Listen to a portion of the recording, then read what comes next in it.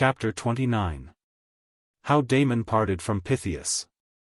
Lady Ongar, when she left Count Pateroff at the little fort on the cliff and entered by herself the gardens belonging to the hotel, had long since made up her mind that there should at last be a positive severance between herself and her devoted Sophie.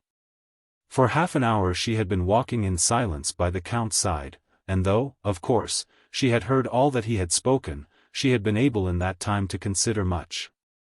It must have been through Sophie that the Count had heard of her journey to the Isle of Wight, and, worse than that, Sophie must, as she thought, have instigated this pursuit.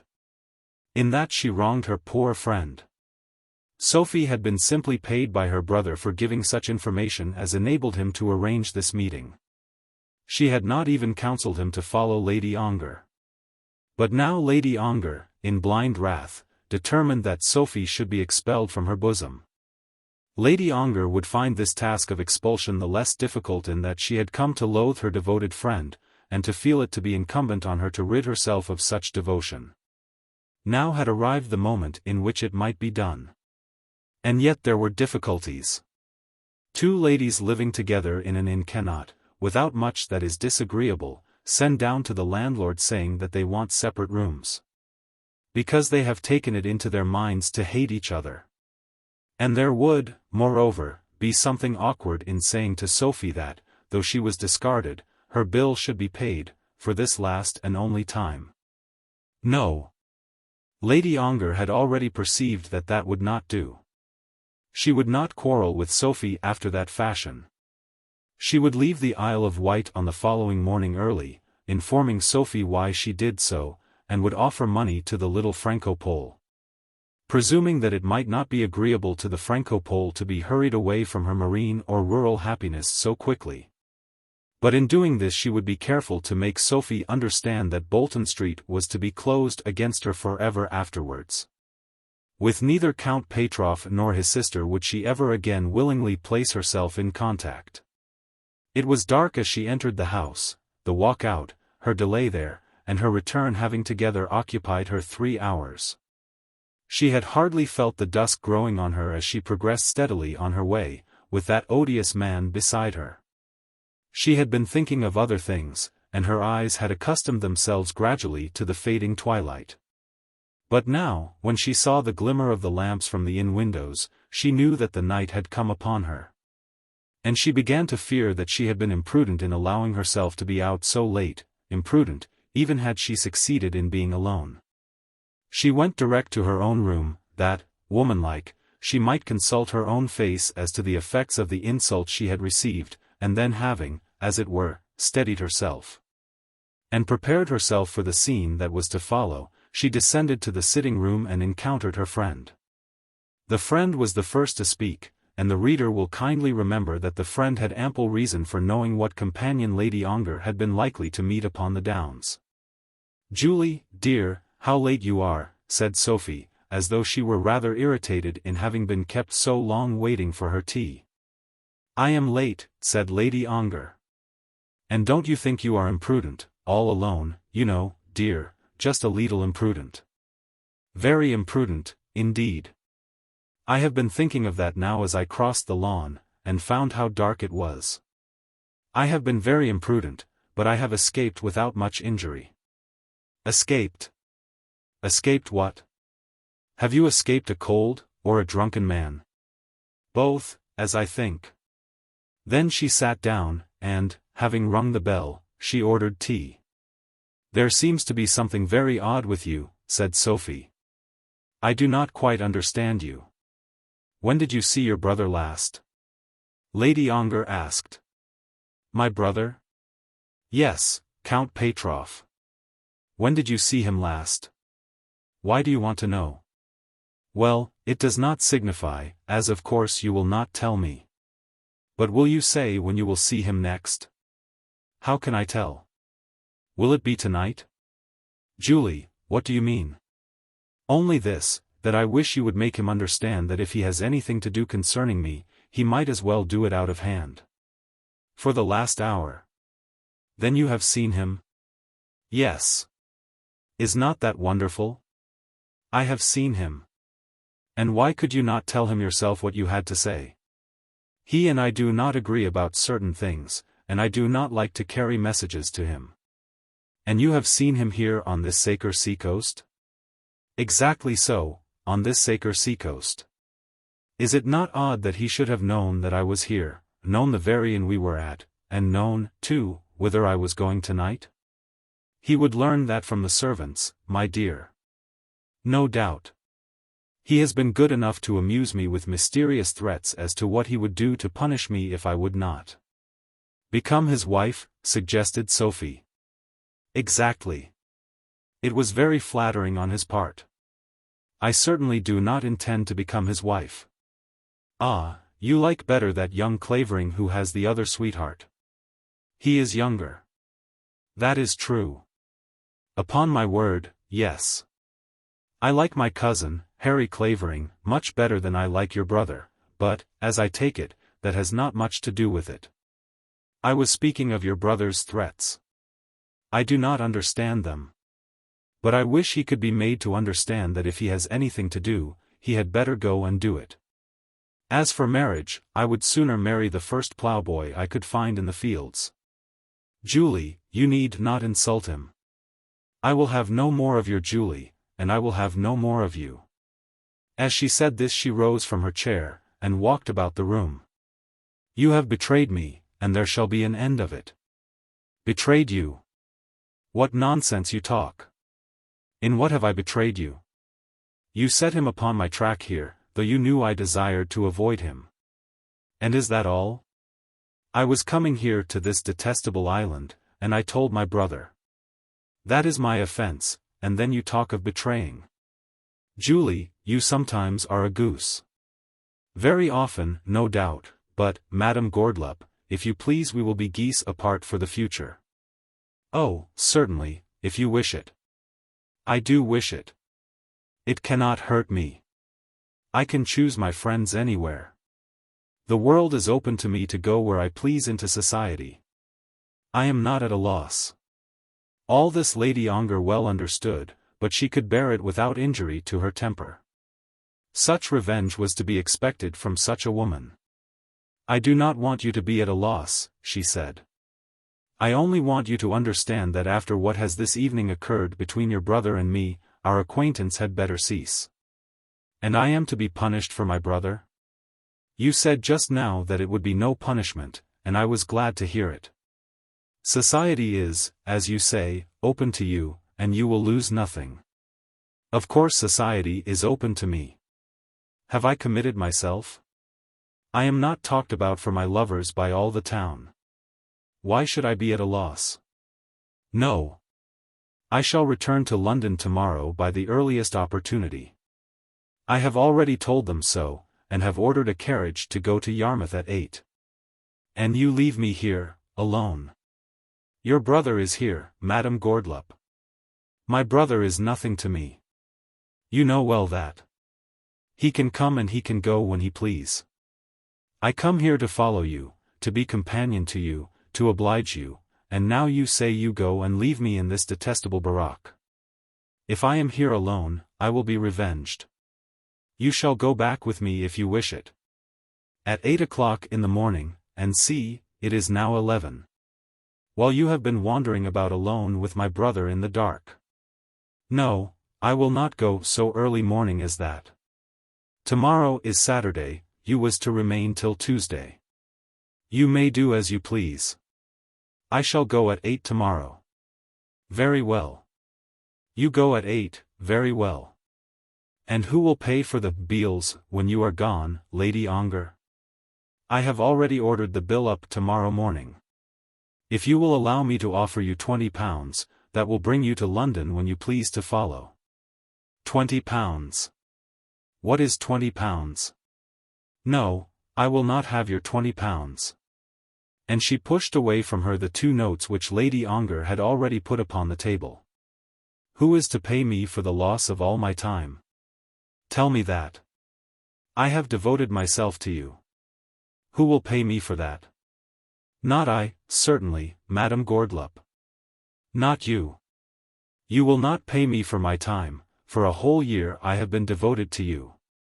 You will not pay me, and you send me away in this way? By Gar, you will be made to pay, through the nose.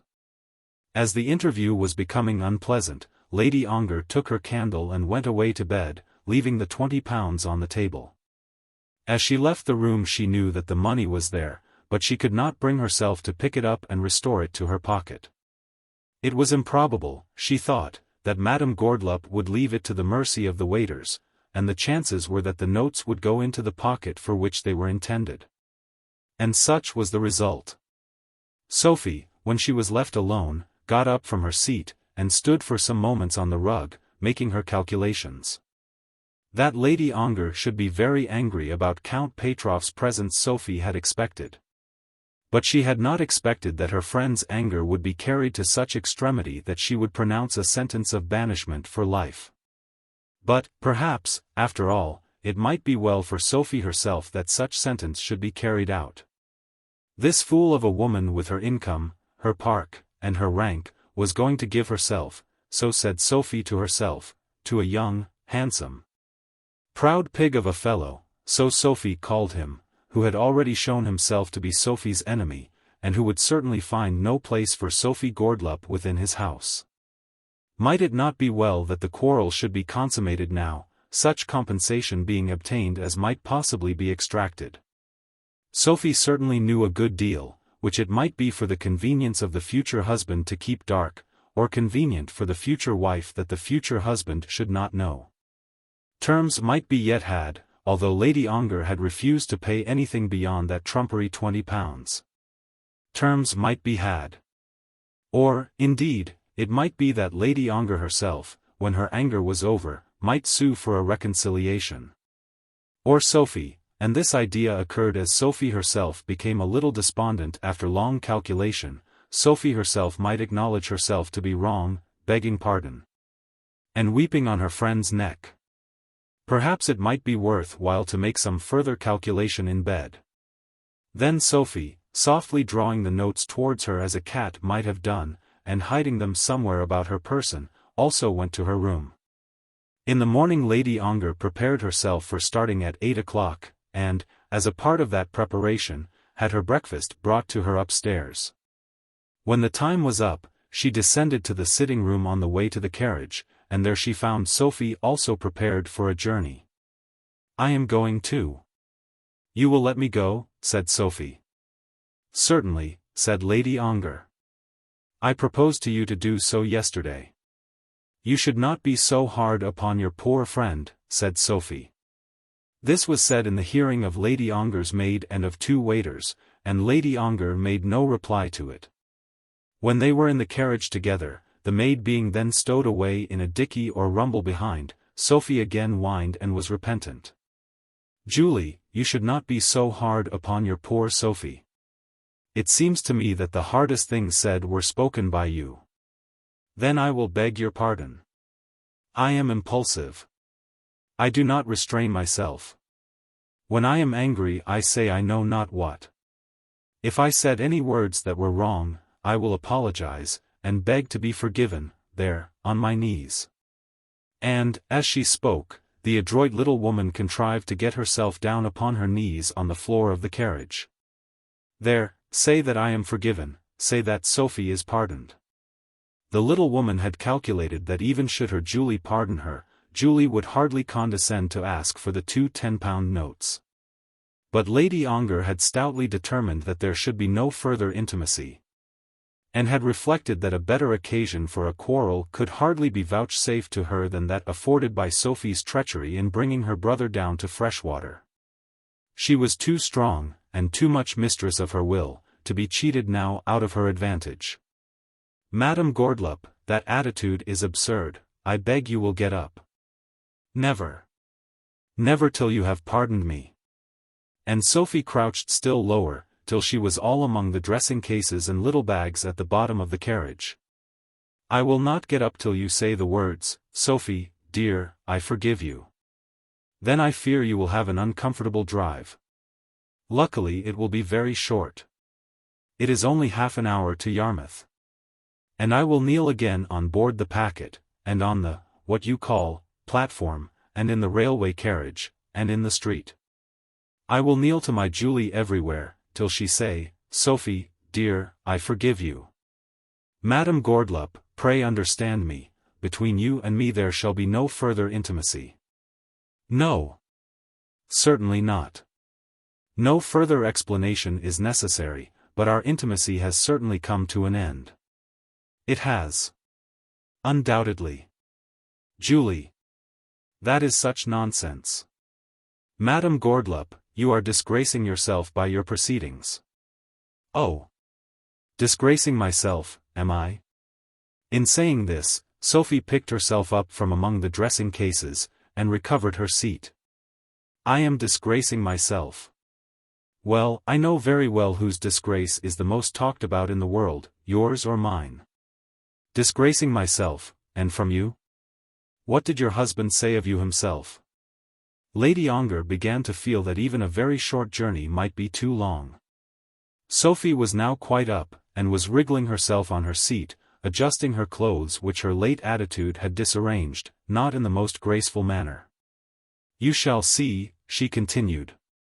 Yes, you shall see. Tell me of disgrace. I have only disgraced myself by being with you. Ah, very well. Yes, I will get out. As for being quiet, I shall be quiet whenever I like it. I know when to talk and when to hold my tongue. Disgrace. So saying, she stepped out of the carriage, leaning on the arm of a boatman who had come to the door, and who had heard her last words. It may be imagined that all this did not contribute much to the comfort of Lady Ongar. They were now on the little pier at Yarmouth, and in 5 minutes everyone there knew who she was, and knew also that there had been some disagreement between her and the little foreigner. The eyes of the boatmen, and of the drivers, and of the other travellers, and of the natives going over to the market at Lymington, were all on her. And the eyes also of all the idlers of Yarmouth who had congregated there to watch the dispatch of the early boat. But she bore it well, seating herself, with her maid beside her, on one of the benches on the deck, and waiting there with patience till the boat should start. Sophie once or twice muttered the word disgrace, but beyond that she remained silent. They crossed over the little channel without a word, and without a word made their way up to the railway station. Lady Ongar had been too confused to get tickets for their journey at Yarmouth, but had paid on board the boat for the passage of the 3 persons, herself, her maid, and Sophie. But, at the station at Lymington, the more important business of taking tickets for the journey to London became necessary. Lady Ongar had thought of this on her journey across the water, and, when at the railway station, gave her purse to her maid, whispering her orders. The girl took 3 first-class tickets, and then going gently up to Mme Gourdeloup, offered one to that lady. Ah, yes, very well, I understand, said Sophie, taking the ticket. I shall take this, and she held the ticket up in her hand, as though she had some specially mysterious purpose in accepting it. She got into the same carriage with Lady Ongar and her maid, but spoke no word on her journey up to London. At Basingstoke she had a glass of sherry, for which Lady Ongar's maid paid. Lady Ongar had telegraphed for her carriage, which was waiting for her, but Sophie betook herself to a cab. Shall I pay the cabman, ma'am? Said the maid. Yes, said Sophie, or stop. It will be half a crown. You had better give me the half-crown. The maid did so, and in this way the careful Sophie added another shilling to her store, over and above the £20, knowing well that the fare to Mount Street was 18 pence. Chapter 30. Doodles in Mount Street. Captain Clavering and Captain Boodle had, as may be imagined, discussed at great length and with much frequency the results of the former captain's negotiations with the Russian spy, and it had been declared strongly by the latter captain, and ultimately admitted by the former, that those results were not satisfactory. £70 had been expended, and, so to say, nothing had been accomplished. It was in vain that Archie, unwilling to have it thought that he had been worsted in diplomacy, argued that with these political personages, and especially with Russian political personages, the embassies were everything, that the preliminaries were in fact the whole, and that when they were arranged, the thing was done. Doodles proved to demonstration that the thing was not done, and that £70 was too much for mere preliminaries. "My dear fellow," he said, speaking I fear with some scorn in his voice, "where are you? That's what I want to know. Where are you?" "Just nowhere." This was true. All that Archie had received from Mme Gourdeloup in return for his last payment was an intimation that no immediate day could be at present named for a renewal of his personal attack upon the Countess. But that a day might be named when he should next come to Mount Street, provision, of course, being made that he should come with a due qualification under his glove. Now the original basis on which Archie was to carry on his suit had been arranged to be this, that Lady Ongar should be made to know that he was there. And the way in which Doodles had illustrated this precept by the artistic and allegorical use of his heel was still fresh in Archie's memory. The meeting in which they had come to that satisfactory understanding had taken place early in the spring, and now June was coming on. And the Countess certainly did not as yet know that her suitor was there. If anything was to be done by the Russian spy it should be done quickly, and Doodles did not refrain from expressing his opinion that his friend was putting his foot into it, and making a mull of the whole thing. Now Archie Clavering was a man not eaten up by the vice of self-confidence, but prone rather to lean upon his friends and anxious for the aid of counsel in difficulty. "What the devil is a fellow to do?" he asked. "Perhaps I had better give it all up. Everybody says that she is as proud as Lucifer, and, after all, nobody knows what rigs she has been up to." But this was by no means the view which Doodles was inclined to take. He was a man who in the field never gave up a race because he was thrown out at the start, having perceived that patience would achieve as much, perhaps, as impetuosity. He had ridden many a waiting race, and had won some of them. He was never so sure of his hand at billiards as when the score was strong against him. "Always fight whilst there's any fight left in you," was a maxim with him. He never surrendered a bet as lost, till the evidence as to the facts was quite conclusive, and had taught himself to regard any chance, be it ever so remote, as a kind of property. "Never say die," was his answer to Archie's remark. "You see, Clavy, you have still a few good cards, and you can never know what a woman really means till you have popped yourself. As to what she did when she was away, and all that, you see when a woman has got 7,000 a year in her own right, it covers a multitude of sins. Of course, I know that. And why should a fellow be uncharitable? If a man is to believe all that he hears, by George, they're all much of a muchness. For my part one never believe anything. I always suppose every horse will run to win, and though there may be a cross now and again, that's the surest line to go upon. D'you understand me now?" Archie said that of course he understood him. But I fancy that Doodles had gone a little too deep for Archie's intellect. "I should say, drop this woman, and go at the widow yourself at once. And lose all my £70 for nothing. You're not soft enough to suppose that you'll ever get it back again, I hope?" Archie assured his friend that he was not soft enough for any such hope as that, and then the two remained silent for a while, deeply considering the posture of the affair. "I'll tell you what I'll do for you," said Doodles, "and upon my word I think it will be the best thing." "And what's that?" "I'll go to this woman myself." "What, to Lady Ongar?" "No. But to the spy, as you call her. Principals are never the best for this kind of work. When a man has to pay the money himself he can never make so good a bargain as another can make for him. That stands to reason. And I can be blunter with her about it than you can go straight at it, you know. And you may be sure of this, she won't get any money from me, unless I get the marbles for it." "You'll take some with you, then?" "Well, yes, that is, if it's convenient. We were talking of going £200 or £300, you know, and you've only gone 70 as yet. Suppose you hand me over the odd 30. If she gets it out of me easy, tell me my name isn't Boodle." There was much in this that was distasteful to Captain Clavering, but at last he submitted, and handed over the £30 to his friend. Then there was considerable doubt whether the ambassador should announce himself by a note, but it was decided at last that his arrival should not be expected. If he did not find the lady at home or disengaged on the first visit, or on the second, he might on the third or the fourth. He was a persistent, patient little man, and assured his friend that he would certainly see Mme Gourdeloup before a week had passed over their heads. On the occasion of his first visit to Mount Street, Sophie Gourdeloup was enjoying her retreat in the Isle of Wight. When he called the second time she was in bed, the fatigue of her journey on the previous day, the day on which she had actually risen at 7 o'clock in the morning, having oppressed her much. She had returned in the cab alone, and had occupied herself much on the same evening. Now that she was to be parted from her Julie, it was needful that she should be occupied. She wrote a long letter to her brother, much more confidential than her letters to him had lately been, telling him how much she had suffered on his behalf, and describing to him with great energy the perverseness, malignity, and general pig-headedness of her late friend.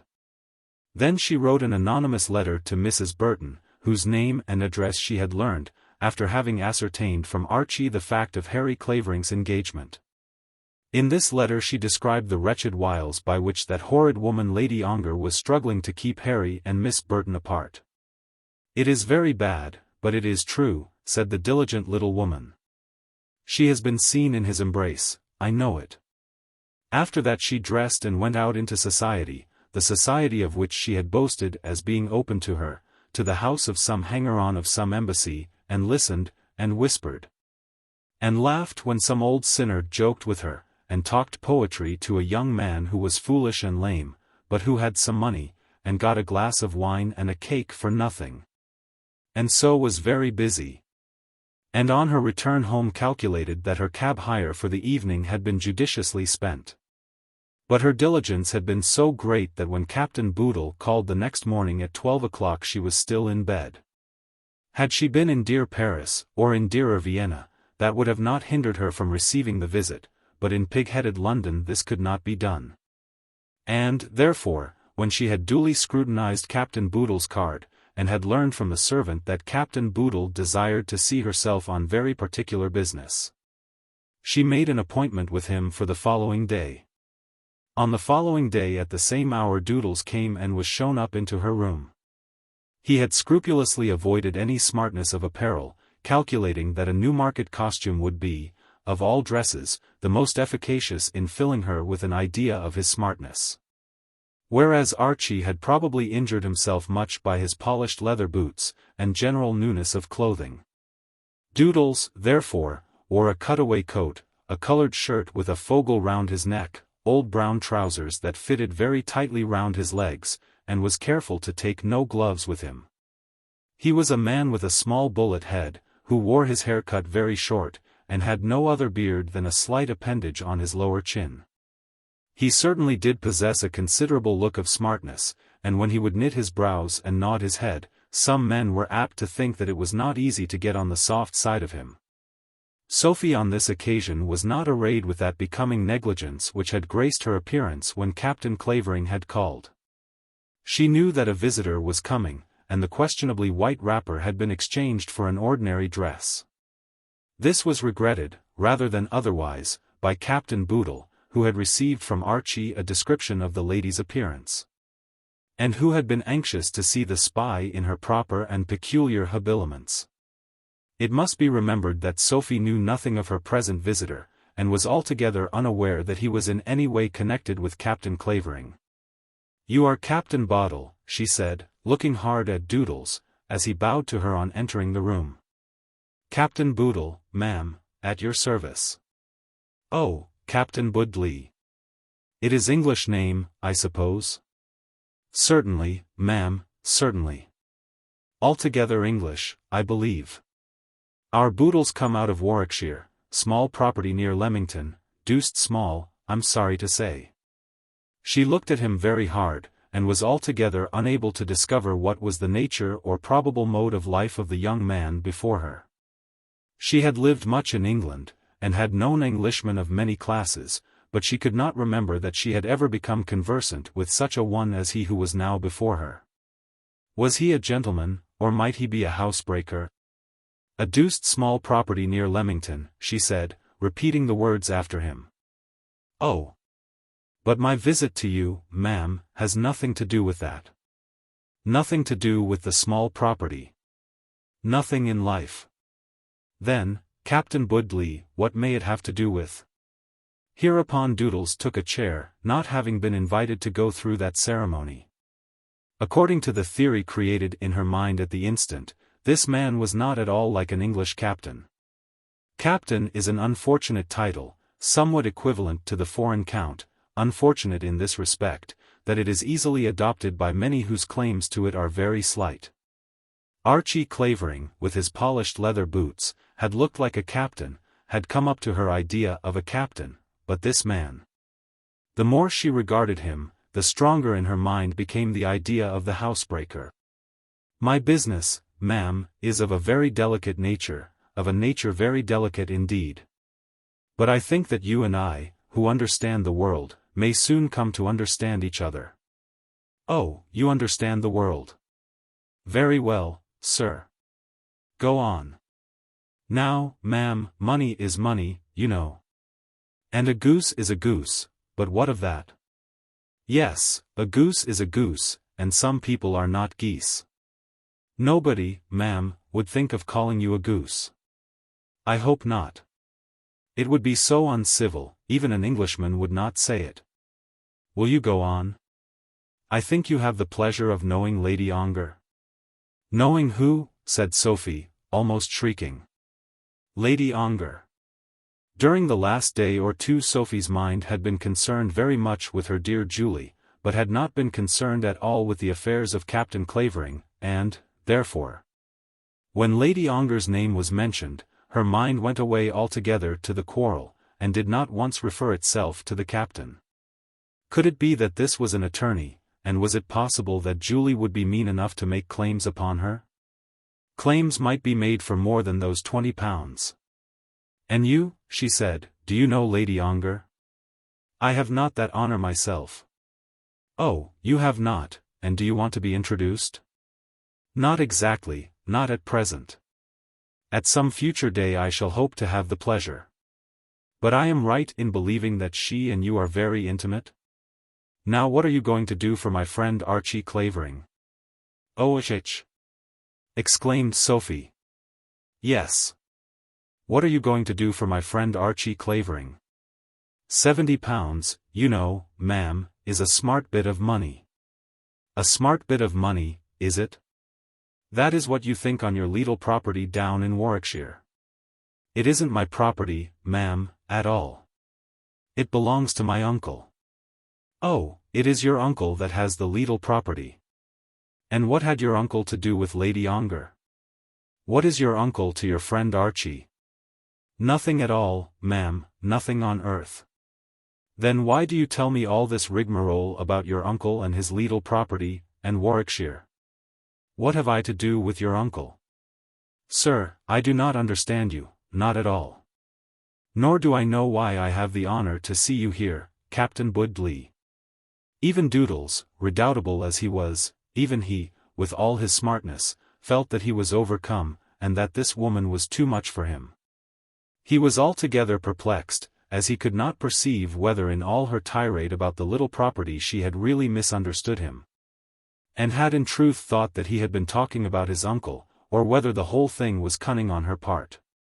The reader, perhaps, will have a more correct idea of this lady than Captain Boodle had been able to obtain. She had now risen from her sofa, and was standing as though she expected him to go. But he had not as yet opened the budget of his business. I am here, ma'am, said he, to speak to you about my friend, Captain Clavering. Then you can go back to your friend, and tell him I have nothing to say. And, more than that, Captain Boodle, the woman intensified the name in a most disgusting manner, with the evident purpose of annoying him. Of that he had become quite sure. More than that, his sending you here is an impertinence. Will you tell him that? No, ma'am, I will not. Perhaps you are his laquais, continued the inexhaustible Sophie, and are obliged to come when he send you? I am no man's laquais, ma'am. If so, I do not blame you. Or, perhaps, it is your way to make your love third or fourth hand down in Warwickshire? Damn Warwickshire, said Doodles, who was put beyond himself. With all my heart. Damn Warwickshire. And the horrid woman grinned at him as she repeated his words. And the leetle property, and the uncle, if you wish it, and the leetle nephew, and the leetle nephew, and the leetle nephew.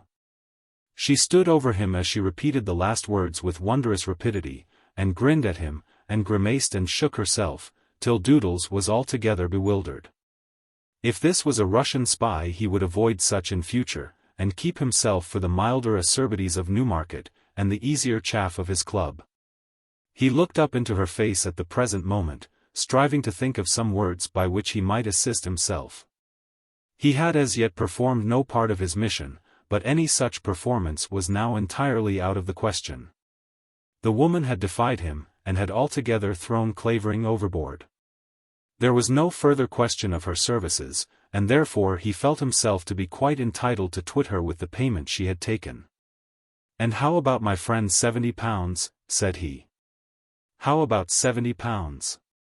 A leetle man comes here and tells me he is a Boodle in Warwickshire, and says he has an uncle with a very leetle property, and asks me how about £70.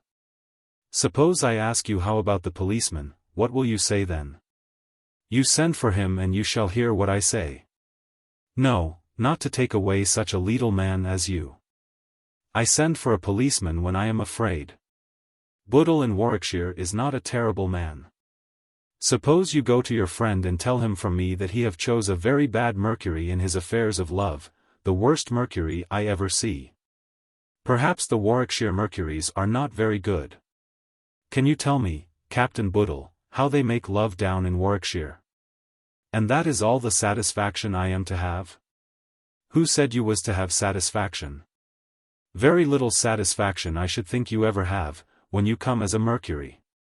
My friend means to know something about that £70. £70.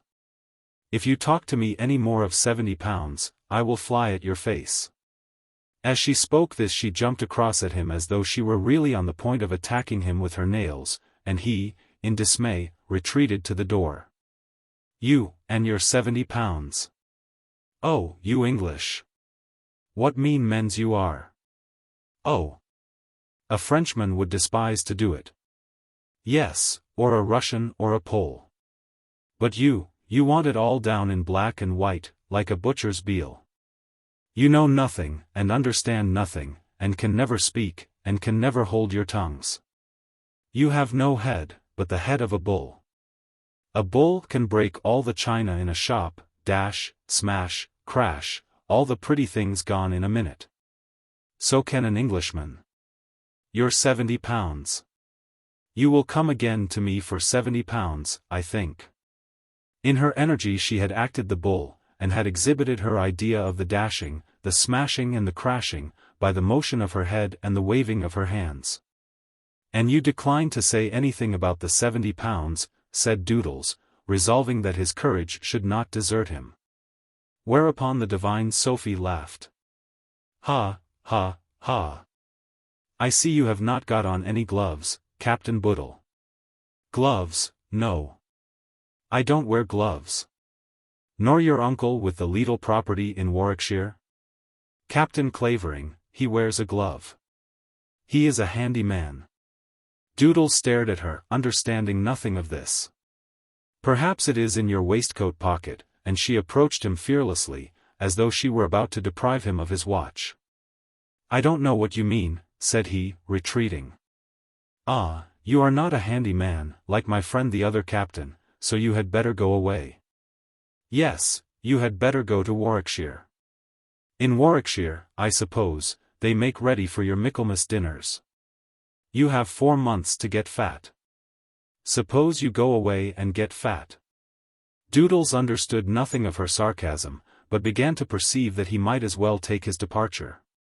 The woman was probably a lunatic, and his friend Archie had no doubt been grossly deceived when he was sent to her for assistance. He had some faint idea that the £70 might be recovered from such a madwoman, but in the recovery his friend would be exposed, and he saw that the money must be abandoned. At any rate, he had not been soft enough to dispose of any more treasure. "Good morning, ma'am," he said, very curtly. "Good morning to you, Captain Boodle. Are you coming again another day?" "Not that I know of, ma'am." "You are very welcome to stay away. I like your friend the better. Tell him to come and be handy with his glove. As for you, suppose you go to the Lidl property." Then Captain Boodle went, and, as soon as he had made his way out into the open street, stood still and looked around him. That by the aspect of things familiar to his eyes he might be made certain that he was in a world with which he was conversant. While in that room with the spy he had ceased to remember that he was in London, his own London, within a mile of his club, within a mile of Tattersall's. He had been, as it were, removed to some strange world in which the tact, and courage, and acuteness natural to him had not been of avail to him. Mme Gourdeloup had opened a new world to him, a new world of which he desired to make no further experience.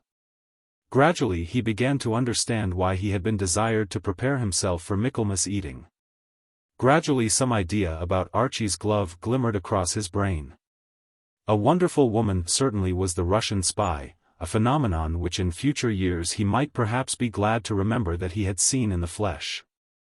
The first racehorse which he might ever own and name himself he would certainly call the Russian spy. In the meantime, as he slowly walked across Berkeley Square, he acknowledged to himself that she was not mad, and acknowledged also that the less said about that £70 the better. From thence he crossed Piccadilly, and sauntered down St. James's Street into Pall Mall, revolving in his mind how he would carry himself with Clavey. He, at any rate, had his ground for triumph. He had parted with no money, and had ascertained by his own wit that no available assistance from that quarter was to be had in the matter which his friend had in hand. It was some hours after this when the two friends met, and at that time Doodles was up to his eyes in chalk and the profitable delights of pool.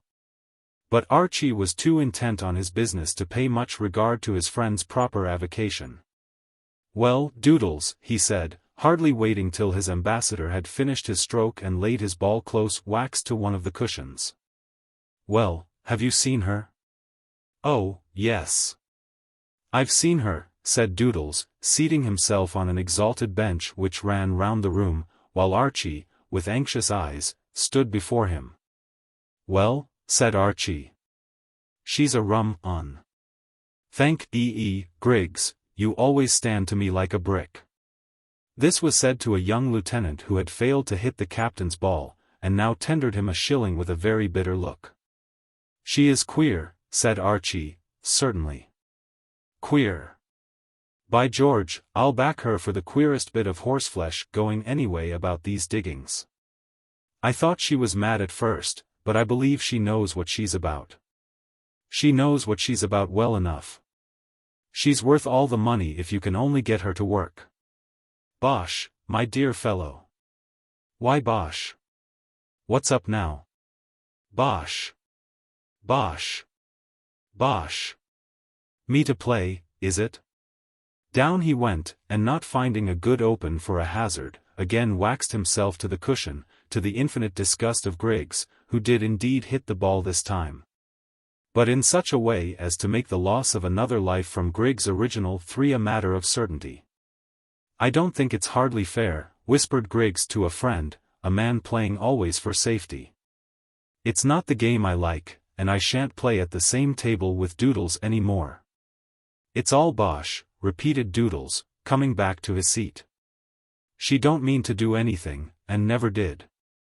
I've found her out." "Found out what?" "She's been laughing at you. She got your money out from under your glove, didn't she?" "Well, I did put it there." "Of course you did. I knew that I should find out what was what if I once went there. I got it all out of her. But, by George, what a woman she is. She swore at me to my very face." "Swore at you? In French you mean?" "No, not in French at all, but damned me in downright English.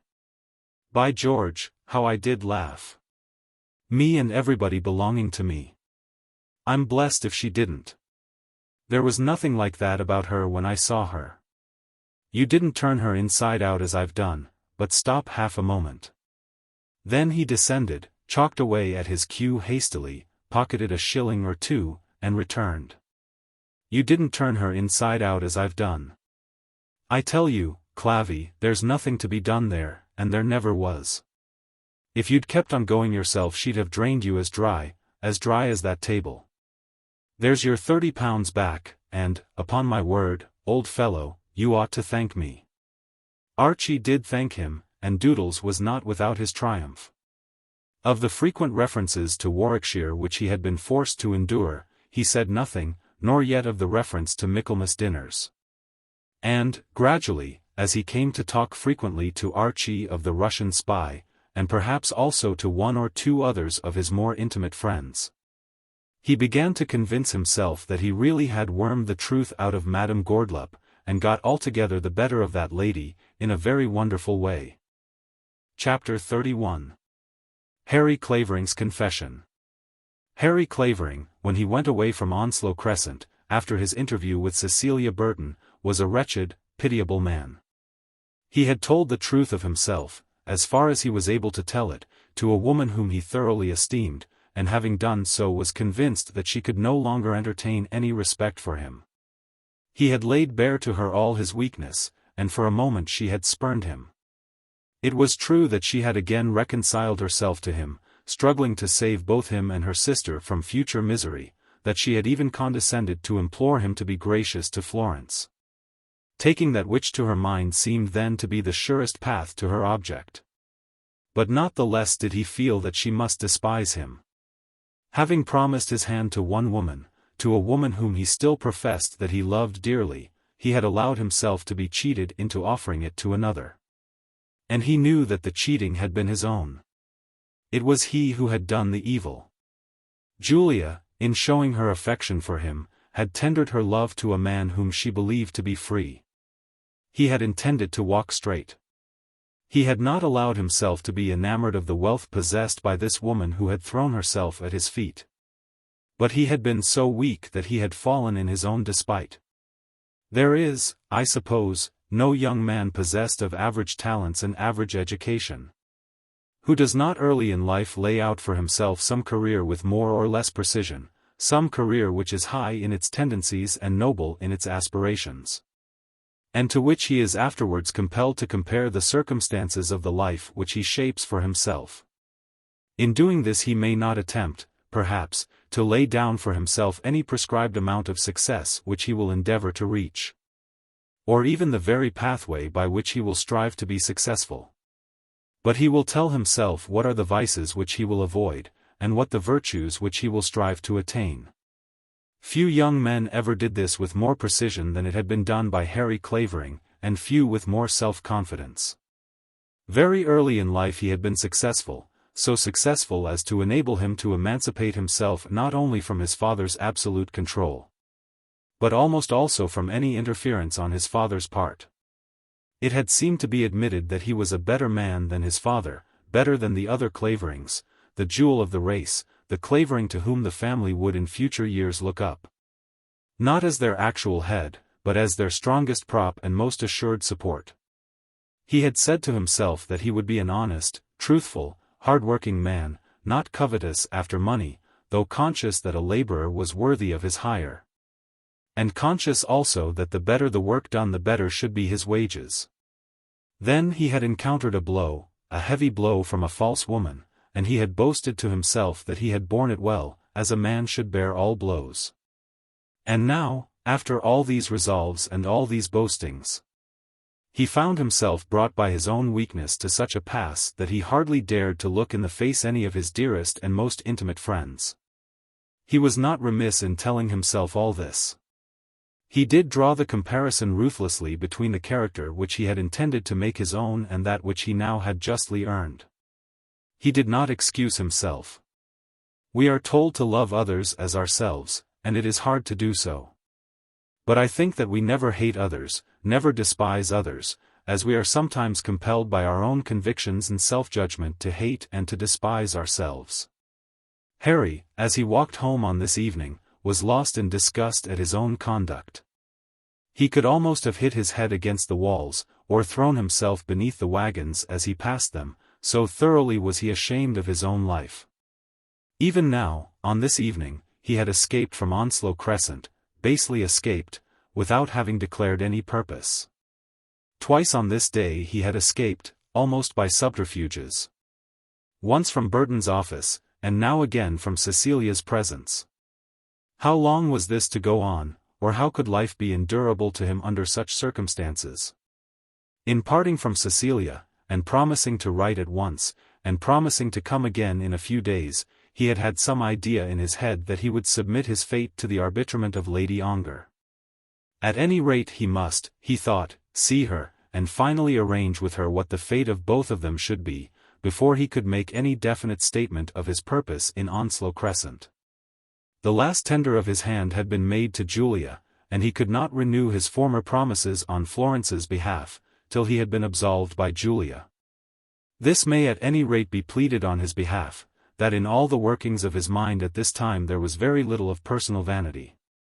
Very personally vain he had been when Julia Brabazon, the beautiful and noble-born Julia, had first confessed at Clavering that she loved him. But that vanity had been speedily knocked on its head by her conduct to him. Men when they are jilted can hardly be vain of the conquest which has led to such a result. Since that there had been no vanity of that sort. His love to Florence had been open, honest, and satisfactory, but he had not considered himself to have achieved a wonderful triumph at Stratton. And when he found that Lord Ongar's widow still loved him, that he was still regarded with affection by the woman who had formerly wounded him, there was too much of pain, almost of tragedy, in his position, to admit of vanity. He would say to himself that, as far as he knew his own heart, he thought he loved Julia the best. But, nevertheless, he thoroughly wished that she had not returned from Italy, or that he had not seen her when she had so returned. He had promised to write, and that he would do this very night. He had failed to make Cecilia Burton understand what he intended to do, having, indeed, hardly himself resolved, but before he went to bed he would both resolve and explain to her his resolution. Immediately, therefore, on his return home he sat down at his desk with the pen in his hand and the paper before him. At last the words came. I can hardly say that they were the product of any fixed resolve made before he commenced the writing. I think that his mind worked more fully when the pen was in his hands than it had done during the hour through which he sat listless, doing nothing, struggling to have a will of his own, but failing. The letter when it was written was as follows. Bloomsbury Square, May, 186-. Dearest Mrs. Burton, I said that I would write tomorrow, but I am writing now, immediately on my return home. Whatever else you may think of me, pray be sure of this, that I am most anxious to make you know and understand my own position at any rate as well as I do myself. I tried to explain it to you when I was with you this evening, but I fear that I failed, and when Mr. Burton came in I could not say anything further. I know that I have behaved very badly to your sister, very badly, even though she should never become aware that I have done so. Not that that is possible, for if she were to be my wife tomorrow I should tell her everything. But badly as you must think of me, I have never for a moment had a premeditated intention to deceive her. I believe you do know on what terms I had stood with Miss Brabazon before her marriage, and that when she married, whatever my feelings might be, there was no self-accusation. And after that you know all that took place between me and Florence till the return of Lord Ongar's widow. Up to that time everything had been fair between us. I had told Florence of my former attachment, and she probably thought but little of it. Such things are so common with men. Some change happens as had happened with me, and a man's second love is often stronger and more worthy of a woman's acceptance than the first. At any rate, she knew it, and there was, so far, an end of it. And you understood, also, how very anxious I was to avoid delay in our marriage. No one knows that better than you, not even Florence, for I have talked it over with you so often, and you will remember how I have begged you to assist me. I don't blame my darling Florence. She was doing what she deemed best, but oh, if she had only been guided by what you once said to her. Then Lord Ongar's widow returned, and dear Mrs. Burton, though I fear you think ill of her, you must remember that as far as you know, or I, she has done nothing wrong, has been in no respect false, since her marriage. As to her early conduct to me, she did what many women have done, but what no woman should do. But how can I blame her, knowing how terrible has been my own weakness?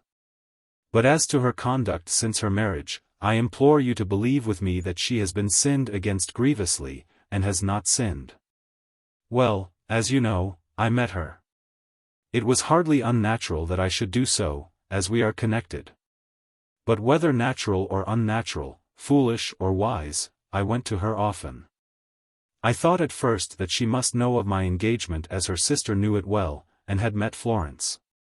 But she did not know it. And so, having none near her that she could love, hardly a friend but myself, grievously wronged by the world and her own relatives. Thinking that with her wealth she could make some amends to me for her former injury, she. Dear Mrs. Burton, I think you will understand it now, and will see that she at least is free from blame. I am not defending myself, of course all this should have been without effect on me. But I had loved her so dearly. I do love her still so dearly. Love like that does not die. When she left me it was natural that I should seek someone else to love. When she returned to me, when I found that in spite of her faults she had loved me through it all, I yielded and became false and a traitor. I say that I love her still. But I know well that Florence is far the nobler woman of the two. Florence never could have done what she did. In nature, in mind, in acquirement, in heart, Florence is the better. The man who marries Florence must be happy if any woman can make a man happy. Of her of whom I am now speaking, I know well that I cannot say that. How then, you will ask, can I be fool enough, having had such a choice, to doubt between the two? How is it that man doubts between vice and virtue, between honor and dishonor, between heaven and hell? But all this is nothing to you. I do not know whether Florence would take me now. I am well aware that I have no right to expect that she should. But if I understood you aright this evening, she, as yet, has heard nothing of all this. What must she think of me for not writing to her? But I could not bring myself to write in a false spirit, and how could I tell her all that I have now told to you? I know that you wish that our engagement should go on. Dear Mrs. Burton, I love you so dearly for wishing it. Mr. Burton, when he shall have heard everything, will, I fear, think differently.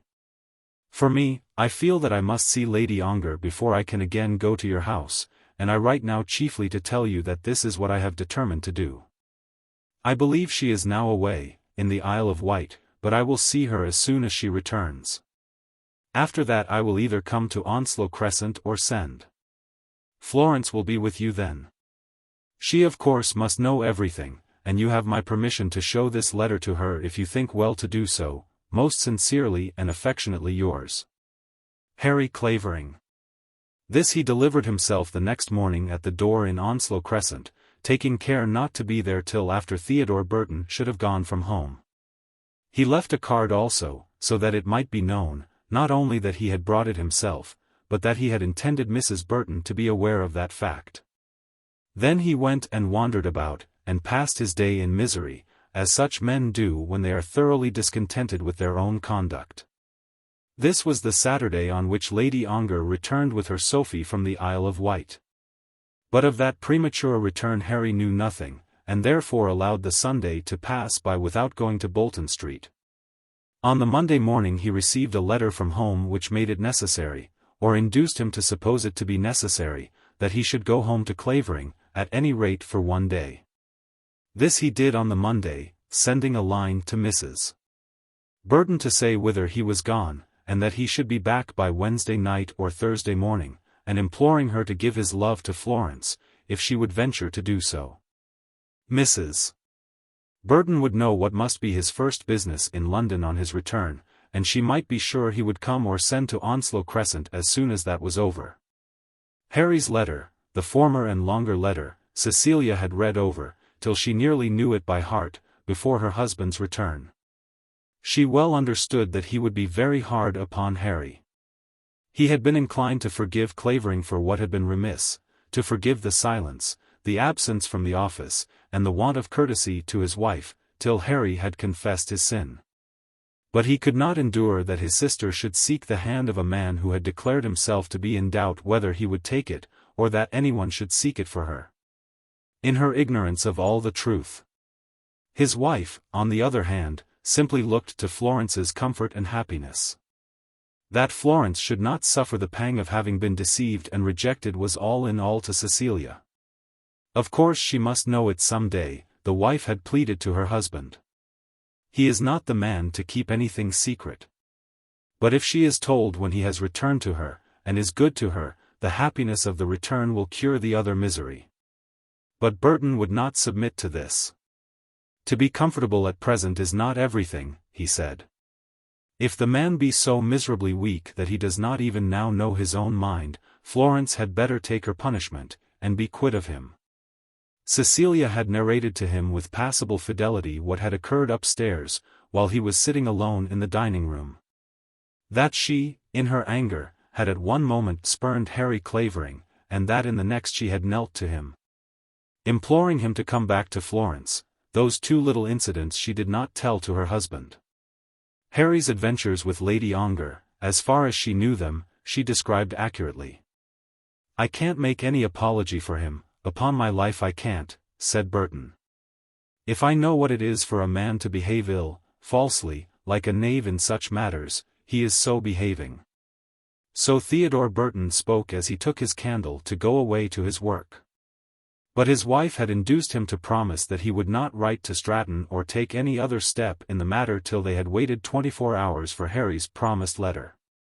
The letter came before the 24 hours were expired, and Burton, on his return home on the Saturday, found himself called upon to read and pass judgment upon Harry's confession. "What right has he to speak of her as his darling Florence," he exclaimed, "while he is confessing his own knavery? But if she is his darling," pleaded his wife. "Trash! But the word from him in such a letter is simply an additional insult.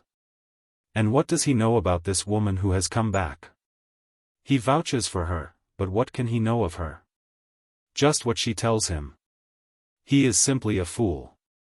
But you cannot dislike him for believing her word." "Cecilia," said he, holding down the letter as he spoke, "you are so carried away by your love for Florence, and your fear lest a marriage which has been once talked of should not take place, that you shut your eyes to this man's true character. Can you believe any good of a man who tells you to your face that he is engaged to two women at once?" "I think I can," said Cecilia, hardly venturing to express so dangerous an opinion above her breath. "And what would you think of a woman who did so?" "Ah, that is so different. I cannot explain it, but you know that it is different. I know that you would forgive a man anything, and a woman nothing." To this she submitted in silence, having probably heard the reproof before, and he went on to finish the letter. "Not defending himself," he exclaimed, "then why does he not defend himself? When a man tells me that he does not, or cannot defend himself, I know that he is a sorry fellow, without a spark of spirit. I don't think that of Harry. Surely that letter shows a spirit. Such a one as I should be ashamed to see in a dog. No man should ever be in a position in which he cannot defend himself. No man, at any rate, should admit himself to be so placed. Wish that he should go on with his engagement. I do not wish it at all. I am sorry for Florence. She will suffer terribly. But the loss of such a lover as that is infinitely a lesser loss than would be the gain of such a husband. You had better write to Florence, and tell her not to come." "Oh, Theodore. That is my advice." "But there is no post between this and Monday," said Cecilia temporizing. "Send her a message by the wires. You cannot explain this by a telegram, Theodore. Besides, why should she not come? Her coming can do no harm. If you were to tell your mother now of all this, it would prevent the possibility of things ever being right." "Things, that is, this thing, never will be right," said he. But let us see. She will be here on Monday, and if you think it best you can tell her everything. Indeed, she must be told when she is here, for I could not keep it from her. I could not smile and talk to her about him and make her think that it is all right. Not you. I should be very sorry if you could. But I think I could make her understand that she should not decide upon breaking with him altogether. And I think I could make her understand that she ought to do so. But you wouldn't do that, Theodore? I would if I thought it my duty. But at any rate, she must come, and we can talk of that tomorrow. As to Florence's coming, Burton had given way, beaten, apparently, by that argument about the post. On the Sunday very little was said about Harry Clavering. Cecilia studiously avoided the subject, and Burton had not so far decided on dropping Harry altogether, as to make him anxious to express any such decision. After all, such dropping or not dropping must be the work of Florence herself. On the Monday morning Cecilia had a further triumph.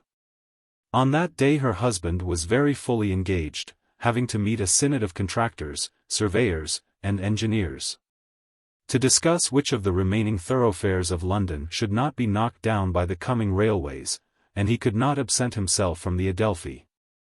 It was, therefore, arranged that Mrs. Burton should go to the Paddington station to meet her sister-in-law. She therefore would have the first word with Florence, and the earliest opportunity of impressing the newcomer with her own ideas. "Of course, you must say something to her of this man," said her husband, "but the less you say the better. After all she must be left to judge for herself. In all matters such as this, in all affairs of tact, of social intercourse, and of conduct between man and man, or man and woman, Mr.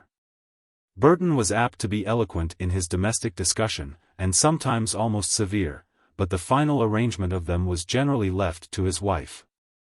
He enunciated principles of strategy, much, no doubt, to her benefit, but she actually fought the battles. Chapter 32. Florence Burton packs up a packet. Though nobody had expressed to Florence at Stratton any fear of Harry Clavering's perfidy, that young lady was not altogether easy in her mind. Weeks and weeks had passed, and she had not heard from him. Her mother was manifestly uneasy, and had announced some days before Florence's departure, her surprise and annoyance in not having heard from her eldest son. When Florence inquired as to the subject of the expected letter, her mother put the question aside, saying, with a little assumed irritability, that of course she liked to get an answer to her letters when she took the trouble to write them. And when the day for Florence's journey drew nigh, the old lady became more and more uneasy, showing plainly that she wished her daughter was not going to London.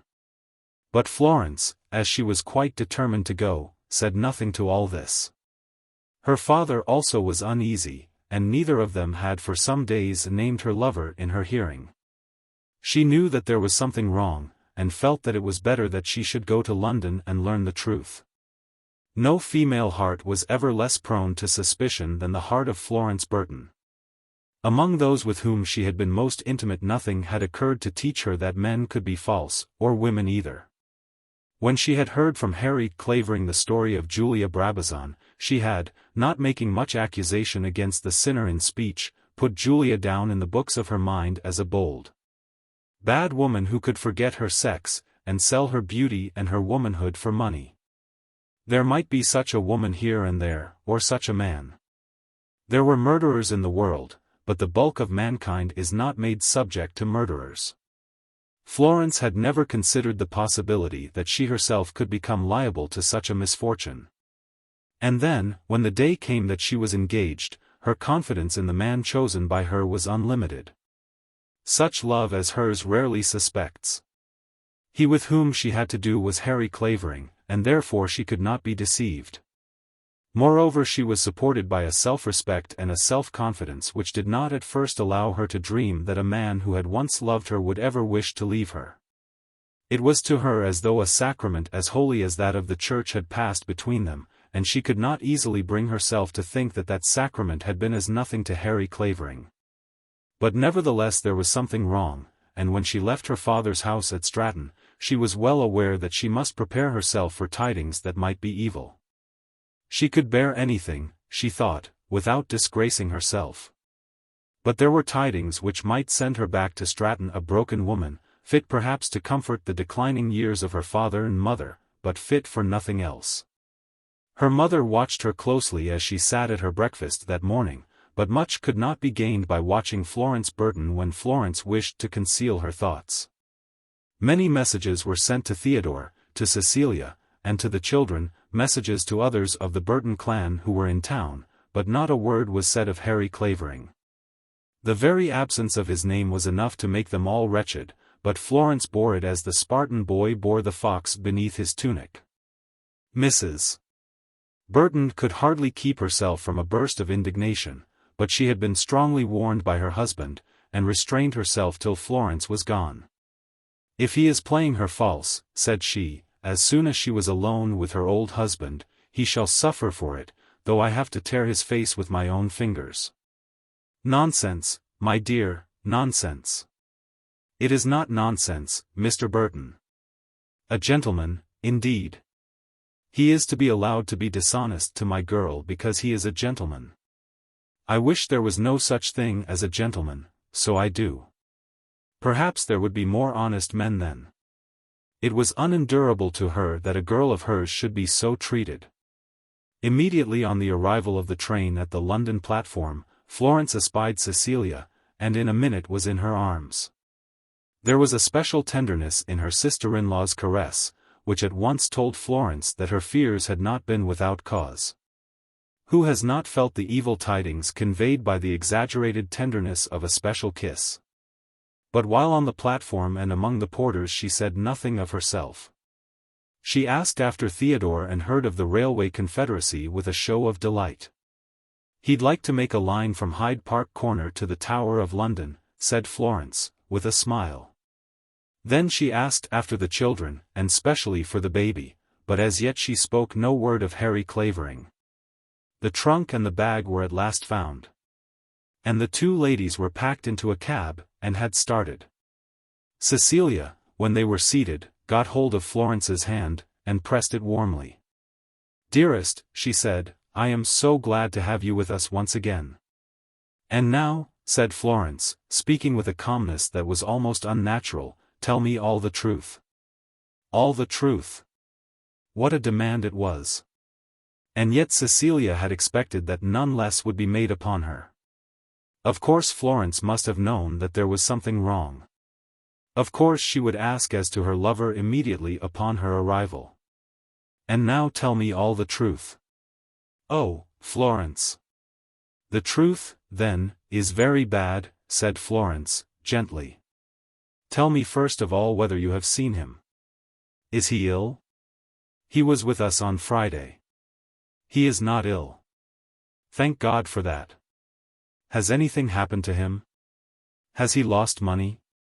"No. I have heard nothing about money." "Then he is tired of me. Tell me at once, my own one. You know me so well. You know I can bear it. Don't treat me as though I were a coward."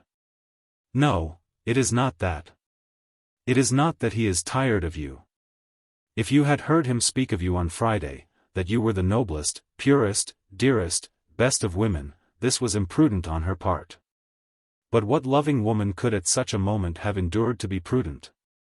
"Then what is it?" asked Florence, almost sternly. "Look here, Cecilia. If it be anything touching himself or his own character, I will put up with it, in spite of anything my brother may say.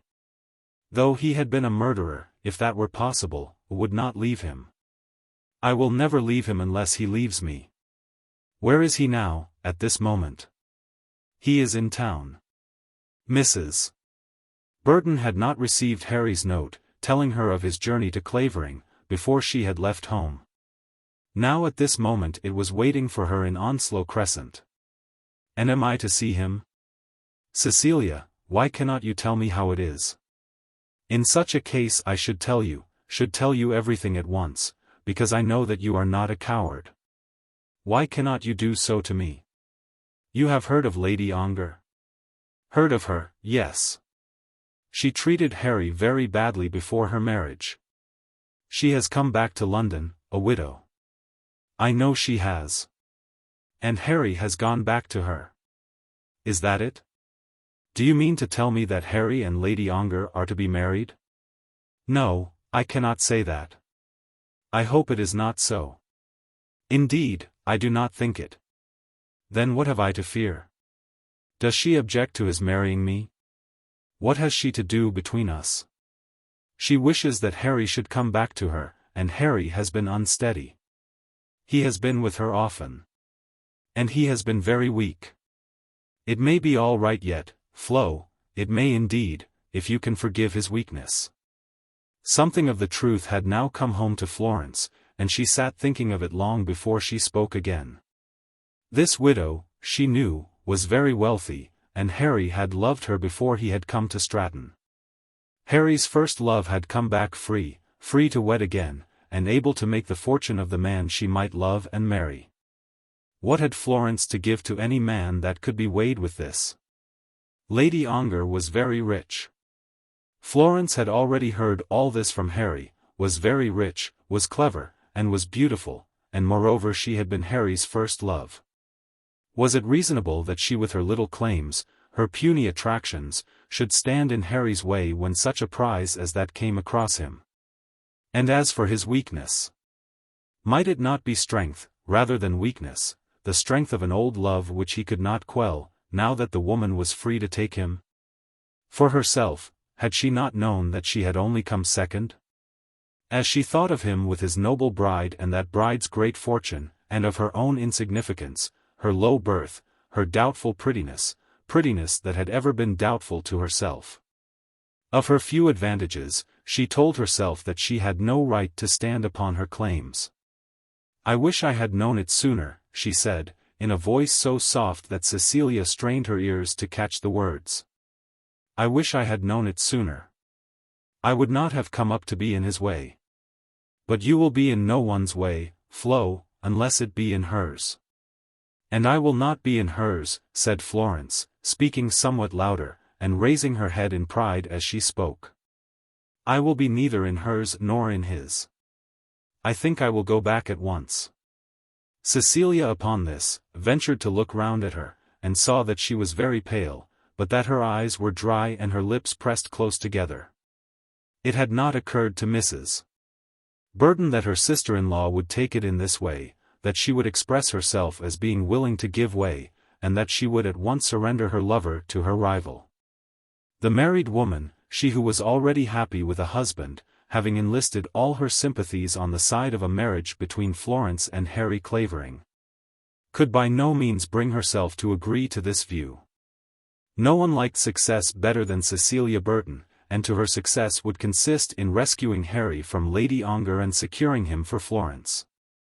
In fighting this battle she had found that she would have against her Lady Ongar, of course, and then her husband, and Harry himself too, as she feared. And now also she must reckon Florence also among her opponents. But she could not endure the idea of failing in such a cause. "Oh, Florence, I think you are so wrong," she said. "You would feel as I do, if you were in my place. But people cannot always judge best when they feel the most. What you should think of is his happiness."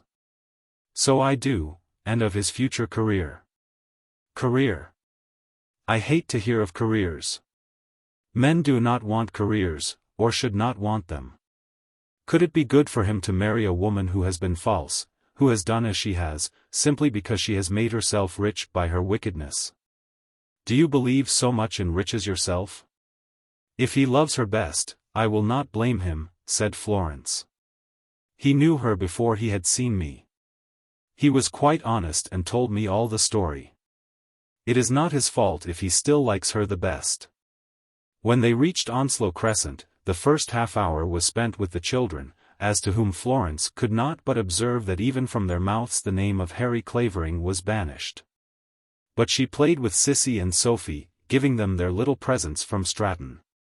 And sat with the baby in her lap, kissing his pink feet and making little soft noises for his behoof, sweetly as she might have done if no terrible crisis in her own life had now come upon her. Not a tear as yet had moistened her eyes, and Cecilia was partly aware that Florence's weeping would be done in secret. "Come up with me into my own room. I have something to show you," she said, as the nurse took the baby at last, and Sissy and Sophie were at the same time sent away with their brother. "As I came in I got a note from Harry, but, before you see that, I must show you the letter which he wrote to me on Friday. He has gone down to Clavering, on some business, for one day." Mrs. Burton, in her heart, could hardly acquit him of having run out of town at the moment to avoid the arrival of Florence. They went upstairs, and the note was, in fact, read before the letter. "I hope there is nothing wrong at the parsonage," said Florence. "You see he says he will be back after one day. Perhaps he has gone to tell them of this change in his prospects." "No, dear, no, you do not yet understand his feelings. Read his letter, and you will know more. If there is to be a change, he is at any rate too much ashamed of it to speak of it. He does not wish it himself. It is simply this, that she has thrown herself in his way, and he has not known how to avoid her." Then Florence read the letter very slowly, going over most of the sentences more than once, and struggling to learn from them what were really the wishes of the writer. When she came to Harry's exculpation of Lady Ongar, she believed it thoroughly, and said so, meeting, however, a direct contradiction on that point from her sister-in-law.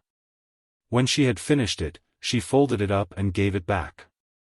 "Sissy," she said, "I know that I ought to go back. I do not want to see him, and I am glad that he has gone away. But you do not mean to give him up?" "Yes, dearest. But you said you would never leave him, unless he left you." "He has left me." "No, Florence, not so. Do you not see what he says? That he knows you are the only woman that can make him happy? He has not said that, but if he had, it would make no matter. He understands well how it is. He says that I could not take him now, even if he came to me, and I cannot. How could I? What? Wish to marry a man who does not love me, who loves another, when I know that I am regarded simply as a barrier between them, when by doing so I should mar his fortunes? Sissy, dear, when you think of it, you will not wish it. Mar his fortunes. It would make them. I do wish it, and he wishes it too. I tell you that I had him here, and I know it. Why should you be sacrificed? What is the meaning of self-denial, if no one can bear to suffer? But he will suffer too, and all for her caprices. You cannot really think that her money would do him any good. Who would ever speak to him again, or even see him? What would the world say of him? Why, his own father and mother and sisters would disown him, if they are such as you say they are." Florence would not argue it further, but went to her room, and remained there alone till Cecilia came to tell her that her brother had returned. What weeping there may have been there, need not be told. Indeed, as I think, there was not much, for Florence was a girl whose education had not brought her into the way of hysterical sensations. The Burtons were an active, energetic people who sympathized with each other in labor and success, and in endurance also, but who had little sympathy to express for the weaknesses of grief. When her children had stumbled in their play, bruising their little noses, and barking their little shins, Mrs. Burton, the elder, had been wont to bid them rise, asking them what their legs were for, if they could not stand. So they had dried their own little eyes with their own little fists, and had learned to understand that the rubs of the world were to be borne in silence. This rub that had come to Florence was of grave import, and had gone deeper than the outward skin, but still the old lesson had its effect. Florence rose from the bed on which she was lying, and prepared to come down. "Do not commit yourself to him, as to anything," said Cecilia. "I understand what that means," Florence answered. "He thinks as I do. But never mind. He will not say much, and I shall say less. It is bad to talk of this to any man, even to a brother." Burton also received his sister with that exceptional affection which declares pity for some overwhelming misfortune. He kissed her lips, which was rare with him, for he would generally but just touch her forehead, and he put his hand behind her waist and partly embraced her. "Did Sissy manage to find you at the station?" "Oh, yes, easily. Theodore thinks that a woman is no good for any such purpose as that," said Cecilia. "It is a wonder to him, no doubt, that we are not now wandering about London in search of each other, and of him." "I think she would have got home quicker if I could have been there," said Burton. "We were in a cab in 1 minute, weren't we, Florence? The difference would have been that you would have given a porter 6 pence, and I gave him a shilling, having bespoken him before." "And Theodore's time was worth the 6 pence, I suppose," said Florence. "That depends," said Cecilia. "How did the synod go on?" "The synod made an ass of itself, as synods always do. It is necessary to get a lot of men together, for the show of the thing, otherwise the world will not believe. That is the meaning of committees. But the real work must always be done by 1 or 2 men. Come, I'll go and get ready for dinner." The subject, the one real subject, had thus been altogether avoided at this first meeting with the man of the house, and the evening passed without any allusion to it. Much was made of the children, and much was said of the old people at home, but still there was a consciousness over them all that the one matter of importance was being kept in the background. They were all thinking of Harry Clavering, but no one mentioned his name. They all knew that they were unhappy and heavy-hearted through his fault, but no one blamed him. He had been received in that house with open arms, had been warmed in their bosom, and had stung them, but though they were all smarting from the sting, they uttered no complaint. Burton had made up his mind that it would be better to pass over the matter thus in silence, to say nothing further of Harry Clavering. A misfortune had come upon them. They must bear it, and go on as before. Harry had been admitted into the London office on the footing of a paid clerk, on the same footing, indeed, as Burton himself, though with a much smaller salary and inferior work. This position had been accorded to him of course through the Burton interest, and it was understood that if he chose to make himself useful, he could rise in the business as Theodore had risen. But he could only do so as one of the Burtons. For the last 3 months he had declined to take his salary, alleging that private affairs had kept him away from the office. It was to the hands of Theodore Burton himself that such matters came for management, and therefore there had been no necessity for further explanation. Harry Clavering would of course leave the house, and there would be an end of him in the records of the Burton family. He would have come and made his mark, a terrible mark, and would have passed on. Those whom he had bruised by his cruelty, and knocked over by his treachery, must get to their feet again as best they could, and say as little as might be of their fall. There are knaves in this world, and no one can suppose that he has a special right to be exempted from their knavery because he himself is honest. It is on the honest that the knaves prey. That was Burton's theory in this matter. He would learn from Cecilia how Florence was bearing herself. But to Florence herself he would say little or nothing if she bore with patience and dignity, as he believed she would, the calamity which had befallen her. But he must write to his mother. The old people at Stratton must not be left in the dark as to what was going on. He must write to his mother, unless he could learn from his wife that Florence herself had communicated to them at home the fact of Harry's iniquity. But he asked no question as to this on the first night, and on the following morning he went off, having simply been told that Florence had seen Harry's letter, that she knew all. And that she was carrying herself like an angel. "Not like an angel that hopes," said Theodore. "Let her alone for a day or 2, said Cecilia. "Of course she must have a few days to think of it. I need hardly tell you that you will never have to be ashamed of your sister." The Tuesday and the Wednesday passed by, and though Cecilia and Florence when together discussed the matter, no change was made in the wishes or thoughts of either of them. Florence, now that she was in town, had consented to remain till after Harry should return, on the understanding that she should not be called upon to see him. He was to be told that she forgave him altogether, that his troth was returned to him and that he was free, but that in such circumstances a meeting between them could be of no avail. And then a little packet was made up, which was to be given to him. How was it that Florence had brought with her all his presents and all his letters? But there they were in her box upstairs, and sitting by herself, with weary fingers, she packed them, and left them packed under lock and key, addressed by herself to Harry Clavering, Esq. Oh, the misery of packing such a parcel! The feeling with which a woman does it is never encountered by a man. He chucks the things together in wrath, the lock of hair, the letters in the pretty Italian hand that have taken so much happy care in the writing, the jeweled shirt studs, which were first put in by the fingers that gave them. They are thrown together, and given to some other woman to deliver. But the girl lingers over her torture. She reads the letters again. She thinks of the moments of bliss which each little toy has given. She is loath to part with everything. She would fain keep some one thing, the smallest of them all. She doubts, till a feeling of maidenly reserve constrains her at last, and the coveted trifle, with careful, painstaking fingers, is put with the rest, and the parcel is made complete. And the address is written with precision. "Of course I cannot see him," said Florence.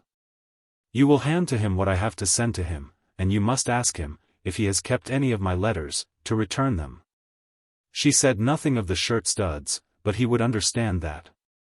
As for the lock of hair, doubtless it had been burned. Cecilia said but little in answer to this. She would not as yet look upon the matter as Florence looked at it, and as Theodore did also. Harry was to be back in town on Thursday morning. He could not, probably, be seen or heard of on that day, because of his visit to Lady Ongar. It was absolutely necessary that he should see Lady Ongar before he could come to Onslow Terrace, with possibility of becoming once more the old Harry Clavering whom they were all to love. But Mrs. Burton would by no means give up all hope. It was useless to say anything to Florence, but she still hoped that good might come. And then, as she thought of it all, a project came into her head. Alas, and alas! Was she not too late with her project? Why had she not thought of it on the Tuesday or early on the Wednesday, when it might possibly have been executed? But it was a project which she must have kept secret from her husband, of which he would by no means have approved. And as she remembered this, she told herself that perhaps it was as well that things should take their own course without such interference as she had contemplated. On the Thursday morning there came to her a letter in a strange hand. It was from Clavering, from Harry's mother. Mrs. Clavering wrote, as she said, at her son's request, to say that he was confined to his bed, and could not be in London as soon as he expected. Mrs. Burton was not to suppose that he was really ill, and none of the family were to be frightened. From this Mrs. Burton learned that Mrs. Clavering knew nothing of Harry's apostasy. The letter went on to say that Harry would write as soon as he himself was able, and would probably be in London early next week, at any rate before the end of it. He was a little feverish, but there was no cause for alarm. Florence, of course, could only listen and turn pale. Now at any rate she must remain in London. Mrs. Burton's project might, after all, be feasible, but then what if her husband should really be angry with her? That was a misfortune which never yet had come upon her. Chapter 33. Showing why Harry Clavering was wanted at the rectory. The letter which had summoned Harry to the parsonage had been from his mother, and had begged him to come to Clavering at once, as trouble had come upon them from an unexpected source. His father had quarrelled with Mr. Saul. The rector and the curate had had an interview, in which there had been high words, and Mr. Clavering had refused to see Mr. Saul again. Fanny also was in great trouble, and the parish was, as it were, in hot water. Mrs. Clavering thought that Harry had better run down to Clavering, and see Mr. Saul. Harry, not unwillingly, acceded to his mother's request, much wondering at the source of this new misfortune. As to Fanny, she, as he believed, had held out no encouragement to Mr. Saul's overtures. When Mr. Saul had proposed to her, making that first offer of which Harry had been aware, nothing could have been more steadfast than her rejection of the gentleman's hand. Harry had regarded Mr. Saul is little less than mad to think of such a thing, but, thinking of him as a man very different in his ways and feelings from other men, had believed that he might go on at Clavering comfortably as curate in spite of that little accident. It appeared, however, that he was not going on comfortably. But Harry, when he left London, could not quite imagine how such violent discomfort should have arisen that the rector and the curate should be unable to meet each other. If the reader will allow me, I will go back a little and explain this. The reader already knows what Fanny's brother did not know, namely, that Mr. Saul had pressed his suit again, and had pressed it very strongly, and he also knows that Fanny's reception of the second offer was very different from her reception of the first. She had begun to doubt whether her first judgment as to Mr. Saul's character had not been unjust, to doubt whether, in addressing her, he was not right. Seeing that his love for her was so strong, to doubt whether she did not like him better than she had thought she did, to doubt whether an engagement with a penniless curate was in truth a position utterly to be reprehended and avoided. Young penniless curates must love somebody as well as young beneficed vicars and rectors. And then Mr. Saul pleaded his cause so well. She did not at once speak to her mother on the matter, and the fact that she had a secret made her very wretched. She had left Mr. Saul in doubt, giving him no answer, and he had said that he would ask her again in a few days what was to be his fate. She hardly knew how to tell her mother of this till she had told herself what were her own wishes. She thoroughly desired to have her mother in her confidence, and promised herself that it should be so before Mr. Saul renewed his suit. He was a man who was never hurried or impatient in his doings. But Fanny put off the interview with her mother, put off her own final resolution, till it was too late, and Mr. Saul came upon her again, when she was but ill prepared for him. A woman, when she doubts whether she loves or does not love, is inclined 5 parts out of 6 towards the man of whom she is thinking. When a woman doubts she is lost, the cynics say. I simply assert, being no cynic, that when a woman doubts she is won. The more Fanny thought of Mr. Saul, the more she felt that he was not the man for which she had first taken him, that he was of larger dimensions as regarded spirit, manhood, and heart, and better entitled to a woman's love. She would not tell herself that she was attached to him, but in all her arguments with herself against him, she rested her objection mainly on the fact that he had but £70 a year. And then the threatened attack, the attack that was to be final, came upon her before she was prepared for it. They had been together as usual during the intervening time. It was, indeed, impossible that they should not be together. Since she had first begun to doubt about Mr. Saul, she had been more diligent than heretofore in visiting the poor and in attending to her school. As though she were recognizing the duty which would specially be hers if she were to marry such a one as he. And thus they had been brought together more than ever. All this her mother had seen, and seeing, had trembled, but she had not thought it wise to say anything till Fanny should speak. Fanny was very good and very prudent. It could not be but that Fanny should know how impossible must be such a marriage. As to the rector, he had no suspicions on the matter. Saul had made himself an ass on one occasion, and there had been an end of it. As a curate Saul was invaluable, and therefore the fact of his having made himself an ass had been forgiven him. It was thus that the rector looked at it. It was hardly more than 10 days since the last walk in Cumberly Lane when Mr. Saul renewed the attack. He did it again on the same spot, and at the same hour of the day. Twice a week, always on the same days, he was in the chapel up at this end of the parish, and on these days he could always find Fanny on her way home. When he put his head in at the little school door and asked for her, her mind misgave her. He had not walked home with her since, and though he had been in the school with her often, had always left her there, going about his own business. As though he were by no means desirous of her company. Now the time had come, and Fanny felt that she was not prepared.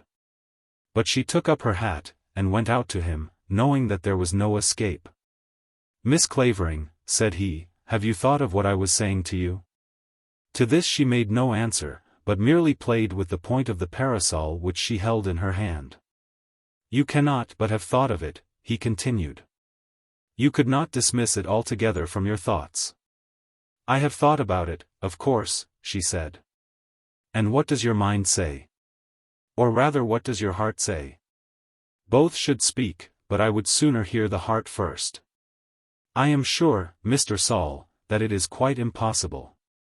In what way impossible? Papa would not allow it. Have you asked him? Oh, dear, no. Or Mrs. Clavering? Fanny blushed as she remembered how she had permitted the days to go by without asking her mother's counsel.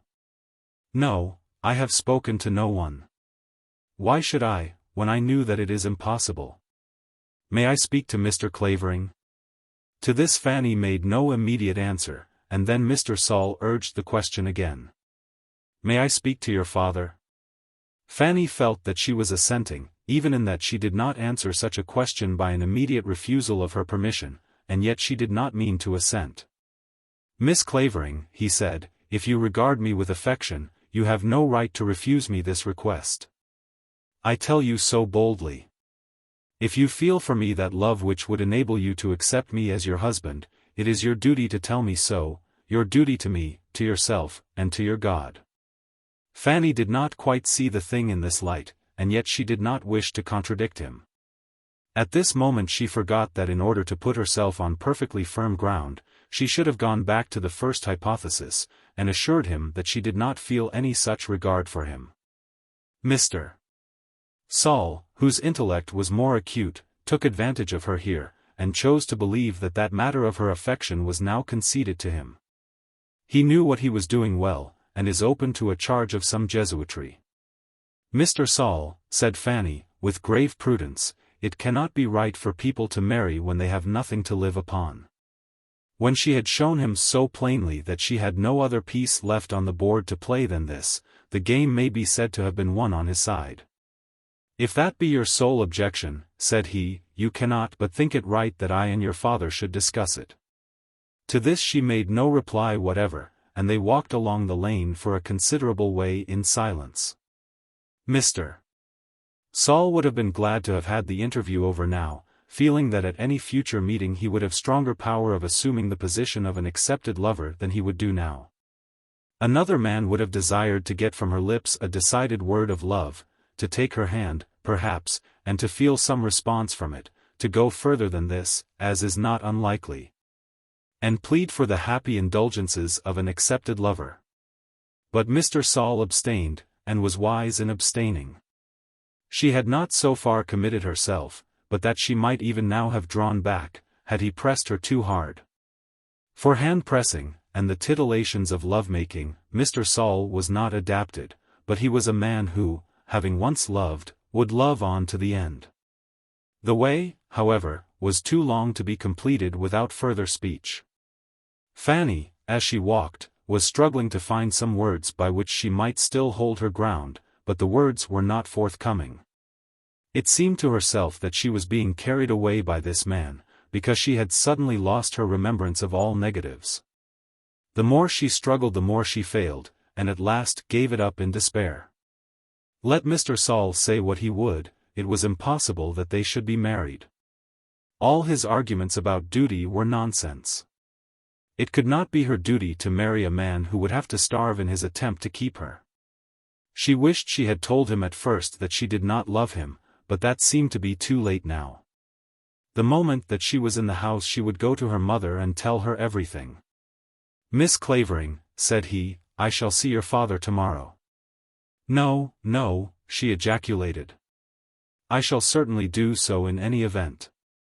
I shall either tell him that I must leave the parish, explaining to him why I must go, or I shall ask him to let me remain here in the hope that I may become his son-in-law. You will not now tell me that I am to go? Fanny was again silent, her memory failing her as to either negative or affirmative that would be of service. To stay here hopeless would be impossible to me. Now I am not hopeless. Now I am full of hope. I think I could be happy, though I had to wait as Jacob waited. And perhaps have Jacob's consolation, said Fanny. She was lost by the joke and he knew it. A grim smile of satisfaction crossed his thin face as he heard it, and there was a feeling of triumph at his heart. "I am hardly fitted to be a patriarch, as the patriarchs were of old," he said. "Though the 7 years should be prolonged to 14, I do not think I should seek any Leah." They were soon at the gate, and his work for that evening was done. He would go home to his solitary room at a neighbouring farmhouse, and sit in triumph as he eat his morsel of cold mutton by himself. He, without any advantage of a person to back him, poor, friendless. Hitherto conscious that he was unfitted to mix even in ordinary social life, he had won the heart of the fairest woman he had ever seen. "You will give me your hand at parting," he said, whereupon she tendered it to him with her eyes fixed upon the ground. "I hope we understand each other," he continued. "You may at any rate understand this, that I love you with all my heart and all my strength. If things prosper with me, all my prosperity shall be for you. If there be no prosperity for me, you shall be my only consolation in this world.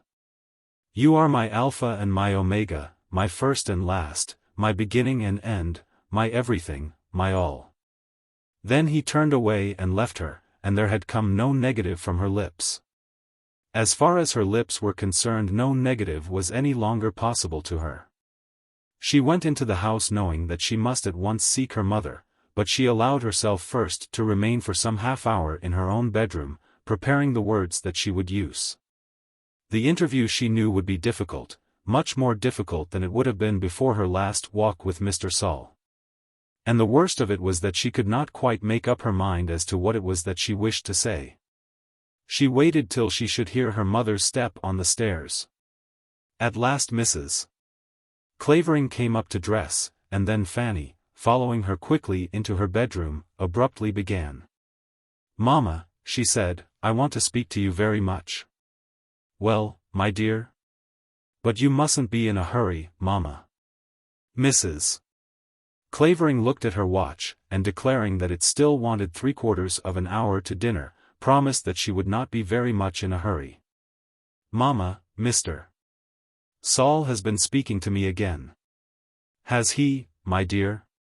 "You cannot, of course, help it if he chooses to speak to you, but he ought to know that it is very foolish. It must end in his having to leave us." "That is what he says, Mamma.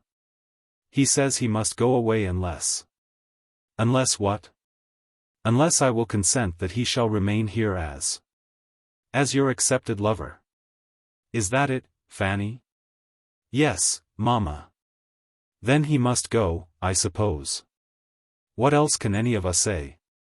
I shall be sorry both for his sake and for your papa's." Mrs. Clavering as she said this looked at her daughter, and saw at once that this edict on her part did not settle the difficulty. There was that in Fanny's face which showed trouble and the necessity of further explanation.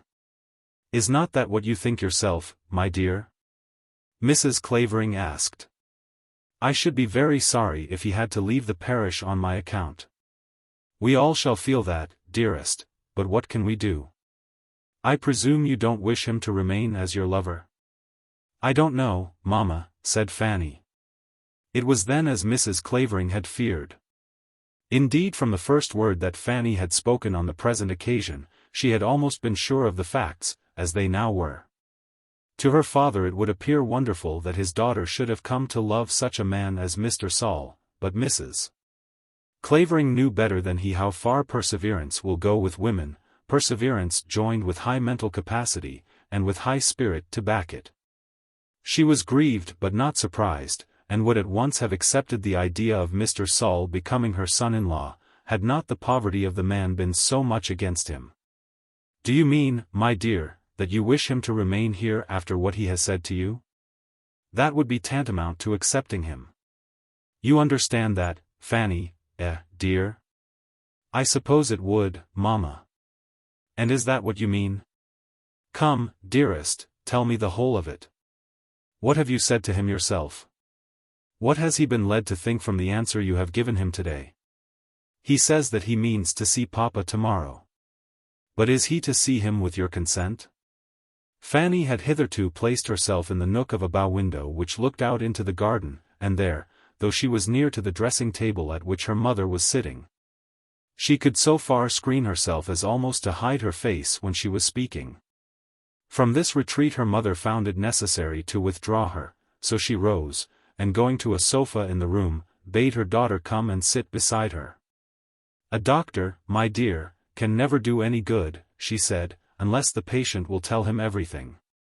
Have you told Mr. Saul that he may see Papa, as coming from you, you know?" "No, Mamma. I did not tell him that. I told him that it would be altogether impossible, because we should be so poor. He ought to have known that himself. But I don't think he ever thinks of such things as that, Mamma. I can't tell you quite what he said, but it went to show that he didn't regard money at all." "But that is nonsense. Is it not, Fanny? What he means is, not that people if they are fond of each other ought to marry at once when they have got nothing to live upon. But that they ought to tell each other so and then be content to wait. I suppose he thinks that some day he may have a living. But, Fanny, are you fond of him, and have you ever told him so?" "I have never told him so, Mamma." "But you are fond of him?" To this question Fanny made no answer, and now Mrs. Clavering knew it all. She felt no inclination to scold her daughter, or even to point out in very strong language how foolish Fanny had been in allowing a man to engage her affections merely by asking for them. The thing was a misfortune, and should have been avoided by the departure of Mr. Saul from the parish after his first declaration of love. He had been allowed to remain for the sake of the rector's comfort, and the best must now be made of it. That Mr.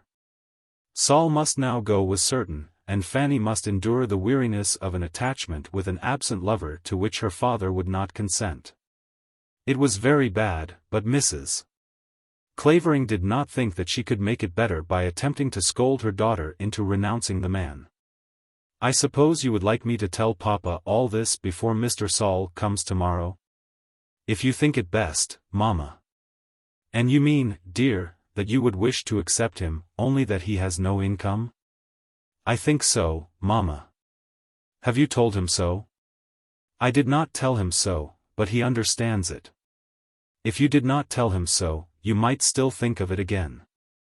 But Fanny had surrendered herself now, and was determined to make no further attempt at sending the garrison up to the wall. "I am sure, Mamma, that if he were well off, like Edward, I should accept him. It is only because he has no income." "But you have not told him that?" "I would not tell him anything without your consent and Papa's. He said he should go to Papa tomorrow, and I could not prevent that. I did say that I knew it was quite impossible. The mischief was done and there was no help for it." Mrs. Clavering told her daughter that she would talk it all over with the rector that night, so that Fanny was able to come down to dinner without fearing any further scene on that evening. But on the following morning she did not appear at prayers, nor was she present at the breakfast table. Her mother went to her early, and she immediately asked if it was considered necessary that she should see her father before Mr. Saul came. But this was not required of her. "Papa says that it is out of the question," said Mrs. Clavering. "I told him so myself," said Fanny, beginning to whimper. "And there must be no engagements," said Mrs. Clavering. "No, Mamma. I haven't engaged myself. I told him it was impossible. And Papa thinks that Mr. Saul must leave him," continued Mrs. Clavering. "I knew Papa would say that. But, Mamma, I shall not forget him for that reason." To this Mrs. Clavering made no reply, and Fanny was allowed to remain upstairs till Mr. Saul had come and gone. Very soon after breakfast Mr. Saul did come. His presence at the rectory was so common that the servants were not generally summoned to announce his arrivals, but his visits were made to Mrs. Clavering and Fanny more often than to the rector. On this occasion he rang the bell, and asked for Mr. Clavering, and was shown into the rector's so-called study, in a way that the maidservant felt to be unusual. And the rector was sitting uncomfortably prepared for the visit, not having had his after-breakfast cigar. He had been induced to declare that he was not, and would not be, angry with Fanny, but Mr. Saul was left to such indignation as he thought it incumbent on himself to express. In his opinion, the marriage was impossible, not only because there was no money, but because Mr. Saul was Mr.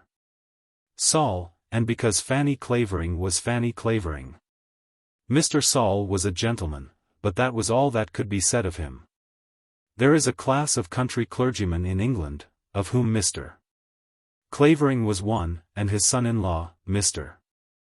Fielding, another, which is so closely allied to the squirearchy, as to possess a double identity.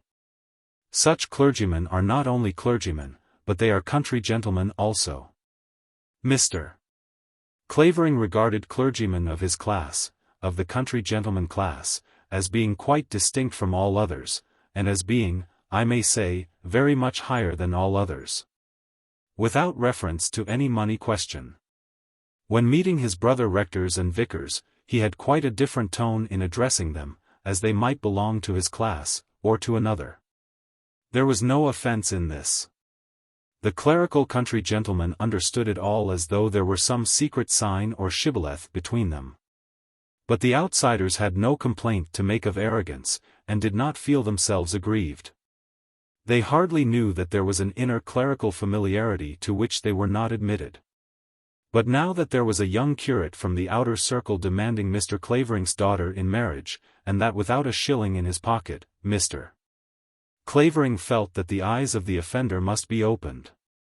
The nuisance to him was very great, but this opening of Mr. Saul's eyes was a duty from which he could not shrink. He got up when the curate entered, and greeted his curate, as though he were unaware of the purpose of the present visit. The whole burden of the story was to be thrown upon Mr. Saul. But that gentleman was not long in casting the burden from his shoulders. "Mr. Clavering," he said, "I have come to ask your permission to be a suitor for your daughter's hand." The rector was almost taken aback by the abruptness of the request. "Quite impossible, Mr. Saul," he said, "quite impossible. I am told by Mrs. Clavering that you were speaking to Fanny again about this yesterday, and I must say, that I think you have been behaving very badly." "In what way have I behaved badly?" "In endeavouring to gain her affections behind my back." "But, Mr. Clavering, how otherwise could I gain them? How otherwise does any man gain any woman's love? If you mean—" "Look here, Mr. Saul. I don't think that there is any necessity for an argument between you and me on this point. That you cannot marry Miss Clavering is so self-evident that it does not require to be discussed. If there were nothing else against it, neither of you have got a penny. I have not seen my daughter since I heard of this madness. Hear me out if you please, sir, since I heard of this madness, but her mother tells me that she is quite aware of that fact. Your coming to me with such a proposition is an absurdity if it is nothing worse. Now you must do one of two things, Mr. Saul. You must either promise me that this shall be at an end altogether, or you must leave the parish. I certainly shall not promise you that my hopes as they regard your daughter will be at an end. Then, Mr. Saul, the sooner you go the better." A dark cloud came across Mr. Saul's brow as he heard these last words. "That is the way in which you would send away your groom, if he had offended you," he said. "I do not wish to be unnecessarily harsh," said Mr.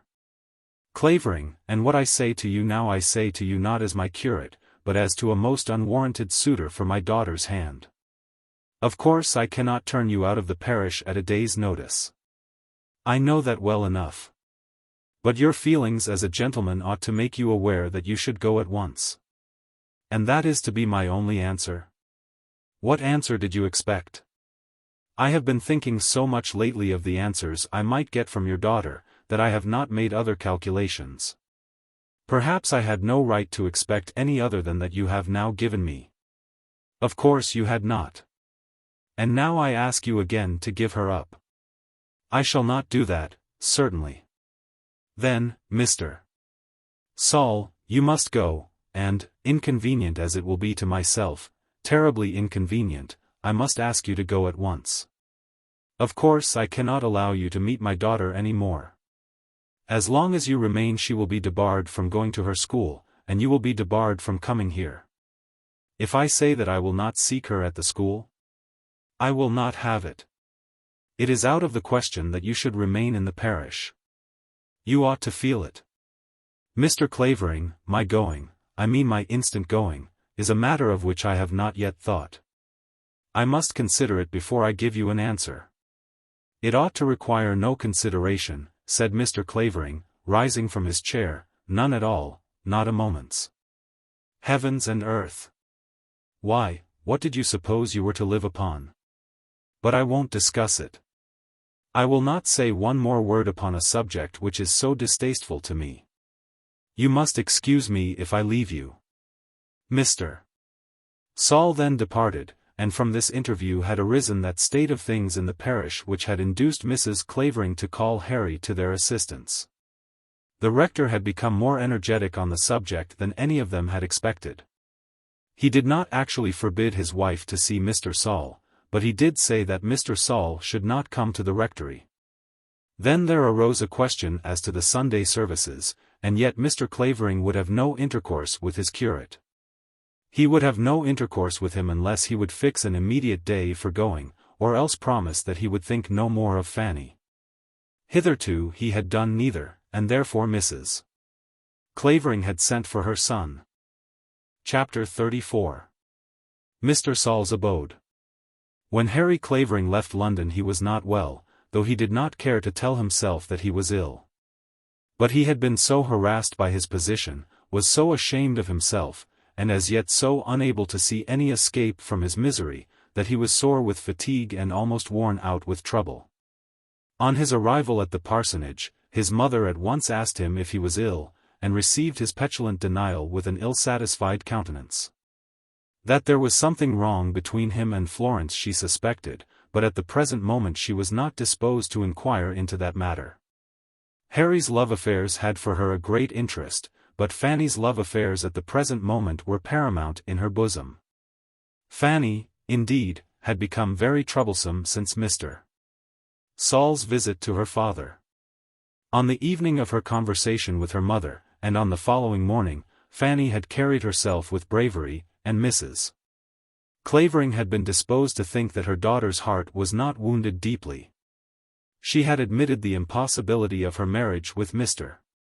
Saul, and had never insisted on the strength of her attachment. But no sooner was she told that Mr.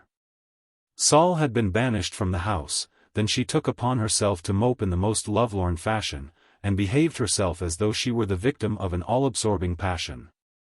Between her and her father no word on the subject had been spoken, and even to her mother she was silent, respectful, and subdued. As it becomes daughters to be who are hardly used when they are in love. Now, Mrs. Clavering felt that in this her daughter was not treating her well. "But you don't mean to say that she cares for him?" Harry said to his mother, when they were alone on the evening of his arrival. "Yes, she cares for him, certainly. As far as I can tell, she cares for him very much. It is the oddest thing I ever knew in my life. I should have said he was the last man in the world for success of that kind. One never can tell, Harry. You see he is a very good young man. But girls don't fall in love with men because they're good, mother. I hope they do, for that and other things together. But he has got none of the other things. What a pity it was that he was let to stay here after he first made a fool of himself. It's too late to think of that now, Harry. Of course she can't marry him. They would have nothing to live on. I should say that he has no prospect of a living. I can't conceive how a man can do such a wicked thing," said Harry, moralizing, and forgetting for a moment his own sins. "Coming into a house like this, and in such a position, and then undermining a girl's affections, when he must know that it is quite out of the question that he should marry her. I call it downright wicked.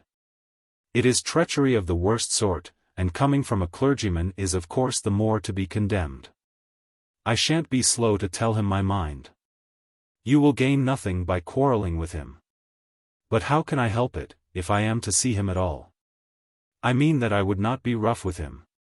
The great thing is to make him feel that he should go away as soon as possible, and renounce all idea of seeing Fanny again. You see, your father will have no conversation with him at all, and it is so disagreeable about the services. They'll have to meet in the vestry room on Sunday, and they won't speak. Will not that be terrible? Anything will be better than that he should remain here. And what will my father do for a curate? He can't do anything till he knows when Mr. Saul will go. He talks of taking all the services himself. He couldn't do it, mother. He must not think of it. However, I'll see Saul the first thing tomorrow. The next day was Tuesday, and Harry proposed to leave the rectory at 10 o'clock for Mr. Saul's lodgings. Before he did so, he had a few words with his father, who professed even deeper animosity against Mr. Saul than his son. After that, he said, I'll believe that a girl may fall in love with any man. People say all manner of things about the folly of girls. But nothing but this, nothing short of this, would have convinced me that it was possible that Fanny should have been such a fool. An ape of a fellow, not made like a man, with a thin hatchet face, and unwholesome stubbly chin. Good heavens! He has talked her into it. But he is such an ass. As far as I know him, he can't say bo to a goose. There I think you are perhaps wrong. Upon my word, I've never been able to get a word from him except about the parish. He is the most uncompanionable fellow. There's Edward Fielding is as active a clergyman as Saul, but Edward Fielding has something to say for himself. Saul is a cleverer man than Edward is. But his cleverness is of a different sort. It is of a sort that is very invisible to me. But what does all that matter? He hasn't got a shilling. When I was a curate, we didn't think of doing such things as that. Mr. Clavering had only been a curate for 12 months, and during that time had become engaged to his present wife with the consent of everyone concerned. But clergymen were gentlemen then. I don't know what the church will come to, I don't indeed. After this Harry went away upon his mission. What a farce it was that he should be engaged to make straight the affairs of other people, when his own affairs were so very crooked. As he walked up to the old farmhouse in which Mr. Saul was living, he thought of this, and acknowledged to himself that he could hardly make himself in earnest about his sister's affairs, because of his own troubles. He tried to fill himself with a proper feeling of dignified wrath and high paternal indignation against the poor curate. But under it all, and at the back of it all, and in front of it all, there was ever present to him his own position. Did he wish to escape from Lady Ongar, and if so, how was he to do it? And if he did not escape from Lady Ongar, how was he ever to hold up his head again? He had sent a note to Mr. Saul on the previous evening giving notice of his intended visit, and had received an answer, in which the curate had promised that he would be at home. He had never before been in Mr. Saul's room, and as he entered it, felt more strongly than ever how incongruous was the idea of Mr. Saul as a suitor to his sister. The Claverings had always had things comfortable around them. They were a people who had ever lived on Brussels carpets, and had seated themselves in capacious chairs. Ormolu, damask hangings, and Sèvres china were not familiar to them. But they had never lacked anything that is needed for the comfort of the first-class clerical world. Mr. Saul in his abode boasted but few comforts. He inhabited a big bedroom, in which there was a vast fireplace and a very small grate, the grate being very much more modern than the fireplace. There was a small rag of a carpet near the hearth, and on this stood a large deal table, a table made of unalloyed deal, without any mendacious paint, putting forward a pretence in the direction of mahogany.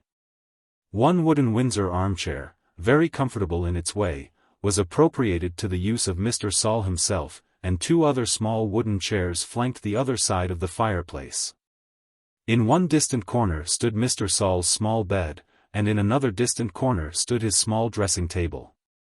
Against the wall stood a rickety deal press in which he kept his clothes. Other furniture there was none. One of the large windows facing towards the farmyard had been permanently closed, and in the wide embrasure was placed a portion of Mr. Saul's library, books which he had brought with him from college. And on the ground under this closed window were arranged the others, making a long row, which stretched from the bed to the dressing table, very pervious, I fear, to the attacks of mice. The big table near the fireplace was covered with books and papers, and, alas, with dust. For he had fallen into that terrible habit which prevails among bachelors, of allowing his work to remain ever open, never finished, always confused, with papers above books. And books above papers, looking as though no useful product could ever be made to come forth from such chaotic elements. But there Mr. Saul composed his sermons, and studied his Bible, and followed up, no doubt, some special darling pursuit which his ambition dictated. But there he did not eat his meals. That had been made impossible by the pile of papers and dust. And his chop, therefore, or his broiled rasher, or bit of pig's fry was deposited for him on the little dressing table, and there consumed. Such was the solitary apartment of the gentleman who now aspired to the hand of Miss Clavering, and for this accommodation, including attendance, he paid the reasonable sum of £10 per annum. He then had £60 left, with which to feed himself, clothe himself like a gentleman, a duty somewhat neglected, and perform his charities. Harry Clavering, as he looked around him, felt almost ashamed of his sister. The walls were whitewashed, and stained in many places, and the floor in the middle of the room seemed to be very rotten. What young man who has himself dwelt ever in comfort would like such a house for his sister? Mr. Saul, however, came forward with no marks of visible shame on his face, and greeted his visitor frankly with an open hand. "You came down from London yesterday, I suppose?" said Mr. Saul. "Just so," said Harry. "Take a seat," and Mr. Saul suggested the armchair, but Harry contented himself with one of the others. "I hope Mrs. Clavering is well?" "Quite well," said Harry, cheerfully. "And your father and sister?" "Quite well, thank you," said Harry, very stiffly. "I would have come down to you at the rectory," said Mr. Saul, "instead of bringing you up here. Only, as you have heard, no doubt, I and your father have unfortunately had a difference." This Mr. Saul said without any apparent effort, and then left Harry to commence the further conversation. "Of course, you know what I'm come here about," said Harry. "Not exactly, at any rate not so clearly, but what I would wish you to tell me. You have gone to my father as a suitor for my sister's hand." "Yes, I have." "Now you must know that that is altogether impossible, a thing not to be even talked of." "So your father says." "I need not tell you that I was very sorry to hear him speak in that way." "But, my dear fellow, you can't really be in earnest? You can't suppose it possible that he would allow such an engagement?" "As to the latter question, I have no answer to give, but I certainly was, and certainly am in earnest." "Then I must say that I think you have a very erroneous idea of what the conduct of a gentleman should be." "Stop a moment, Clavering," said Mr.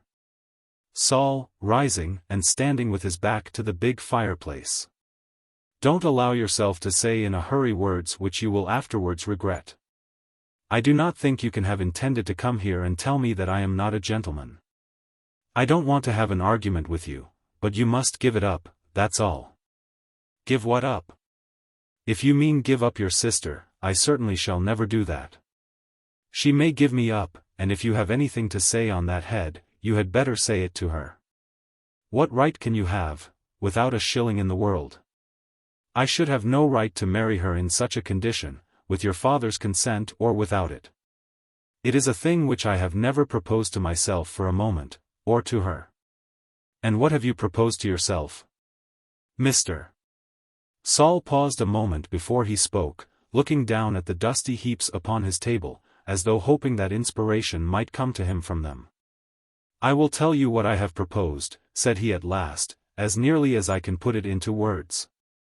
I propose to myself to have the image in my heart of one human being whom I can love above all the world beside. I propose to hope that I, as others, may some day marry, and that she whom I so love may become my wife. I propose to bear with such courage as I can much certain delay, and probable absolute failure in all this. And I propose also to expect, no, hardly to expect, that which I will do for her, she will do for me. Now you know all my mind, and you may be sure of this, that I will instigate your sister to no disobedience. Of course she will not see you again. I shall think that hard after what has passed between us, but I certainly shall not endeavour to see her clandestinely. And under these circumstances, Mr. Saul, of course you must leave us. So your father says. But leave us at once, I mean. It cannot be comfortable that you and my father should go on in the parish together in this way. What does your father mean by at once? The sooner the better, say in 2 months' time at furthest. Very well. I will go in 2 months' time. I have no other home to go to, and no other means of livelihood. But as your father wishes it, I will go at the end of 2 months. As I comply with this, I hope my request to see your sister once before I go will not be refused. It could do no good, Mr. Saul. To me it would do great good, and, as I think, no harm to her. My father, I am sure, will not allow it. Indeed, why should he? Nor, as I understand, would my sister wish it. Has she said so? Not to me, but she has acknowledged that any idea of a marriage between herself and you is quite impossible, and after that I'm sure she'll have too much sense to wish for an interview. If there is anything further that I can do for you, I shall be most happy. Mr. Saul did not see that Harry Clavering could do anything for him, and then Harry took his leave. The rector, when he heard of the arrangement, expressed himself as in some sort satisfied. 1 month would have been better than 2, but then it could hardly be expected that Mr. Saul could take himself away instantly, without looking for a hole in which to lay his head. Of course it is understood that he is not to see her, the rector said. In answer to this, Harry explained what had taken place, expressing his opinion that Mr. Saul would, at any rate, keep his word. Interview, indeed, said the rector. It is the man's audacity that most astonishes me. It passes me to think how such a fellow can dare to propose such a thing. What is it that he expects as the end of it?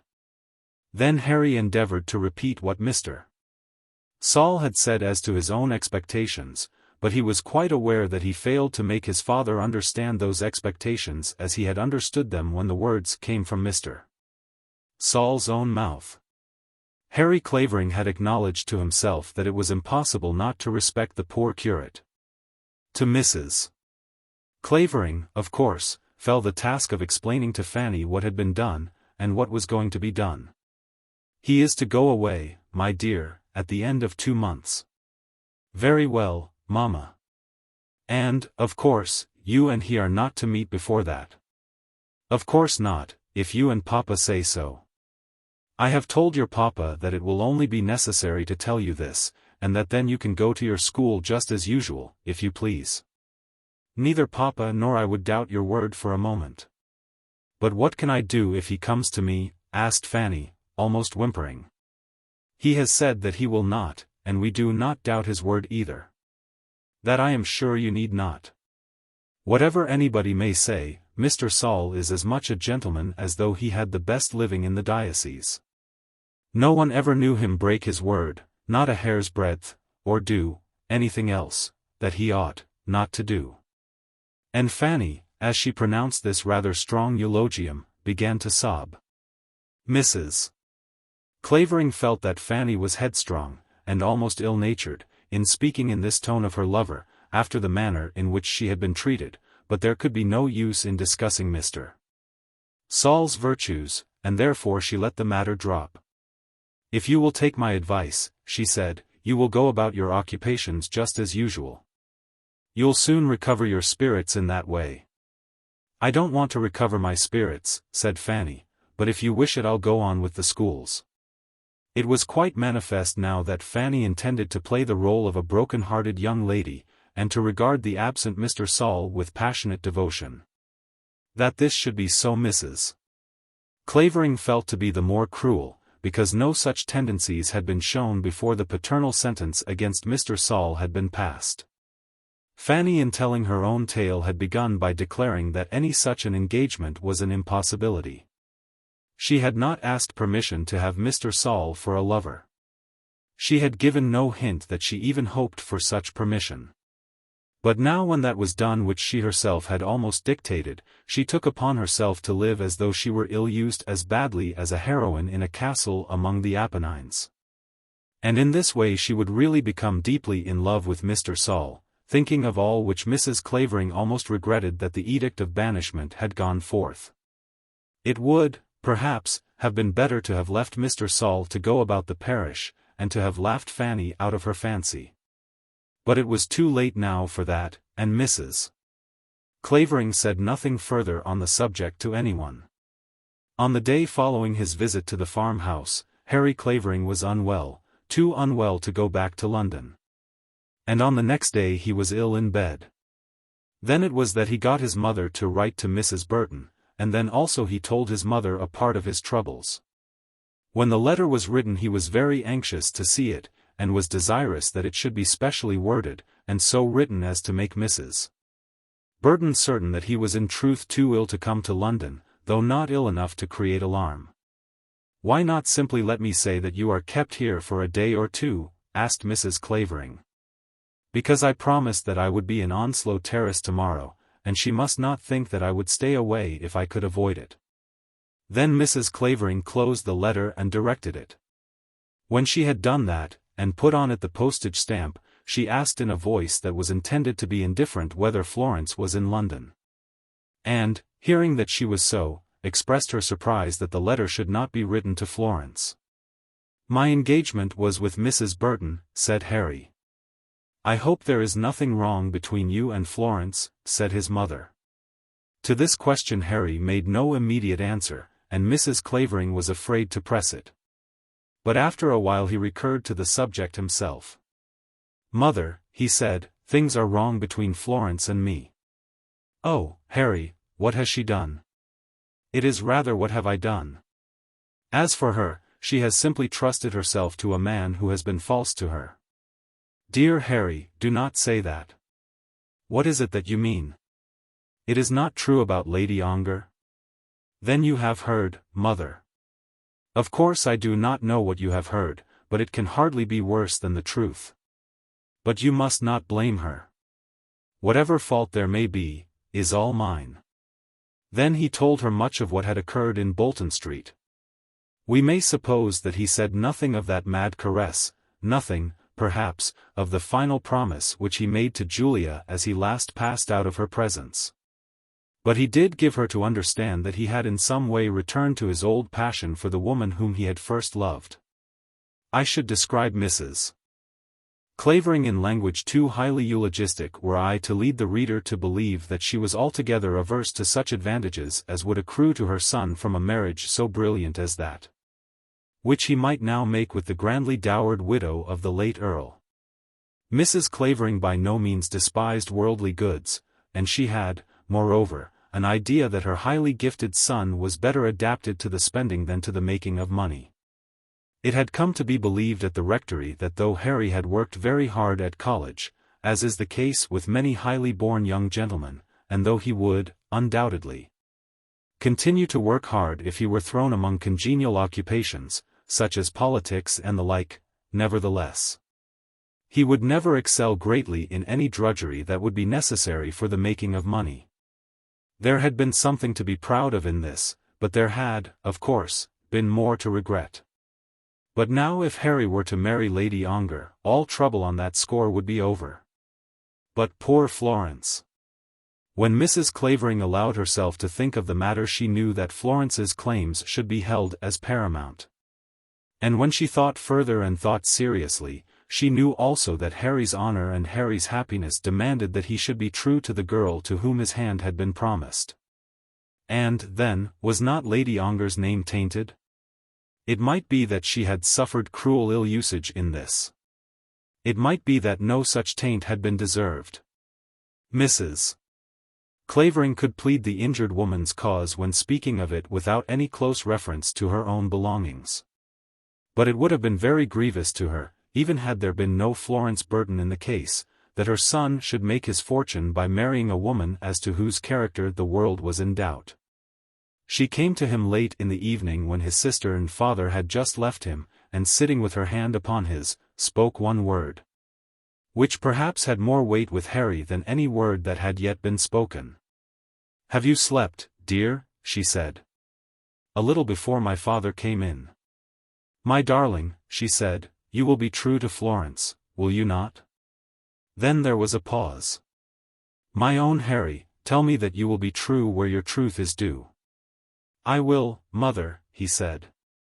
"My own boy, my darling boy, my own true gentleman." Harry felt that he did not deserve the praise. But praise undeserved, though it may be satire in disguise, is often very useful. Chapter 35. Parting. On the next day Harry was not better, but the doctor still said that there was no cause for alarm. He was suffering from a low fever, and his sister had better be kept out of his room.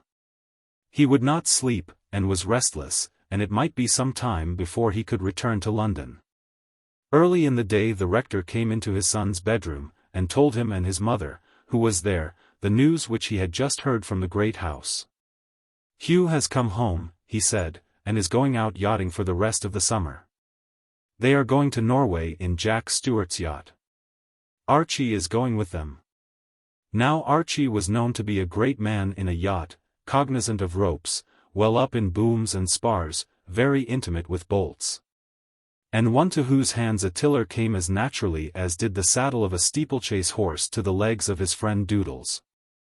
"They are going to fish," said the rector. "But Jack Stuart's yacht is only a river boat, or just big enough for Cowes Harbour, but nothing more," said Harry, roused in his bed to some excitement by the news. "I know nothing about Jack Stuart or his boat either," said the rector, "but that's what they told me. He's down here, at any rate, for I saw the servant that came with him." "What a shame it is," said Mrs. Clavering, "a scandalous shame." "You mean his going away?" said the rector. "Of course I do, his leaving her here by herself, all alone. He can have no heart. After losing her child and suffering as she has done. It makes me ashamed of my own name." "You can't alter him, my dear. He has his good qualities and his bad, and the bad ones are by far the more conspicuous. I don't know any good qualities he has. He does not get into debt. He will not destroy the property. He will leave the family after him as well off as it was before him, and though he is a hard man, he does nothing actively cruel. Think of Lord Ongar, and then you'll remember that there are worse men than Hugh. Not that I like him. I am never comfortable for a moment in his presence. I always feel that he wants to quarrel with me, and that I almost want to quarrel with him. I detest him," said Harry, from beneath the bedclothes. "You won't be troubled with him any more this summer, for he means to be off in less than a week." "And what is she to do?" asked Mrs. Clavering. "Live here as she has done ever since Julia married. I don't see that it will make much difference to her. He's never with her when he's in England, and I should think she must be more comfortable without him than with him." "It's a great catch for Archie," said Harry. "Archie Clavering is a fool," said Mrs. Clavering. "They say he understands a yacht," said the rector, who then left the room. The rector's news was all true. Sir Hugh Clavering had come down to the park, and had announced his intention of going to Norway in Jack Stuart's yacht. Archie also had been invited to join the party.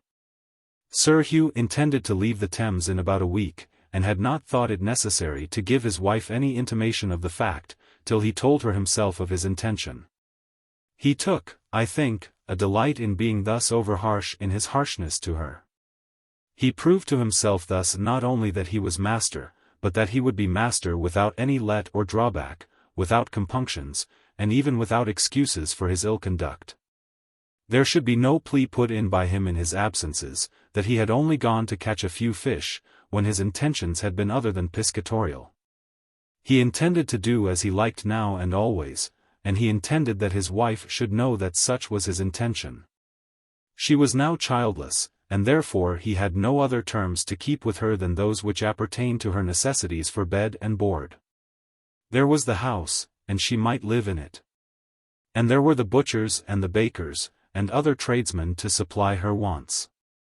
Nay, there were the old carriage and the old horses at her disposal, if they could be of any service to her. Such were Sir Hugh Clavering's ideas as to the bonds inflicted upon him by his marriage vows.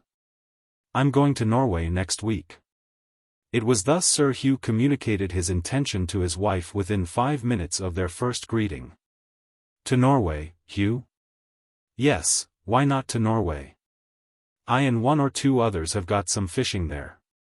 Archie is going too. It will keep him from spending his money, or rather from spending money which isn't his." "And for how long will you be gone?" It was part of Sir Hugh Clavering's theory as to these matters that there should be no lying in the conduct of them. He would not condescend to screen any part of his doings by a falsehood, so he answered this question with exact truth. "I don't suppose we shall be back before October."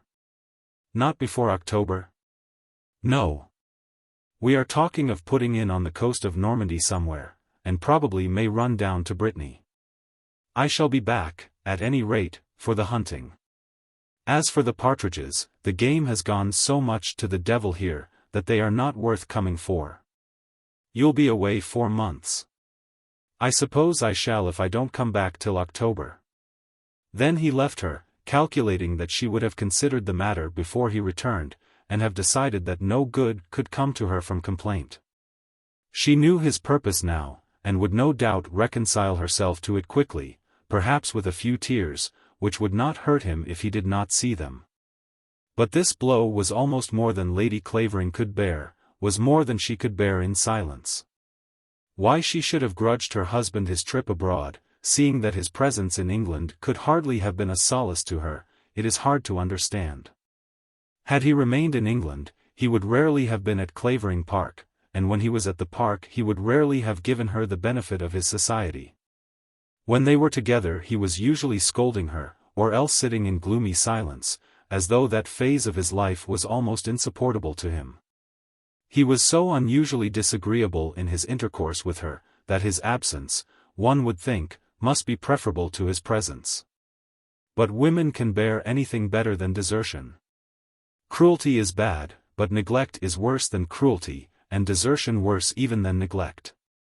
To be treated as though she were not in existence, or as though her existence were a nuisance simply to be endured, and, as far as possible, to be forgotten, was more than even Lady Clavering could bear without complaint. When her husband left her, she sat meditating how she might turn against her oppressor.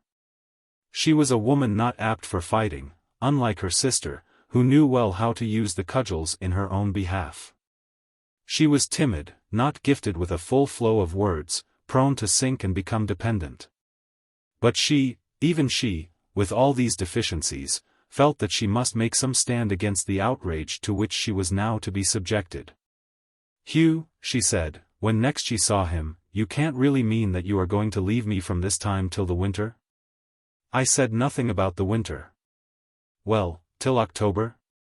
"I said that I was going, and I usually mean what I say." "I cannot believe it, Hugh, I cannot bring myself to think that you will be so cruel. Look here, Hermie, if you take to calling names I won't stand it.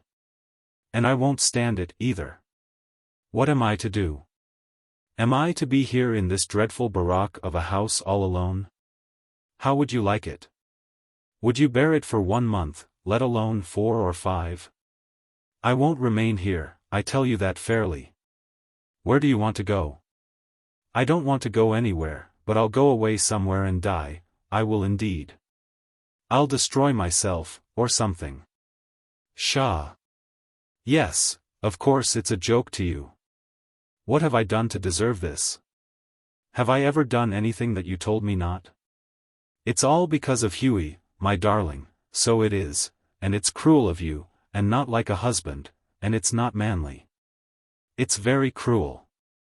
I didn't think anybody would have been so cruel as you are to me." Then she broke down and burst into tears. "Have you done, Hermie?" said her husband. "No, I've not done." Then go on again, said he. But in truth she had done, and could only repeat her last accusation. You're very, very cruel. You said that before. And I'll say it again. I'll tell everybody. So I will. I'll tell your uncle at the rectory, and he shall speak to you. Look here, Hermie, I can bear a deal of nonsense from you because some women are given to talk nonsense. But if I find you telling tales about me out of this house, and especially to my uncle, or indeed to anybody, I'll let you know what it is to be cruel. You can't be worse than you are. Don't try me, that's all. And as I suppose you have now said all that you've got to say, if you please we will regard that subject as finished. The poor woman had said all that she could say, and had no further means of carrying on the war. In her thoughts she could do so. In her thoughts she could wander forth out of the gloomy house in the night, and perish in the damp and cold, leaving a paper behind her to tell the world that her husband's cruelty had brought her to that pass. Or she would go to Julia and leave him forever. Julia, she thought, would still receive her. But as to one thing she had certainly made up her mind, she would go with her complaint to Mrs. Clavering at the rectory, let her lord and master show his anger in whatever form he might please. The next day Sir Hugh himself made her a proposition which somewhat softened the aspect of affairs. This he did in his usual voice, with something of a smile on his face, and speaking as though he were altogether oblivious of the scenes of yesterday. I was thinking, Hermie, he said, that you might have Julia down here while I am away. Have Julia here? Yes, why not? She'll come, I'm sure, when she knows that my back is turned. I've never thought about asking her, at least not lately. No, of course. But you might as well do so now. It seems that she never goes to Ongar Park, and, as far as I can learn, never will. I'm going to see her myself. You going to see her? Yes, Lord Ongar's people want to know whether she can be induced to give up the place, that is, to sell her interest in it. I have promised to see her. Do you write her a letter first, and tell her that I want to see her, and ask her also to come here as soon as she can leave London. But wouldn't the lawyers do it better than you? Well, one would think so, but I am commissioned to make her a kind of apology from the whole Courton family. They fancy they've been hard upon her, and, by George, I believe they have. I may be able to say a word for myself too. If she isn't a fool she'll put her anger in her pocket, and come down to you. Lady Clavering liked the idea of having her sister with her, but she was not quite meek enough to receive the permission now given her as full compensation for the injury done. She said that she would do as he had bidden her, and then went back to her own grievances. I don't suppose Julia, even if she would come for a little time, would find it very pleasant to live in such a place as this, all alone. She wouldn't be all alone when you are with her, said Hugh, gruffly, and then again went out, leaving his wife to become used to her misfortune by degrees. It was not surprising that Lady Clavering should dislike her solitude at Clavering Park House, nor surprising that Sir Hugh should find the place disagreeable. The house was a large, square, stone building, with none of the prettinesses of modern country houses about it. The gardens were away from the house, and the cold desolate flat park came up close around the windows. The rooms were large and lofty, very excellent for the purpose of a large household, but with nothing of that snug, pretty comfort which solitude requires for its solace. The furniture was old and heavy, and the hangings were dark in color. Lady Clavering when alone there, and she generally was alone, never entered the rooms on the ground floor. Nor did she ever pass through the wilderness of a hall by which the front door was to be reached. Throughout more than half her days she never came downstairs at all. But when she did so, preparatory to being dragged about the parish lanes in the old family carriage, she was let out at a small side door. And so it came to pass that during the absences of the lord of the mansion, the shutters were not even moved from any of the lower windows. Under such circumstances there can be no wonder that Lady Clavering regarded the place as a prison. I wish you could come upon it unawares, and see how gloomy it is, she said to him. I don't think you'd stand it alone for 2 days, let alone all your life. I'll shut it up altogether if you like, said he. And where am I to go? She asked. You can go to Moor Hall if you please. Now Moor Hall was a small house, standing on a small property belonging to Sir Hugh, in that part of Devonshire which lies north of Dartmoor, somewhere near the Holsworthy region.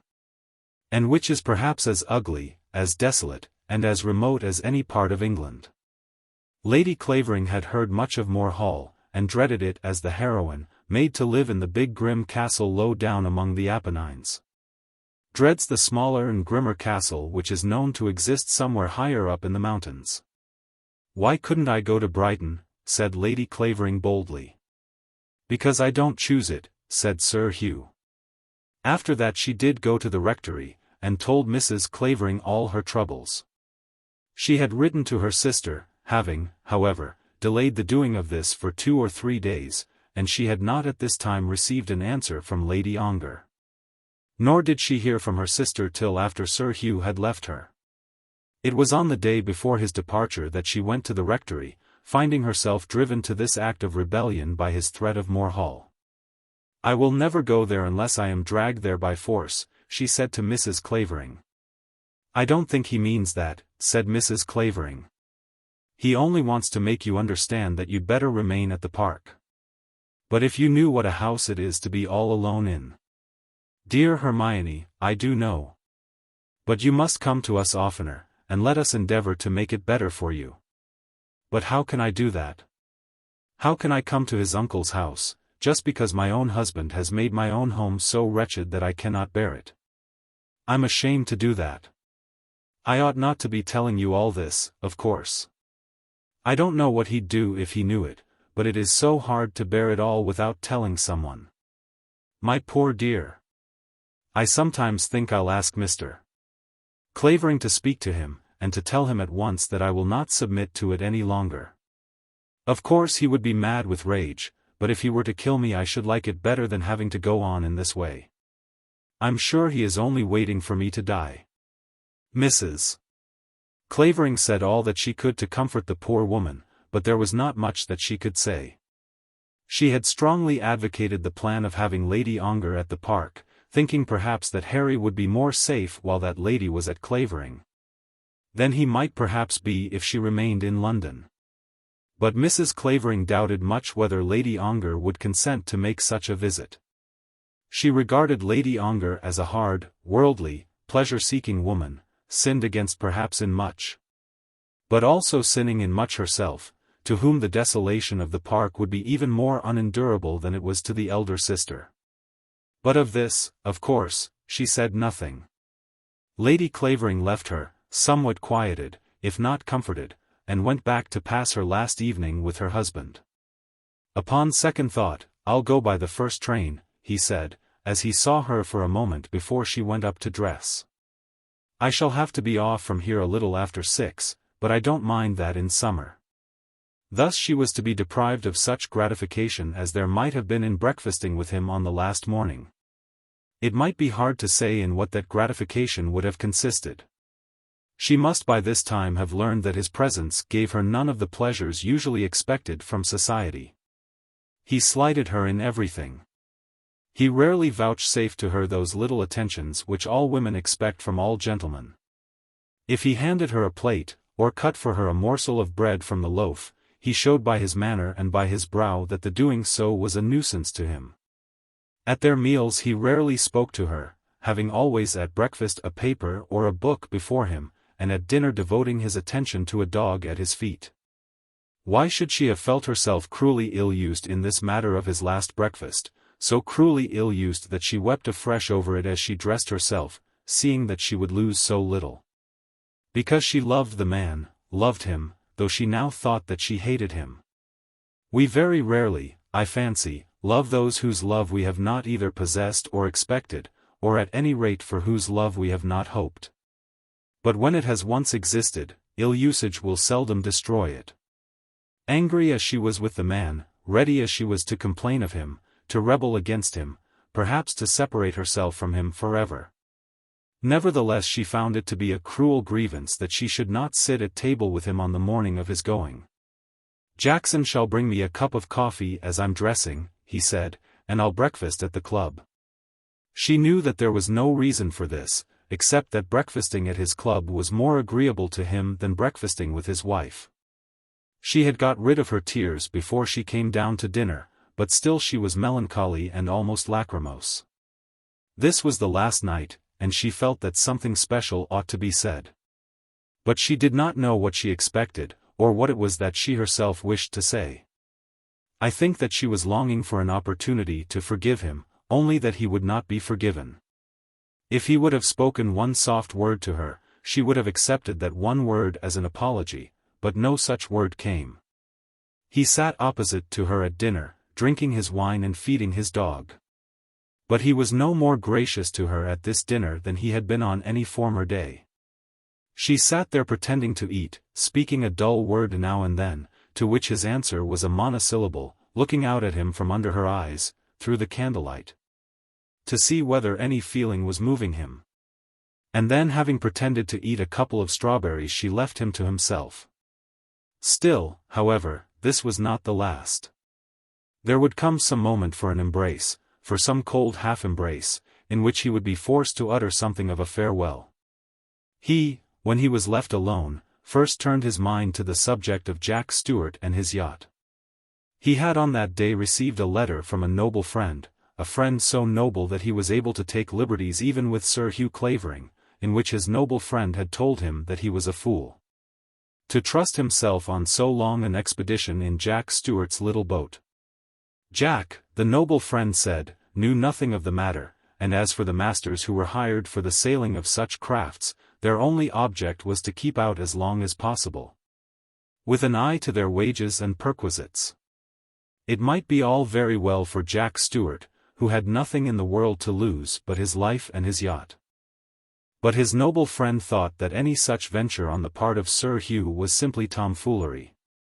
But Sir Hugh was an obstinate man, and none of the Claverings were easily made afraid by personal danger.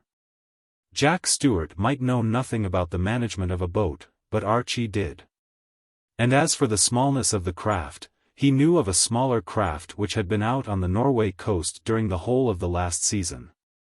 So he drove that thought away from his mind, with no strong feelings of gratitude towards his noble friend.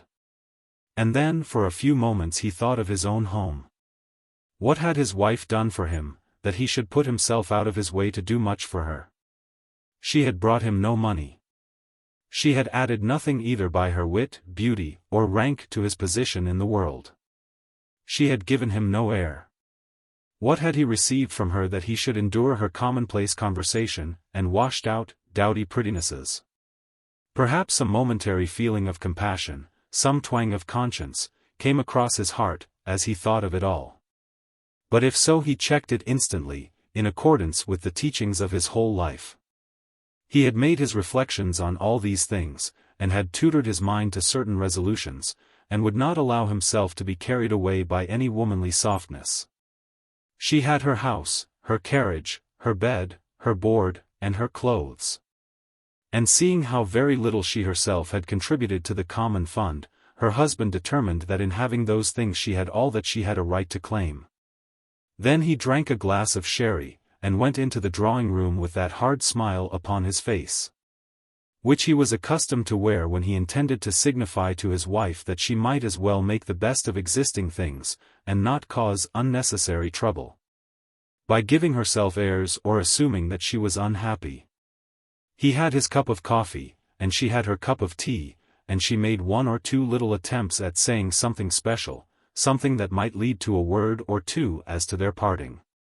But he was careful and crafty, and she was awkward and timid, and she failed. He had hardly been there an hour, when looking at his watch he declared that it was 10 o'clock, and that he would go to bed. Well, perhaps it might be best to bring it to an end, and to go through this embrace, and have done with it. Any tender word that was to be spoken on either side, it was now clear to her, must be spoken in that last farewell. There was a tear in her eye as she rose to kiss him. But the tear was not there of her own good will, and she strove to get rid of it without his seeing it. As he spoke he also rose, and having lit for himself a bed candle was ready to go. "Goodbye, Hermie," he said, submitting himself, with the candle in his hand, to the inevitable embrace. "Goodbye, Hugh, and God bless you," she said, putting her arms round his neck. Pray take care of yourself." "All right," he said. His position with the candle was awkward, and he wished that it might be over. But she had a word prepared which she was determined to utter, poor weak creature that she was. She still had her arm round his shoulders, so that he could not escape without shaking her off, and her forehead was almost resting on his bosom. "Hugh," she said, "you must not be angry with me for what I said to you." "Very well," said he, "I won't." "And, Hugh," said she, "of course I can't like your going." "Oh, yes, you will," said he. "No, I can't like it, but, Hugh, I will not think ill of it any more. Only be here as much as you can when you come home." "All right," said he. Then he kissed her forehead and escaped from her, and went his way, telling himself, as he went, that she was a fool. That was the last he saw of her, before his yachting commenced. But she, poor fool, was up by times in the morning, and, peeping out between her curtains as the early summer sun glanced upon her eyelids, saw him come forth from the porch and descend the great steps, and get into his dog-cart and drive himself away. Then, when the sound of the gig could be no longer heard, and when her eyes could no longer catch the last expiring speck of his hat, the poor fool took herself to bed again and cried herself to sleep. Chapter 36. Captain Clavering makes his last attempt. The yachting scheme was first proposed to Archie by his brother Hugh. "Jack says that he can make a berth for you, and you'd better come," said the elder brother, understanding that when his edict had thus gone forth, the thing was as good as arranged. "Jack finds the boat and men, and I find the grub and wine, and pay for the fishing," said Hugh, "so you need not make any bones about it." Archie was not disposed to make any bones about it as regarded his acceptance either of the berth or of the grub and wine, and as he would be expected to earn his passage by his work. There was no necessity for any scruple. But there arose the question whether he had not got more important fish to fry. He had not as yet made his proposal to Lady Ongar. And although he now knew that he had nothing to hope from the Russian spy, nevertheless he thought that he might as well try his own hand at the venture. His resolution on this head was always stronger after dinner than before, and generally became stronger and more strong as the evening advanced. So that he usually went to bed with a firm determination to pop, as he called it to his friend Doodles, early on the next day. But distance affected him as well as the hour of the day, and his purpose would become surprisingly cool in the neighbourhood of Bolton Street. When, however, his brother suggested that he should be taken altogether away from the scene of action, he thought of the fine income and of Ongar Park with pangs of regret, and ventured upon a mild remonstrance. "But there's this affair of Julia, you know," said he. "I thought that was all off," said Hugh. "Oh dear, no, not off at all. I haven't asked her yet." "I know you've not. And I don't suppose you ever will." "Yes, I shall, that is to say, I mean it. I was advised not to be in too much of a hurry. That is to say, I thought it best to let her settle down a little after her first seeing me. To recover from her confusion? Well, not exactly that. I don't suppose she was confused. I should say not. My idea is that you haven't a ghost of chance, and that as you haven't done anything all this time, you need not trouble yourself now." "But I have done something," said Archie, thinking of his £70. "You may as well give it up, for she means to marry Harry." "No. But I tell you she does. While you've been thinking he's been doing. From what I hear he may have her tomorrow for the asking." "But he's engaged to that girl whom they had with them down at the rectory," said Archie, in a tone which showed with what horror he should regard any inconstancy towards Florence Burton on the part of Harry Clavering. "What does that matter? You don't suppose he'll let 7,000 a year slip through his fingers because he had promised to marry a little girl like her? If her people choose to proceed against him, they'll make him pay swinging damages, that is all. Archie did not like this idea at all, and became more than ever intent on his own matrimonial prospects. He almost thought that he had a right to Lady Ongar's money, and he certainly did think that a monstrous injustice was done to him by this idea of a marriage between her and his cousin. "I mean to ask her as I've gone so far, certainly," said he. "You can do as you like about that." "Yes, of course I can do as I like. But when a fellow has gone in for a thing, he likes to see it through." He was still thinking of the £70 which he had invested, and which he could now recover only out of Lady Ongar's pocket. "And you mean to say you won't come to Norway?" "Well, if she accepts me." "If she accepts you," said Hugh, "of course you can't come, but supposing she don't?" "In that case, I might as well do that as anything else," said Archie. Whereupon Sir Hugh signified to Jack Stewart that Archie would join the party, and went down to Clavering with no misgiving on that head. Some few days after this there was another little dinner at the military club, to which no one was admitted but Archie and his friend Doodles. Whenever these prandial consultations were held, Archie paid the bill. There were no spoken terms to that effect, but the regulation seemed to come naturally to both of them. Why should Doodles be taken from his billiards half an hour earlier than usual, and devote a portion of the calculating powers of his brain to Archie's service without compensation? And a richer vintage was needed when so much thought was required, the burden of which Archie would not of course allow to fall on his friend's shoulders. Were not this explained, the experienced reader would regard the devoted friendship of Doodles as exaggerated.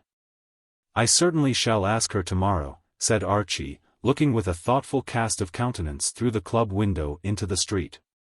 "It may be hurrying the matter a little, but I can't help that." He spoke in a somewhat boastful tone, as though he were proud of himself and had forgotten that he had said the same words once or twice before. "Make her know that you're there." "That's everything," said Doodles. "Since I fathomed that woman in Mount Street, I've felt that you must make the score off your own bat, if you're to make it at all."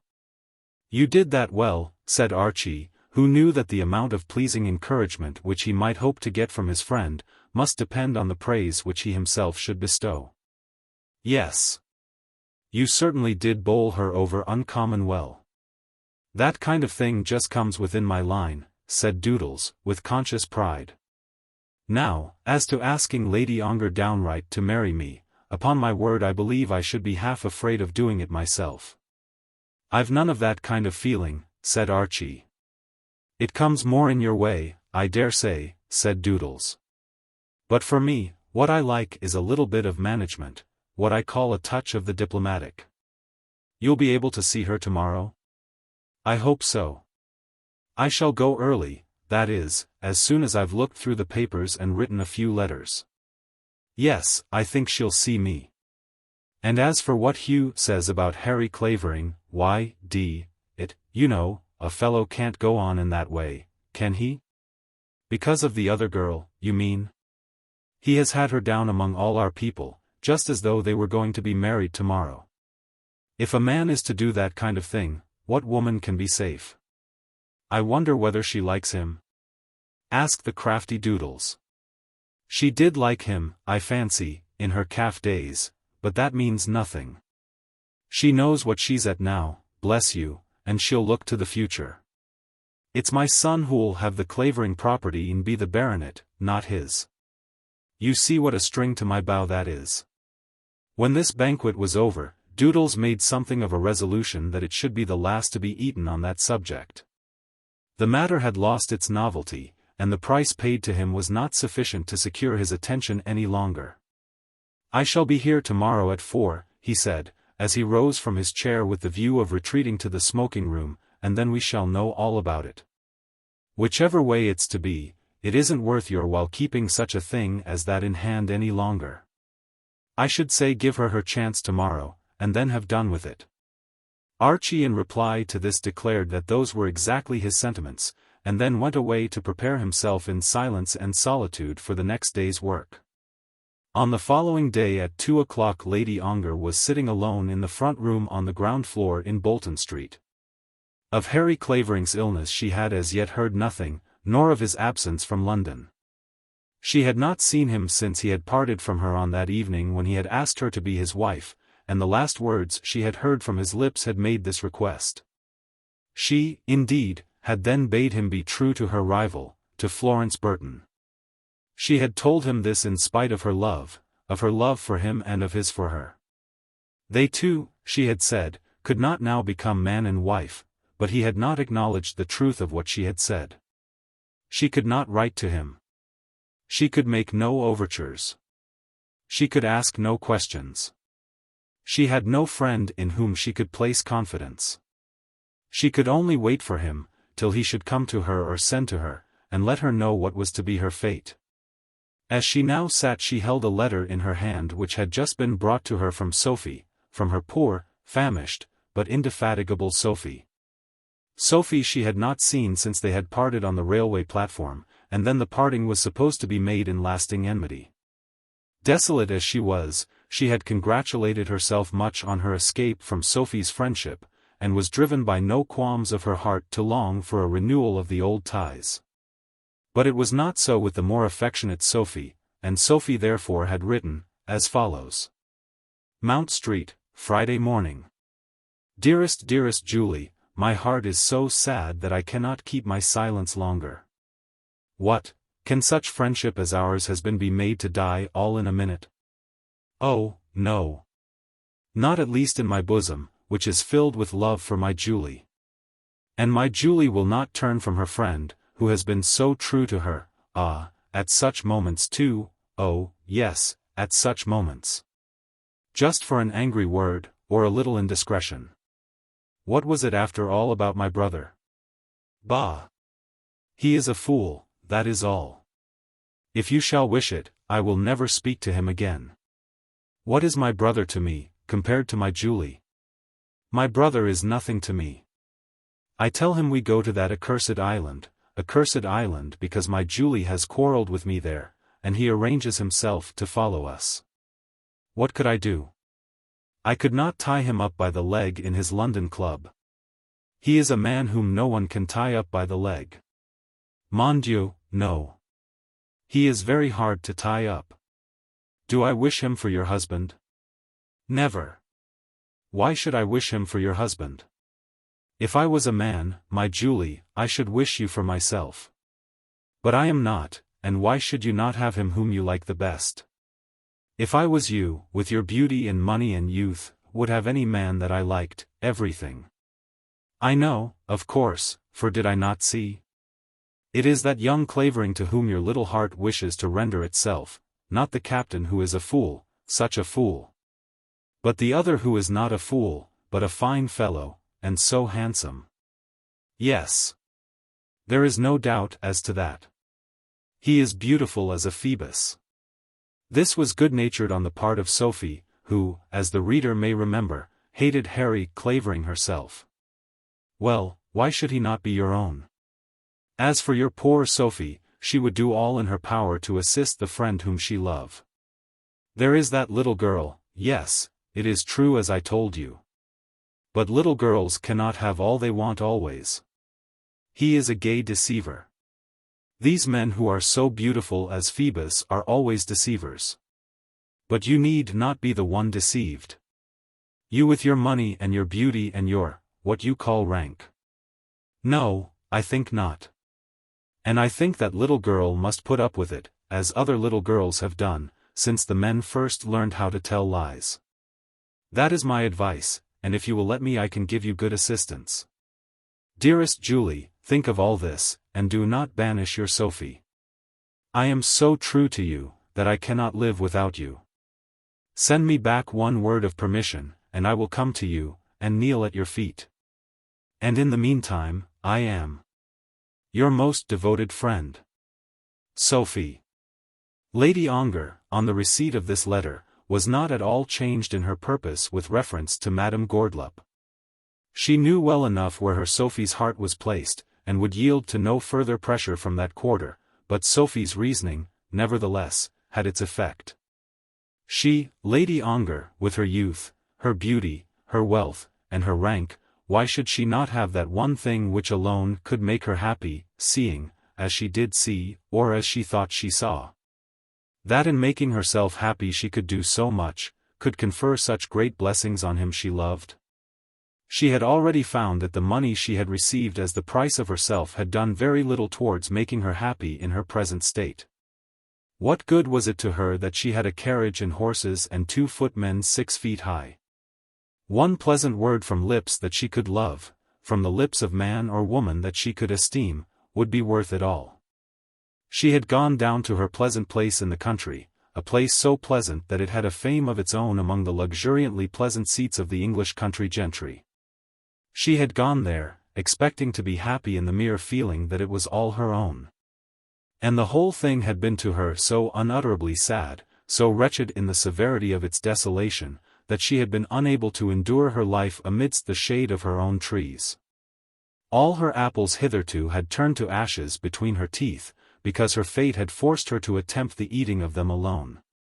But if she could give the fruit to him, if she could make the apples over, so that they should all be his, and not hers, then would there not come to her some of the sweetness of the juice of them?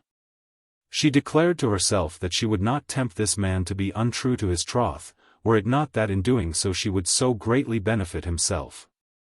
Was it not manifest that Harry Clavering was a gentleman, qualified to shine among men of rank and fashion, but not qualified to make his way by his own diligence?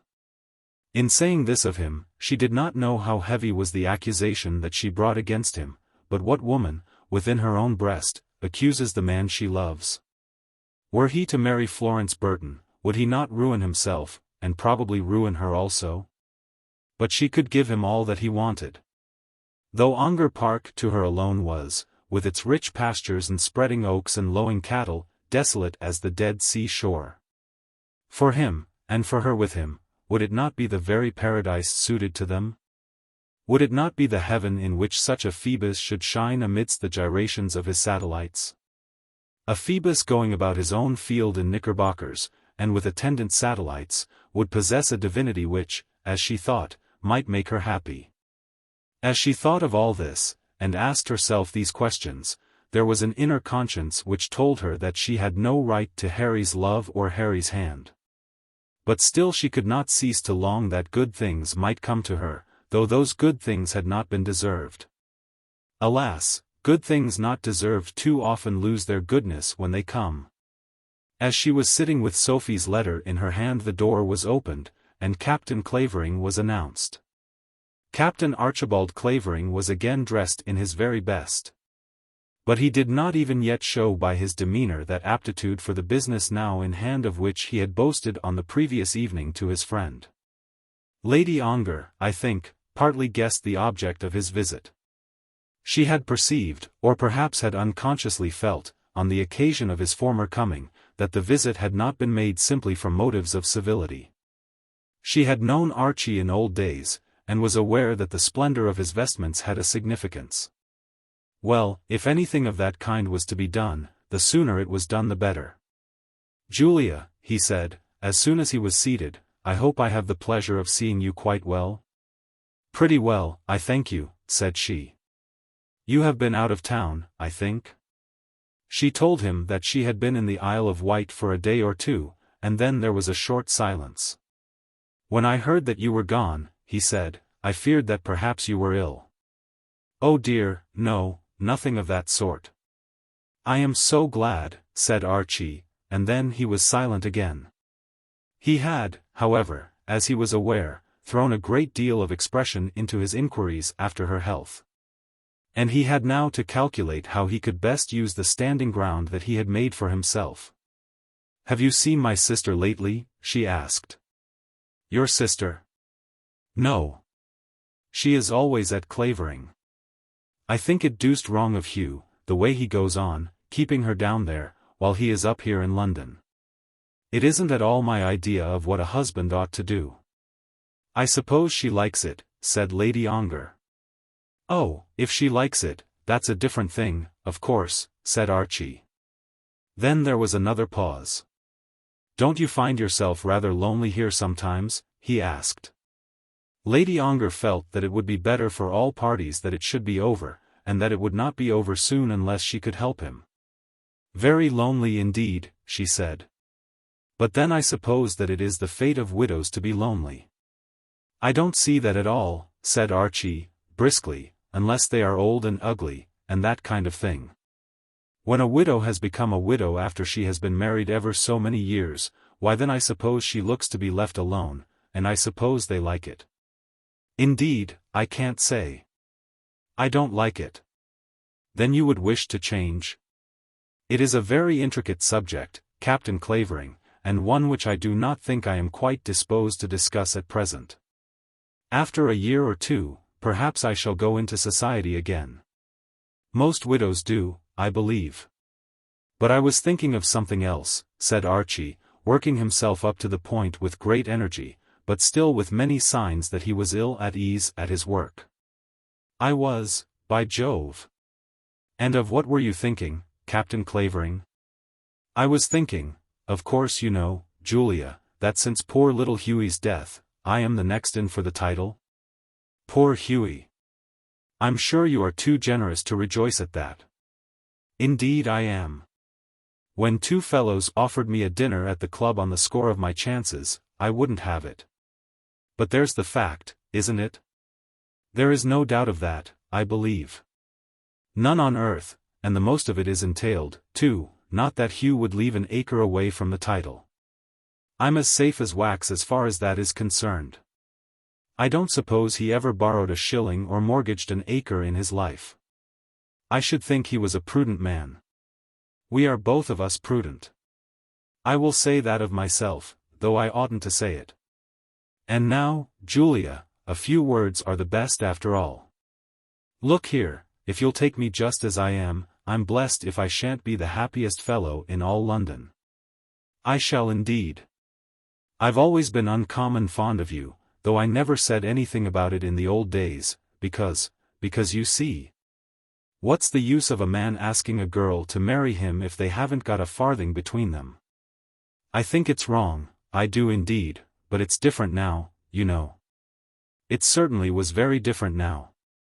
"Captain Clavering," she said, "I'm sorry you should have troubled yourself with such an idea as this." "Don't say that, Julia. It's no trouble, it's a pleasure." "But such a thing as you mean never can take place."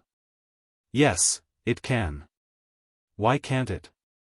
"I ain't in a hurry. I'll wait your own time, and do just whatever you wish all the while. Don't say no without thinking about it, Julia. It is one of those things, Captain Clavering, which want no more thinking than what a woman can give to it at the first moment." "Ah, you think so now, because you're surprised a little." "Well, I am surprised a little, as our previous intercourse was never of a nature to make such a proposition as this at all probable." "That was merely because I didn't think it right," said Archie, who, now that he had worked himself into the vein, liked the sound of his own voice. "It was indeed. And I don't think it right now.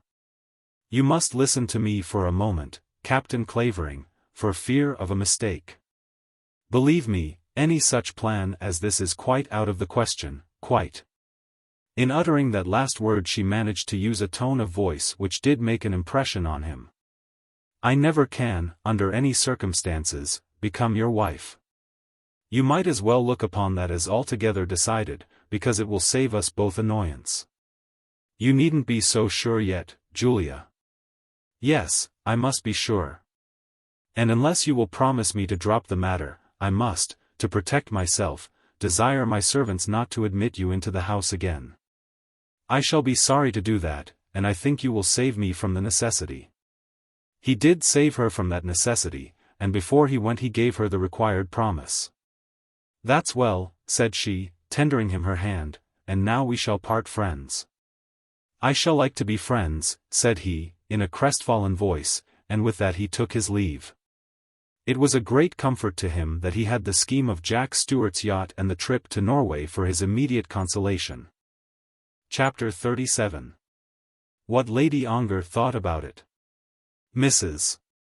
Burton, it may perhaps be remembered, had formed in her heart a scheme of her own, a scheme of which she thought with much trepidation, and in which she could not request her husband's assistance. Knowing well that he would not only not assist it, but that he would altogether disapprove of it. But yet she could not put it aside from her thoughts, believing that it might be the means of bringing Harry Clavering and Florence together.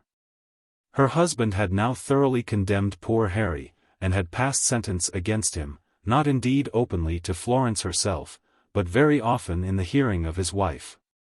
Cecilia, womanlike, was more angry with circumstances than with the offending man, with circumstances and with the woman who stood in Florence's way. She was perfectly willing to forgive Harry, if Harry could only be made to go right at last. He was good-looking and pleasant, and had nice ways in a house, and was altogether too valuable as a lover to be lost without many struggles. So she kept to her scheme, and at last she carried it into execution. She started alone from her house one morning, and getting into an omnibus at Brompton had herself put down on the rising ground in Piccadilly, opposite to the Green Park.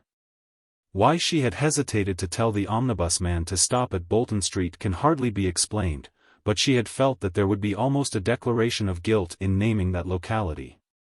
So she got out on the little hill, and walked up in front of the Prime Minister's house, as it was then, and of the Yellow Palace built by one of our merchant princes, and turned into the street that was all but interdicted to her by her own conscience.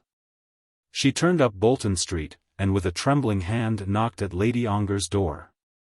Florence in the meantime was sitting alone in Onslow Terrace. She knew now that Harry was ill at Clavering, that he was indeed very ill, though Mrs. Clavering had assured her that his illness was not dangerous. For Mrs. Clavering had written to herself, addressing her with all the old familiarity and affection, with a warmth of affection that was almost more than natural. It was clear that Mrs. Clavering knew nothing of Harry's sins. Or, might it not be possible, Cecilia had suggested, that Mrs. Clavering might have known, and have resolved potentially that those sins should be banished, and become ground for some beautifully sincere repentance? Ah, how sweet it would be to receive that wicked sheep back again into the sheepfold, and then to dock him a little of his wandering powers, to fix him with some pleasant clog. To tie him down as a prudent domestic sheep should be tied, and make him the pride of the flock. But all this had been part of Cecilia's scheme, and of that scheme poor Florence knew nothing. According to Florence's view, Mrs. Clavering's letter was written under a mistake. Harry had kept his secret at home, and intended to keep it for the present. But there was the letter, and Florence felt that it was impossible for her to answer it without telling the whole truth. It was very painful to her to leave unanswered so kind a letter as that, and it was quite impossible that she should write of Harry in the old strain. "It will be best that I should tell her the whole," Florence had said, "and then I shall be saved the pain of any direct communication with him." Her brother, to whom Cecilia had repeated this, applauded his sister's resolution. "Let her face it and bear it, and live it down," he had said. "Let her do it at once, so that all this maudlin sentimentality may be at an end." But Cecilia would not accede to this, and as Florence was in truth resolved, and had declared her purpose plainly, Cecilia was driven to the execution of her scheme more quickly than she had intended. In the meantime, Florence took out her little desk and wrote her letter. In tears and an agony of spirit which none can understand but women who have been driven to do the same, was it written. Could she have allowed herself to express her thoughts with passion, it would have been comparatively easy. But it behoved her to be calm, to be very quiet in her words, almost reticent even in the language which she chose, and to abandon her claim not only without a reproach, but almost without an allusion to her love. Whilst Cecilia was away, the letter was written, and rewritten and copied, but Mrs. Burton was safe in this, that her sister-in-law had promised that the letter should not be sent till she had seen it. Mrs. Burton, when she knocked at Lady Ongar's door, had a little note ready for the servant between her fingers. Her compliments to Lady Ongar, and would Lady Ongar oblige her by an interview. The note contained simply that, and nothing more, and when the servant took it from her, she declared her intention of waiting in the hall till she had received an answer. But she was shown into the dining room, and there she remained for a quarter of an hour, during which time she was by no means comfortable. Probably Lady Ongar might refuse to receive her. But should that not be the case, should she succeed in making her way into that lady's presence, how should she find the eloquence wherewith to plead her cause? At the end of the 15 minutes, Lady Ongar herself opened the door and entered the room. "Mrs. Burton," she said, smiling, "I am really ashamed to have kept you so long. But open confession, they say, is good for the soul, and the truth is that I was not dressed." Then she led the way upstairs, and placed Mrs. Burton on a sofa, and placed herself in her own chair, from whence she could see well, but in which she could not be well seen, and stretched out the folds of her morning dress gracefully, and made her visitor thoroughly understand that she was at home and at her ease. We may, I think, surmise that Lady Ongar's open confession would do her soul but little good, as it lacked truth, which is the first requisite for all confessions. Lady Ongar had been sufficiently dressed to receive any visitor, but had felt that some special preparation was necessary for the reception of the one who had now come to her. She knew well who was Mrs. Burton, and surmised accurately the purpose for which Mrs. Burton had come. Upon the manner in which she now carried herself might hang the decision of the question which was so important to her, whether that Phoebus in knickerbockers should or should not become Lord of Ongar Park. To effect success now, she must maintain an ascendancy during this coming interview, and in the maintenance of all ascendancy, much depends on the outward man or woman. And she must think a little of the words she must use, and a little, too, of her own purpose. She was fully minded to get the better of Mrs. Burton if that might be possible, but she was not altogether decided on the other point. She wished that Harry Clavering might be her own. She would have wished to pension off that Florence Burton with half her wealth, had such pensioning been possible. But not the less did she entertain some half-doubts whether it would not be well that she could abandon her own wishes, and give up her own hope of happiness. Of Mrs. Burton personally she had known nothing, and having expected to see a somewhat strong-featured and perhaps rather vulgar woman, and to hear a voice painfully indicative of a strong mind, she was agreeably surprised to find a pretty, mild lady, who from the first showed that she was half afraid of what she herself was doing. "I have heard your name, Mrs. Burton," said Lady Ongar, "from our mutual friend, Mr. Clavering, and I have no doubt you have heard mine from him also." This she said in accordance with the little plan which during those 15 minutes she had laid down for her own guidance. Mrs. Burton was surprised, and at first almost silenced, by this open mentioning of a name which she had felt that she would have the greatest difficulty in approaching. She said, however, that it was so. She had heard Lady Ongar's name from Mr. Clavering. "We are connected, you know," said Lady Ongar. "My sister is married to his first cousin, Sir Hugh. And when I was living with my sister at Clavering, he was at the rectory there. That was before my own marriage." She was perfectly easy in her manner, and flattered herself that the ascendancy was complete. "I have heard as much from Mr. Clavering," said Cecilia. "And he was very civil to me immediately on my return home. Perhaps you may have heard that also. He took this house for me, and made himself generally useful, as young men ought to do. I believe he is in the same office with your husband, is he not?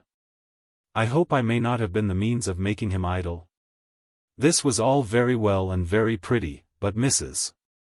Burton was already beginning to feel that she was doing nothing towards the achievement of her purpose. "I suppose he has been idle," she said, "but I did not mean to trouble you about that." Upon hearing this, Lady Ongar smiled.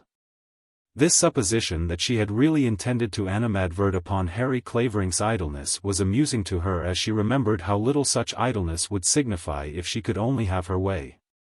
"Poor Harry," she said.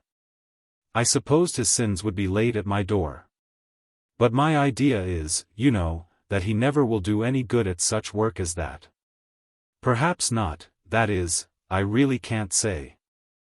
I don't think Mr. Burton has ever expressed any such opinion, and if he had, you wouldn't mention it." "I don't suppose I should, Lady Ongar, not to a stranger.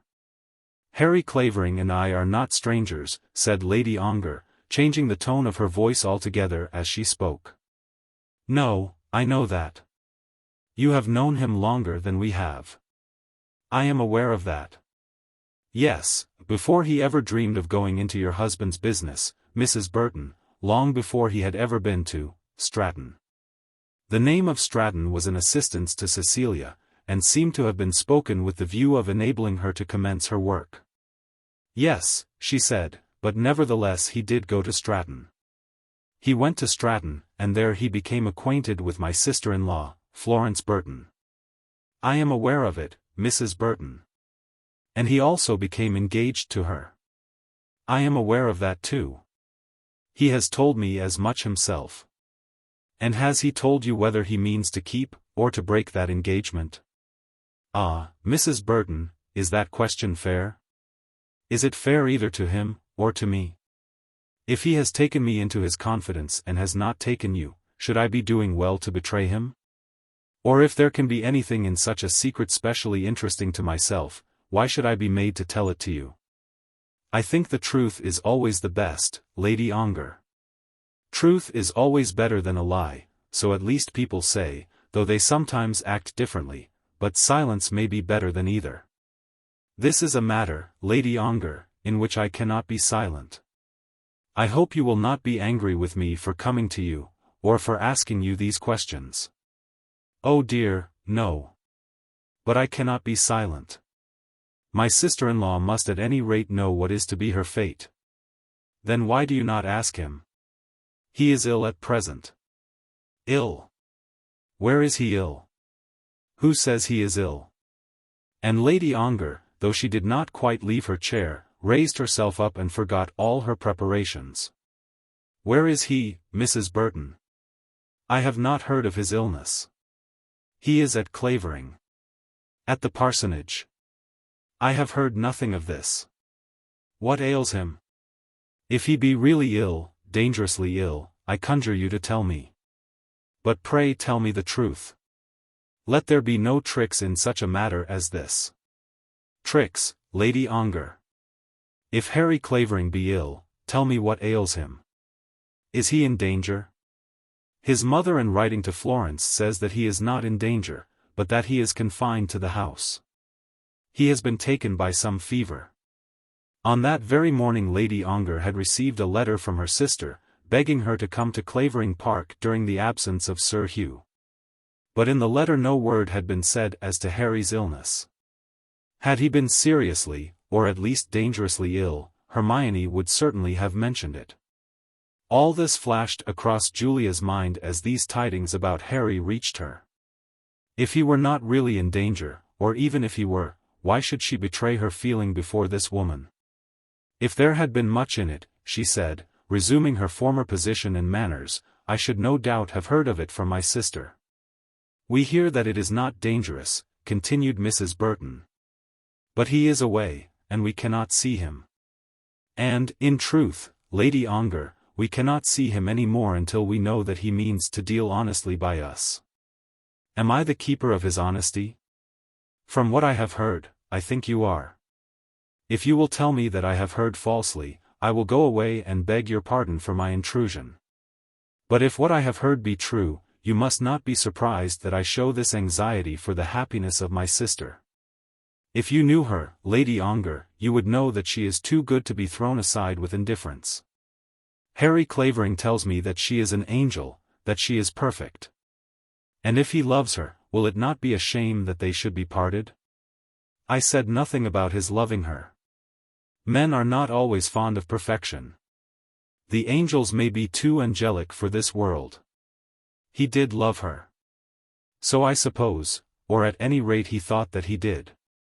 He did love her, and I believe he loves her still. He has my leave to do so, Mrs. Burton. Cecilia, though she was somewhat afraid of the task which she had undertaken, and was partly awed by Lady Ongar's style of beauty and demeanour, nevertheless felt that if she still hoped to do any good, she must speak the truth out at once. She must ask Lady Ongar whether she held herself to be engaged to Harry Clavering. If she did not do this, nothing could come of the present interview. "You say that, Lady Ongar, but do you mean it?" she asked. "We have been told that you also are engaged to marry Mr. Clavering." "Who has told you so?" "We have heard it." "I have heard it, and have been obliged to tell my sister that I had done so." "And who told you?" "Did you hear it from Harry Clavering himself?" "I did. I heard it in part from him." "Then why have you come beyond him to me?" "He must know. If he has told you that he is engaged to marry me, he must also have told you that he does not intend to marry Miss Florence Burton. It is not for me to defend him or to accuse him. Why do you come to me?" "For mercy and forbearance," said Mrs. Burton, rising from her seat and coming over to the side of the room in which Lady Ongar was seated. "And Miss Burton has sent you?" "No, she does not know that I am here. Nor does my husband know it. No one knows it. I have come to tell you that before God this man is engaged to become the husband of Florence Burton. She has learned to love him, and has now no other chance of happiness." "But what of his happiness?" "Yes, we are bound to think of that. Florence is bound to think of that above all things. And so am I. I love him too, as fondly, perhaps, as she can do. I loved him first, before she had even heard his name." "But, Lady Ongar—" "Yes. You may ask the question if you will, and I will answer it truly." They were both standing now and confronting each other. "Or I will answer it without your asking it. I was false to him. I would not marry him because he was poor, and then I married another because he was rich. All that is true. But it does not make me love him the less now. I have loved him through it all. Yes. You are shocked, but it is true. I have loved him through it all. And what am I to do now, if he still loves me? I can give him wealth now. Wealth will not make him happy. It has not made me happy, but it may help to do so with him. But with me at any rate there can be no doubt. It is his happiness to which I am bound to look. Mrs. Burton, if I thought that I could make him happy, and if he would come to me, I would marry him tomorrow, though I broke your sister's heart by doing so. But if I felt that she could do so more than I would leave him to her, though I broke my own. I have spoken to you very openly. Will she say as much as that? She would act in that way. I do not know what she would say. Then let her do so, and leave him to be the judge of his own happiness. Let her pledge herself that no reproaches shall come from her, and I will pledge myself equally. It was I who loved him first, and it is I who have brought him into this trouble. I owe him everything. Had I been true to him, he would never have thought of, never have seen, Miss Florence Burton. All that was, no doubt, true, but it did not touch the question of Florence's right. The fact on which Mrs. Burton wished to insist, if only she knew how, was this, that Florence had not sinned at all, and that Florence therefore ought not to bear any part of the punishment. It might be very true that Harry's fault was to be excused in part because of Lady Ongar's greater and primary fault, but why should Florence be the scapegoat? You should think of his honor as well as his happiness, said Mrs. Burton at last. That is rather severe, Mrs. Burton, considering that it is said to me in my own house. Am I so low as that his honor will be tarnished if I become his wife? But she, in saying this, was thinking of things of which Mrs. Burton knew nothing. His honor will be tarnished, said she, if he do not marry her whom he has promised to marry.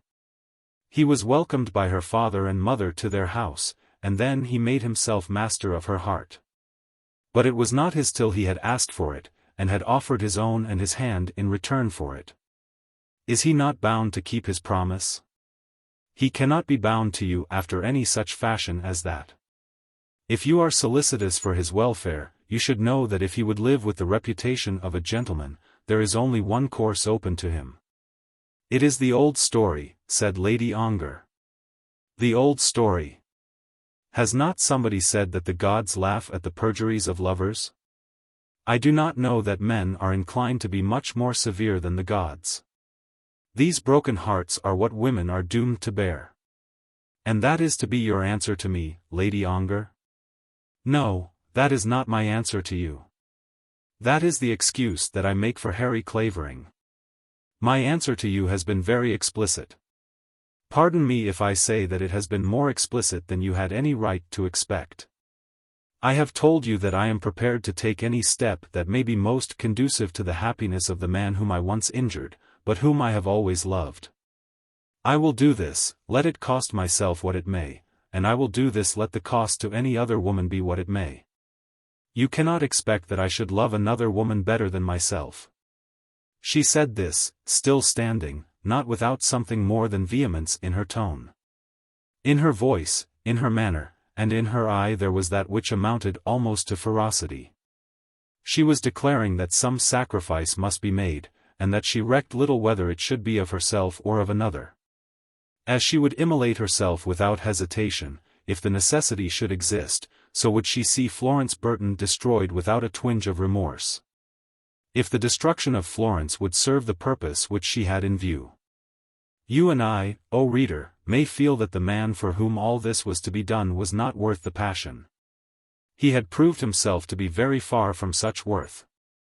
But the passion, nevertheless, was there, and the woman was honest in what she was saying. After this Mrs. Burton got herself out of the room as soon as she found an opening which allowed her to go. In making her farewell speech, she muttered some indistinct apology for the visit which she had been bold enough to make.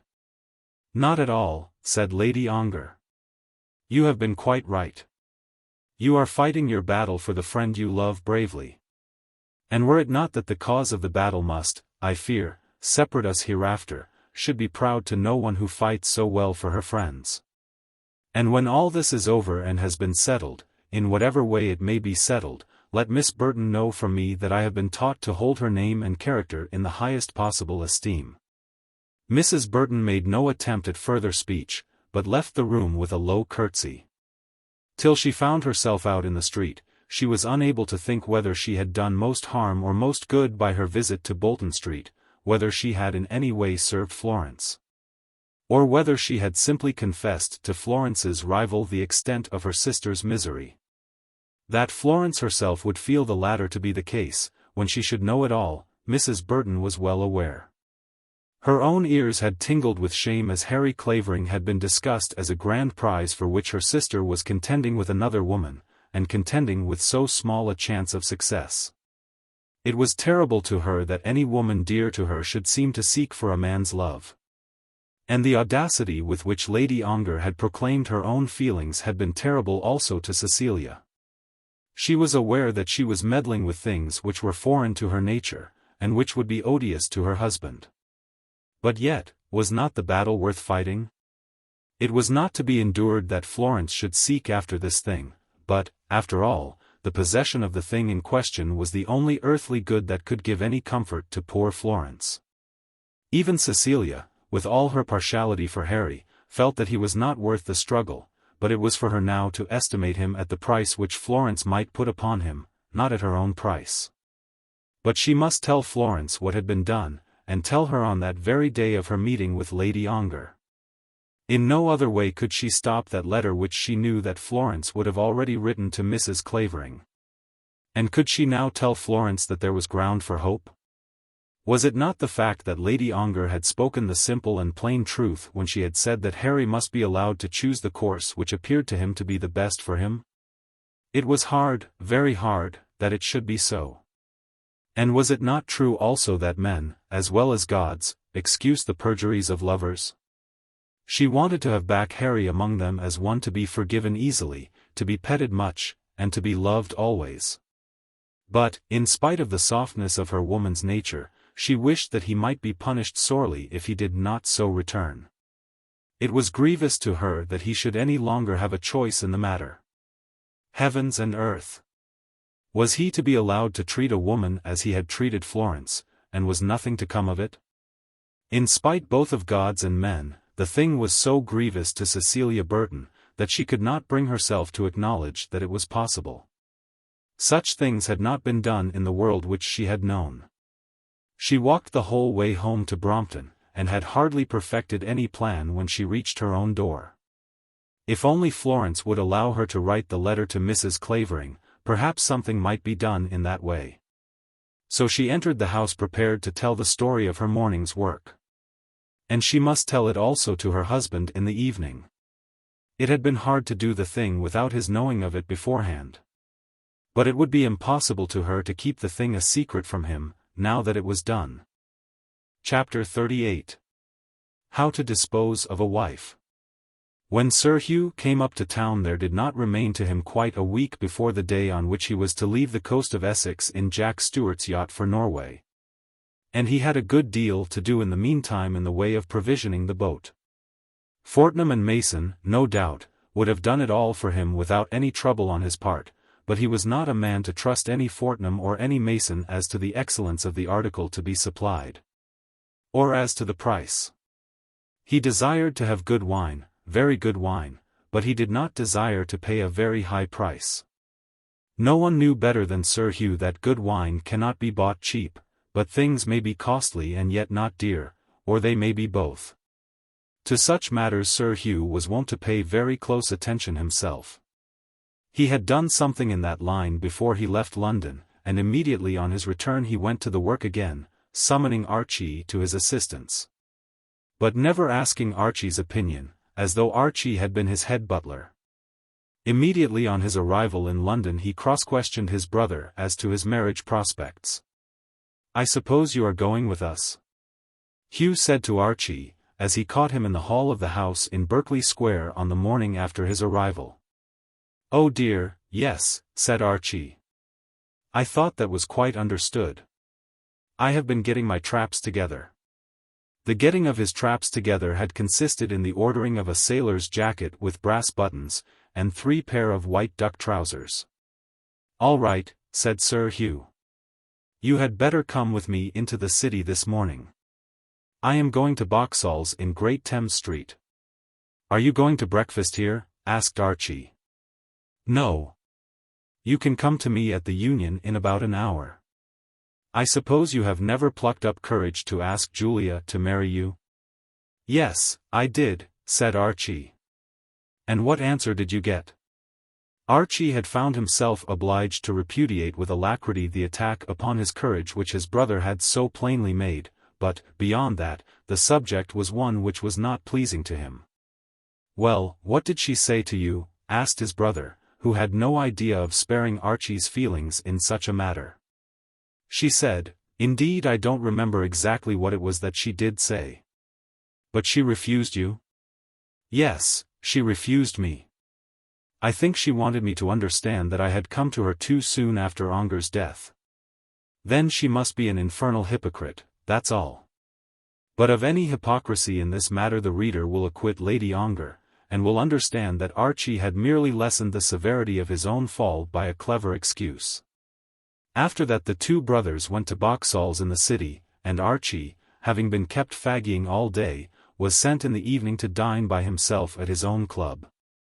Sir Hugh also was desirous of seeing Lady Ongar, and had caused his wife to say as much in that letter which she wrote to her sister.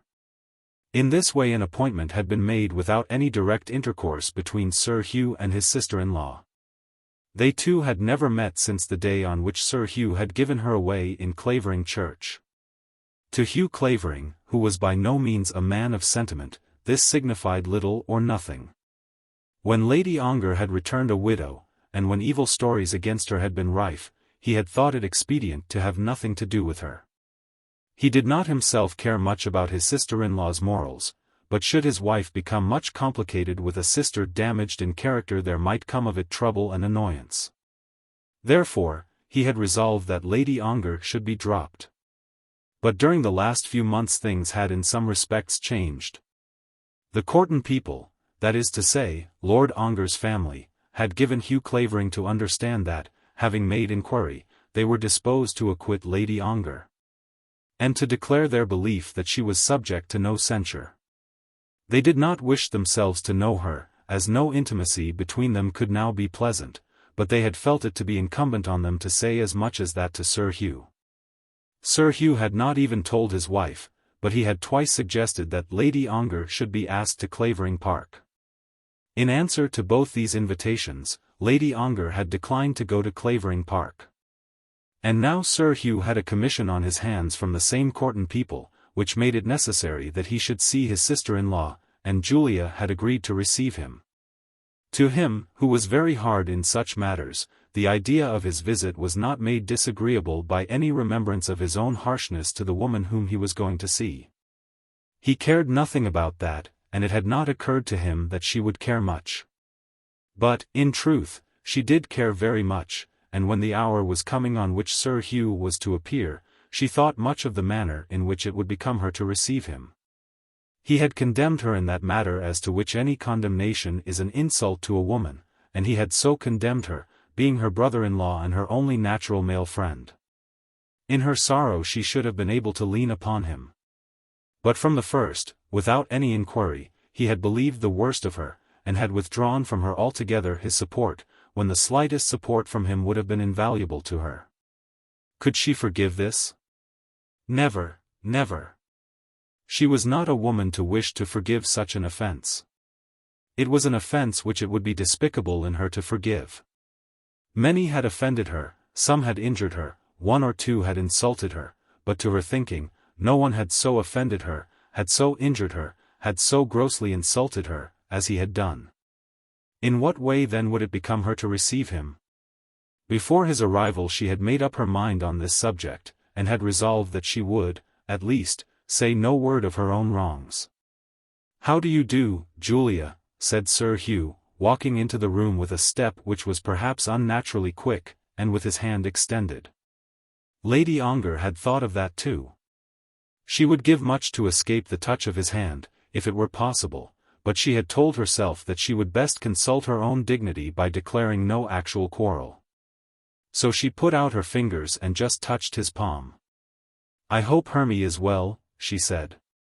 "Pretty well, thank you. She is rather lonely since she lost her poor little boy, and would be very glad if you would go to her." "I cannot do that, but if she would come to me I should be delighted. You see it would not suit her to be in London so soon after Hughie's death. I am not bound to London. I would go anywhere else, except to Clavering. You never go to Ongar Park, I am told." "I have been there. But they say you do not intend to go again." "Not at present, certainly. Indeed, I do not suppose I shall ever go there. I do not like the place. That's just what they have told me. It is about that, partly, that I want to speak to you. If you don't like the place, why shouldn't you sell your interest in it back to the family? They'd give you more than the value for it." "I do not know that I should care to sell it." "Why not, if you don't mean to use the house?" "I might as well explain at once what it is that has been said to me. John Courton, you know, is acting as guardian for the young earl, and they don't want to keep up so large a place as the castle. Ongar Park would just suit Mrs. Courton. Mrs. Courton was the widowed mother of the young earl, and they would be very happy to buy your interest." "Would not such a proposition come best through a lawyer?" said Lady Ongar. "The fact is this, they think they have been a little hard on you. I have never accused them. But they feel it themselves, and they think that you might take it perhaps amiss if they were to send you a simple message through an attorney. Courton told me that he would not have allowed any such proposition to be made, if you had seemed disposed to use the place.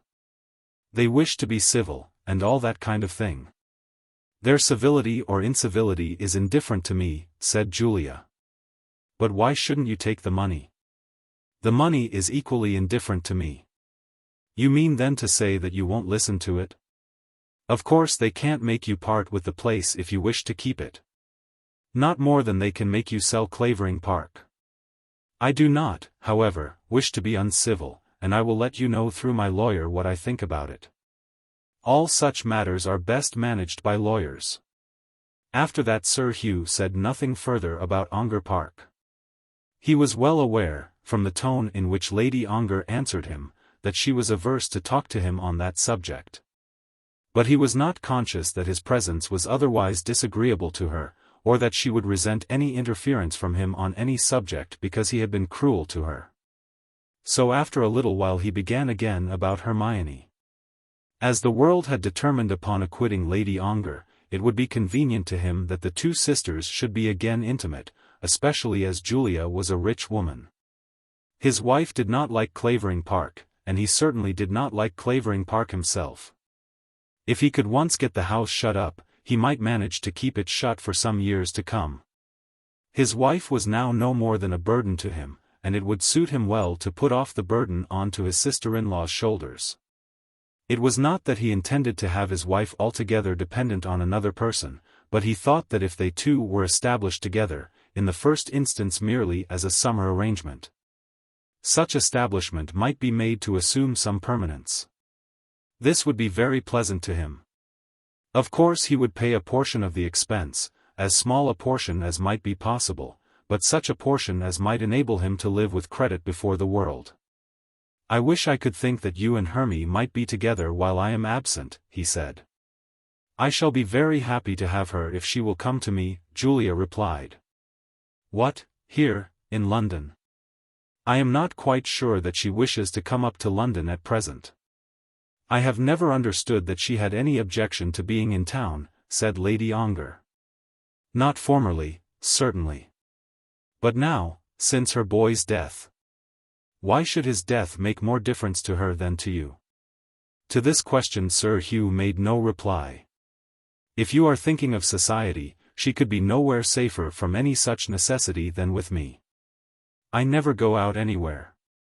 I have never dined out, or even spent an evening in company since Lord Ongar's death. And no one would come here to disturb her." "I didn't mean that." "I don't quite know what you did mean. From different causes she and I are left pretty nearly equally without friends." "Hermione is not left without friends," said Sir Hugh with a tone of offence. "Were she not, she would not want to come to me. Your society is in London, to which she does not come, or in other country houses than your own, to which she is not taken. She lives altogether at Clavering, and there is no one there, except your uncle. Whatever neighbourhood there is she has, just like other women. Just like some other women, no doubt. I shall remain in town for another month, and after that I shall go somewhere, I don't much care where. If Hermie will come to me as my guest I shall be most happy to have her. And the longer she will stay with me the better. Your coming home need make no difference, I suppose." There was a keenness of reproach in her tone as she spoke, which even he could not but feel and acknowledge. He was very thick-skinned to such reproaches, and would have left this unnoticed had it been possible. Had she continued speaking he would have done so. But she remained silent, and sat looking at him, saying with her eyes the same thing that she had already spoken with her words. Thus he was driven to speak. "I don't know," said he, "whether you intend that for a sneer." She was perfectly indifferent whether or no she offended him.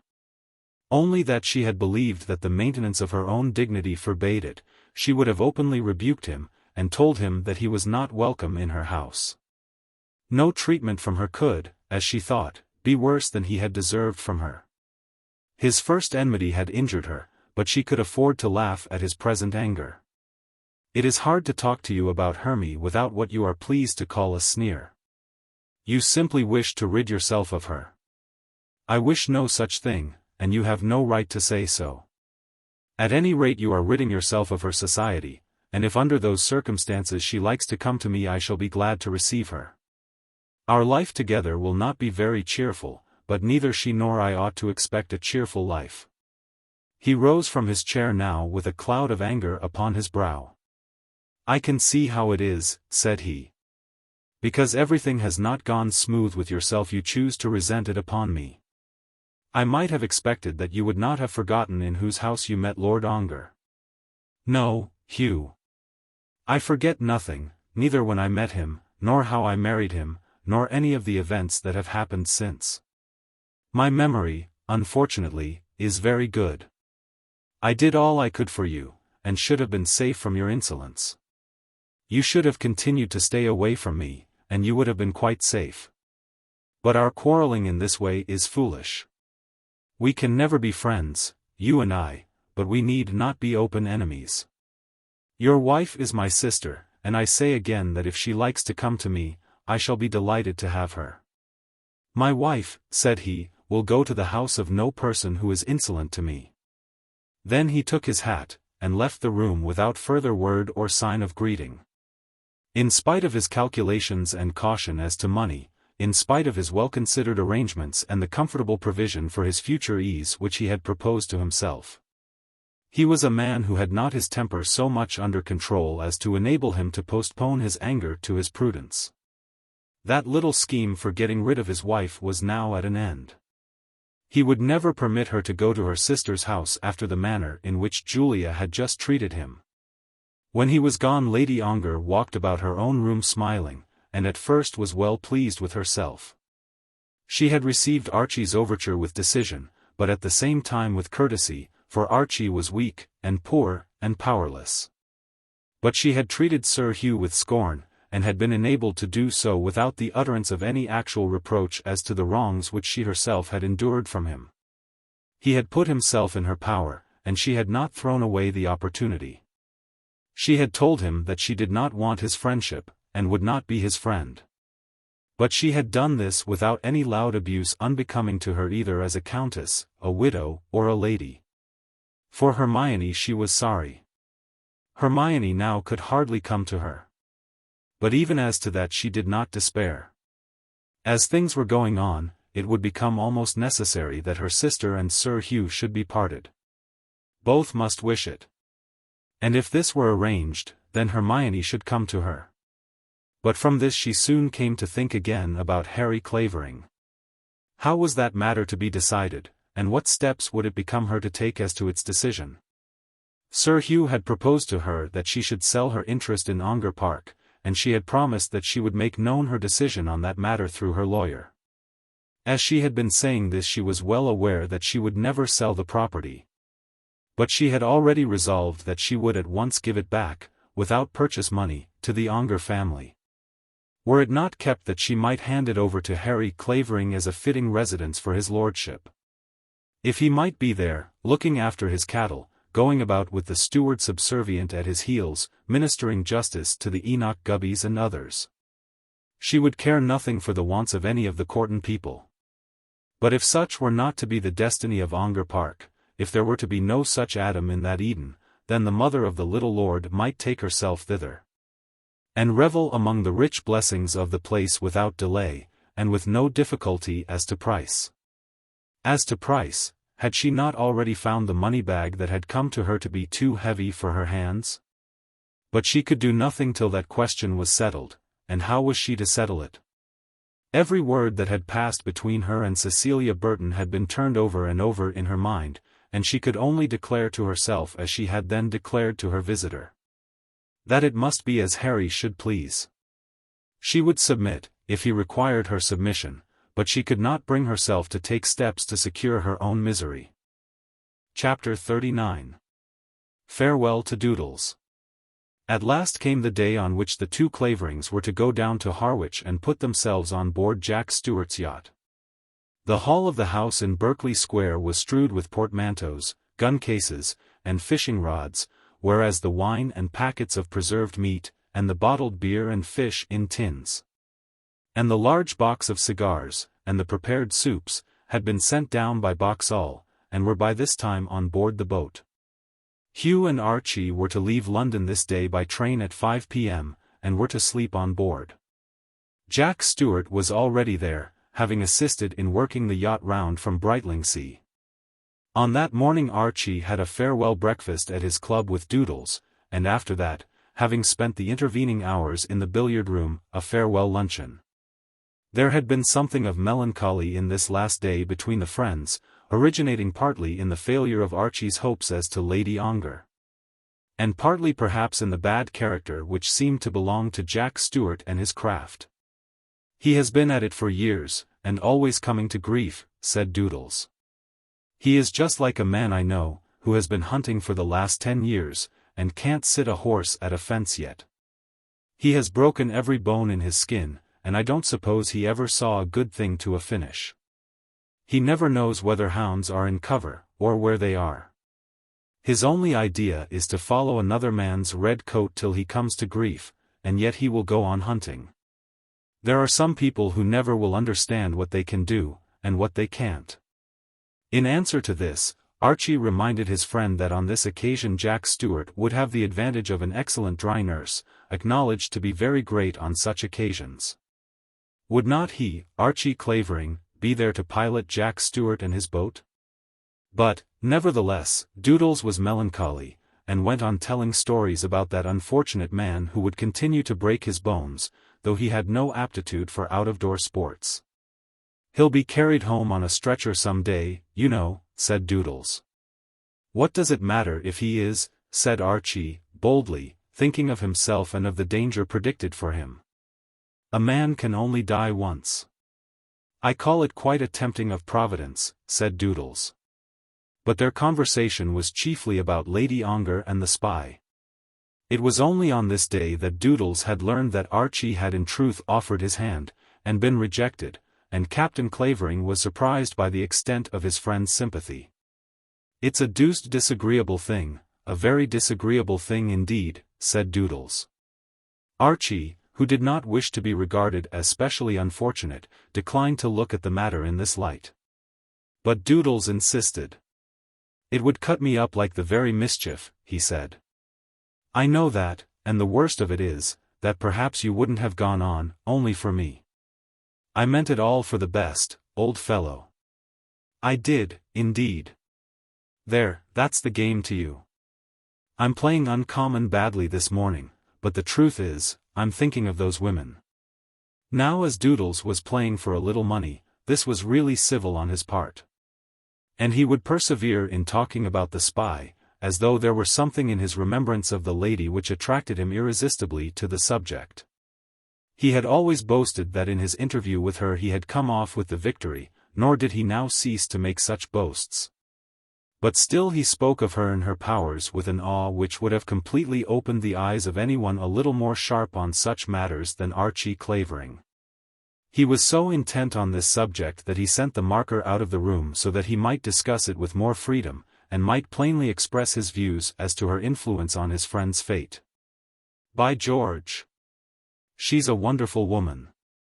Do you know I can't help thinking of her at night? She keeps me awake, she does, upon my honor.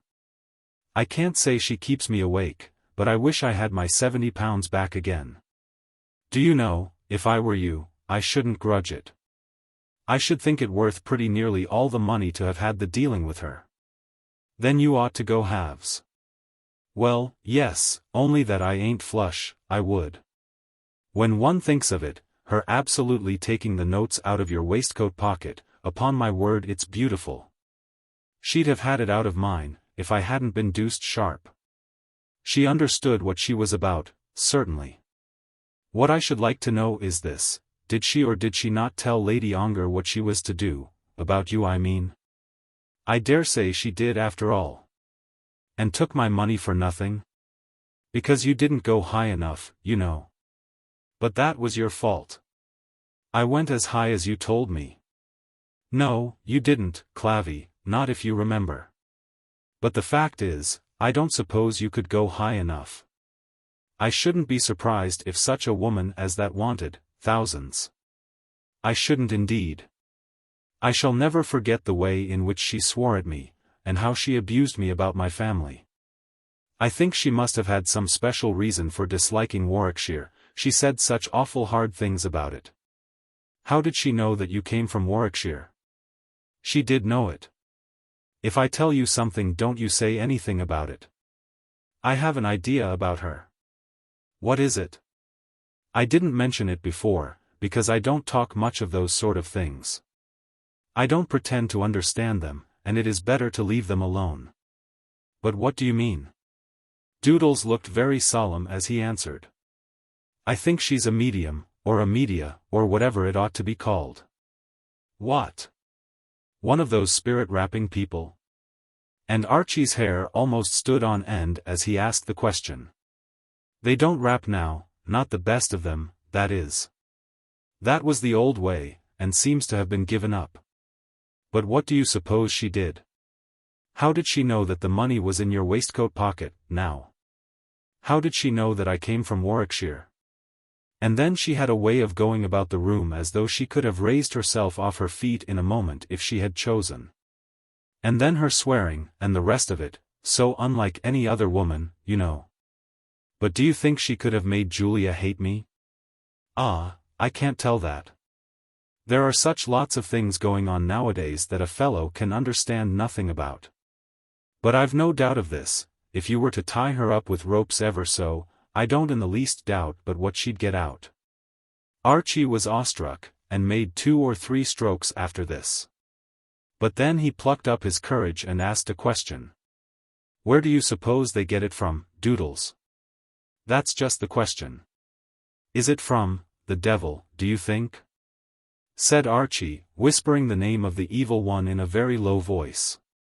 Well, yes, I suppose that's most likely. Because they don't seem to do a great deal of harm with it after all. As for my money, she would have had that anyway, for I intended to give it to her. There are people who think, said Doodles, that the spirits don't come from anywhere, but are always floating about. And then one person catches them, and another doesn't, asked Archie. They tell me that it depends upon what the mediums or medias eat and drink, said Doodles, and upon what sort of minds they have. They must be cleverish people, I fancy, or the spirits wouldn't come to them. But you never hear of any swell being a medium. Why don't the spirits go to a prime minister or some of those fellows? Only think what a help they'd be. If they come from the devil, suggested Doodles, he wouldn't let them do any real good. I've heard a deal about them, said Archie, and it seems to me that the mediums are always poor people, and that they come from nobody knows where. The spy is a clever woman, I dare say. There isn't much doubt about that, said the admiring Doodles. But you can't say she's respectable, you know. If I was a spirit I wouldn't go to a woman who wore such dirty stockings as she had on. That's nonsense, Clavy. What does a spirit care about a woman's stockings? But why don't they ever go to the wise people? That's what I want to know. And as he asked the question boldly he struck his ball sharply, and, lo, the 3 balls rolled vanquished into 3 different pockets. I don't believe about it, said Archie, as he readjusted the score. The devil can't do such things as that or there'd be an end of everything. And as to spirits in the air, why should there be more spirits now than there were 24 years ago? That's all very well, old fellow, said Doodles, but you and I ain't clever enough to understand everything. Then that subject was dropped, and Doodles went back for a while to the perils of Jack Stewart's yacht. After the lunch, which was in fact Archie's early dinner, Doodles was going to leave his friend, but Archie insisted that his brother captain should walk with him up to Berkeley Square and see the last of him into his cab. Doodles had suggested that Sir Hugh would be there, and that Sir Hugh was not always disposed to welcome his brother's friends to his own house after the most comfortable modes of friendship. But Archie explained that on such an occasion as this there need be no fear on that head. He and his brother were going away together, and there was a certain feeling of jollity about the trip which would divest Sir Hugh of his roughness. And besides, said Archie, as you will be there to see me off, he'll know that you're not going to stay yourself. Convinced by this, Doodles consented to walk up to Berkeley Square. Sir Hugh had spent the greatest part of this day at home, immersed among his guns and rods, and their various appurtenances. He also had breakfasted at his club, but had ordered his luncheon to be prepared for him at home. He had arranged to leave Berkeley Square at 4, and had directed that his lamb chops should be brought to him exactly at 3. He was himself a little late in coming downstairs, and it was 10 minutes past the hour when he desired that the chops might be put on the table, saying that he himself would be in the drawing-room in time to meet them. He was a man solicitous about his lamb chops, and careful that the asparagus should be hot. Solicitous also as to that bottle of Lafitte by which those comestibles were to be accompanied and which was, of its own nature, too good to be shared with his brother Archie. But as he was on the landing, by the drawing-room door, descending quickly, conscious that in obedience to his orders the chops had been already served, he was met by a servant who, with disturbed face and quick voice, told him that there was a lady waiting for him in the hall. It, said Sir Hugh. She has just come, Sir Hugh, and says that she specially wants to see you. Why the devil did you let her in? She walked in when the door was opened, Sir Hugh, and I couldn't help it. She seemed to be a lady, Sir Hugh, and I didn't like not to let her inside the door. What's the lady's name? Asked the master. It's a foreign name, Sir Hugh. She said she wouldn't keep you 5 minutes. The lamb chops, and the asparagus, and the Lafitte were in the dining room, and the only way to the dining room lay through the hall to which the foreign lady had obtained an entrance. Sir Hugh, making such calculations as the moments allowed, determined that he would face the enemy, and pass on to his banquet over her prostrate body. He went quickly down into the hall, and there was encountered by Sophie Gourdeloup, who, skipping over the gun cases, and rushing through the portmanteaus, caught the baronet by the arm before he had been able to approach the dining-room door. Sir Hugh, she said, I am so glad to have caught you. You are going away, and I have things to tell you which you must hear. Yes, it is well for you I have caught you, Sir Hugh. Sir Hugh looked as though he by no means participated in this feeling, and saying something about his great hurry begged that he might be allowed to go to his food. Then he added that, as far as his memory served him, he had not the honor of knowing the lady who was addressing him. You come in to your little dinner, said Sophie, and I will tell you everything as you are eating. Don't mind me. You shall eat and drink, and I will talk. I am Mme Gourdeloup, Sophie Gourdeloup. Ah, you know the name now. Yes. That is me. Count Pateroff is my brother. You know Count Pateroff? He knowed Lord Ongar, and I knowed Lord Ongar. We know Lady Ongar. Ah, you understand now that I can have much to tell. It is well you was not gone without seeing me. Yes. You shall eat and drink, but suppose you send that man into the kitchen. Sir Hugh was so taken by surprise that he hardly knew how to act on the spur of the moment. He certainly had heard of Mme Gourdeloup, though he had never before seen her. For years past her name had been familiar to him in London, and when Lady Ongar had returned as a widow it had been, to his thinking, one of her worst offences that this woman had been her friend. Under ordinary circumstances his judgment would have directed him to desire the servant to put her out into the street as an impostor, and to send for the police if there was any difficulty. But it certainly might be possible that this woman had something to tell with reference to Lady Ongar which it would suit his purposes to hear. At the present moment he was not very well inclined to his sister-in-law, and was disposed to hear evil of her. So he passed on into the dining-room and desired Mme Gourdeloup to follow him. Then he closed the room door, and standing up with his back to the fireplace, so that he might be saved from the necessity of asking her to sit down, he declared himself ready to hear anything that his visitor might have to say. But you will eat your dinner, Sir Hugh? You will not mind me? I shall not care. Thank you, no, if you will just say what you have got to say, I will be obliged to you. But the nice things will be so cold. Why should you mind me? Nobody minds me. I will wait, if you please, till you have done me the honor of leaving me. Ah, well, you Englishmen are so cold and ceremonious. But Lord Ongar was not with me like that. I knew Lord Ongar so well. Lord Ongar was more fortunate than I am. He was a poor man who did kill himself. Yes. It was always that bottle of cognac. And there was other bottles was worser still. Never mind, he has gone now, and his widow has got the money. It is she has been a fortunate woman. Sir Hugh, I will sit down here in the armchair. Sir Hugh made a motion with his hand, not daring to forbid her to do as she was minded. And you, Sir Hugh? Will not you sit down also? I will continue to stand if you will allow me. Very well, you shall do as most pleases you. As I did walk here, and shall walk back, I will sit down. And now if you have anything to say, Mme Gourdeloup, said Sir Hugh, looking at the silver covers which were hiding the chops and the asparagus, and looking also at his watch. Perhaps you will be good enough to say it. Anything to say? Yes, Sir Hugh, I have something to say. It is a pity you will not sit at your dinner. I will not sit at my dinner till you have left me. So now, if you will be pleased to proceed. I will proceed.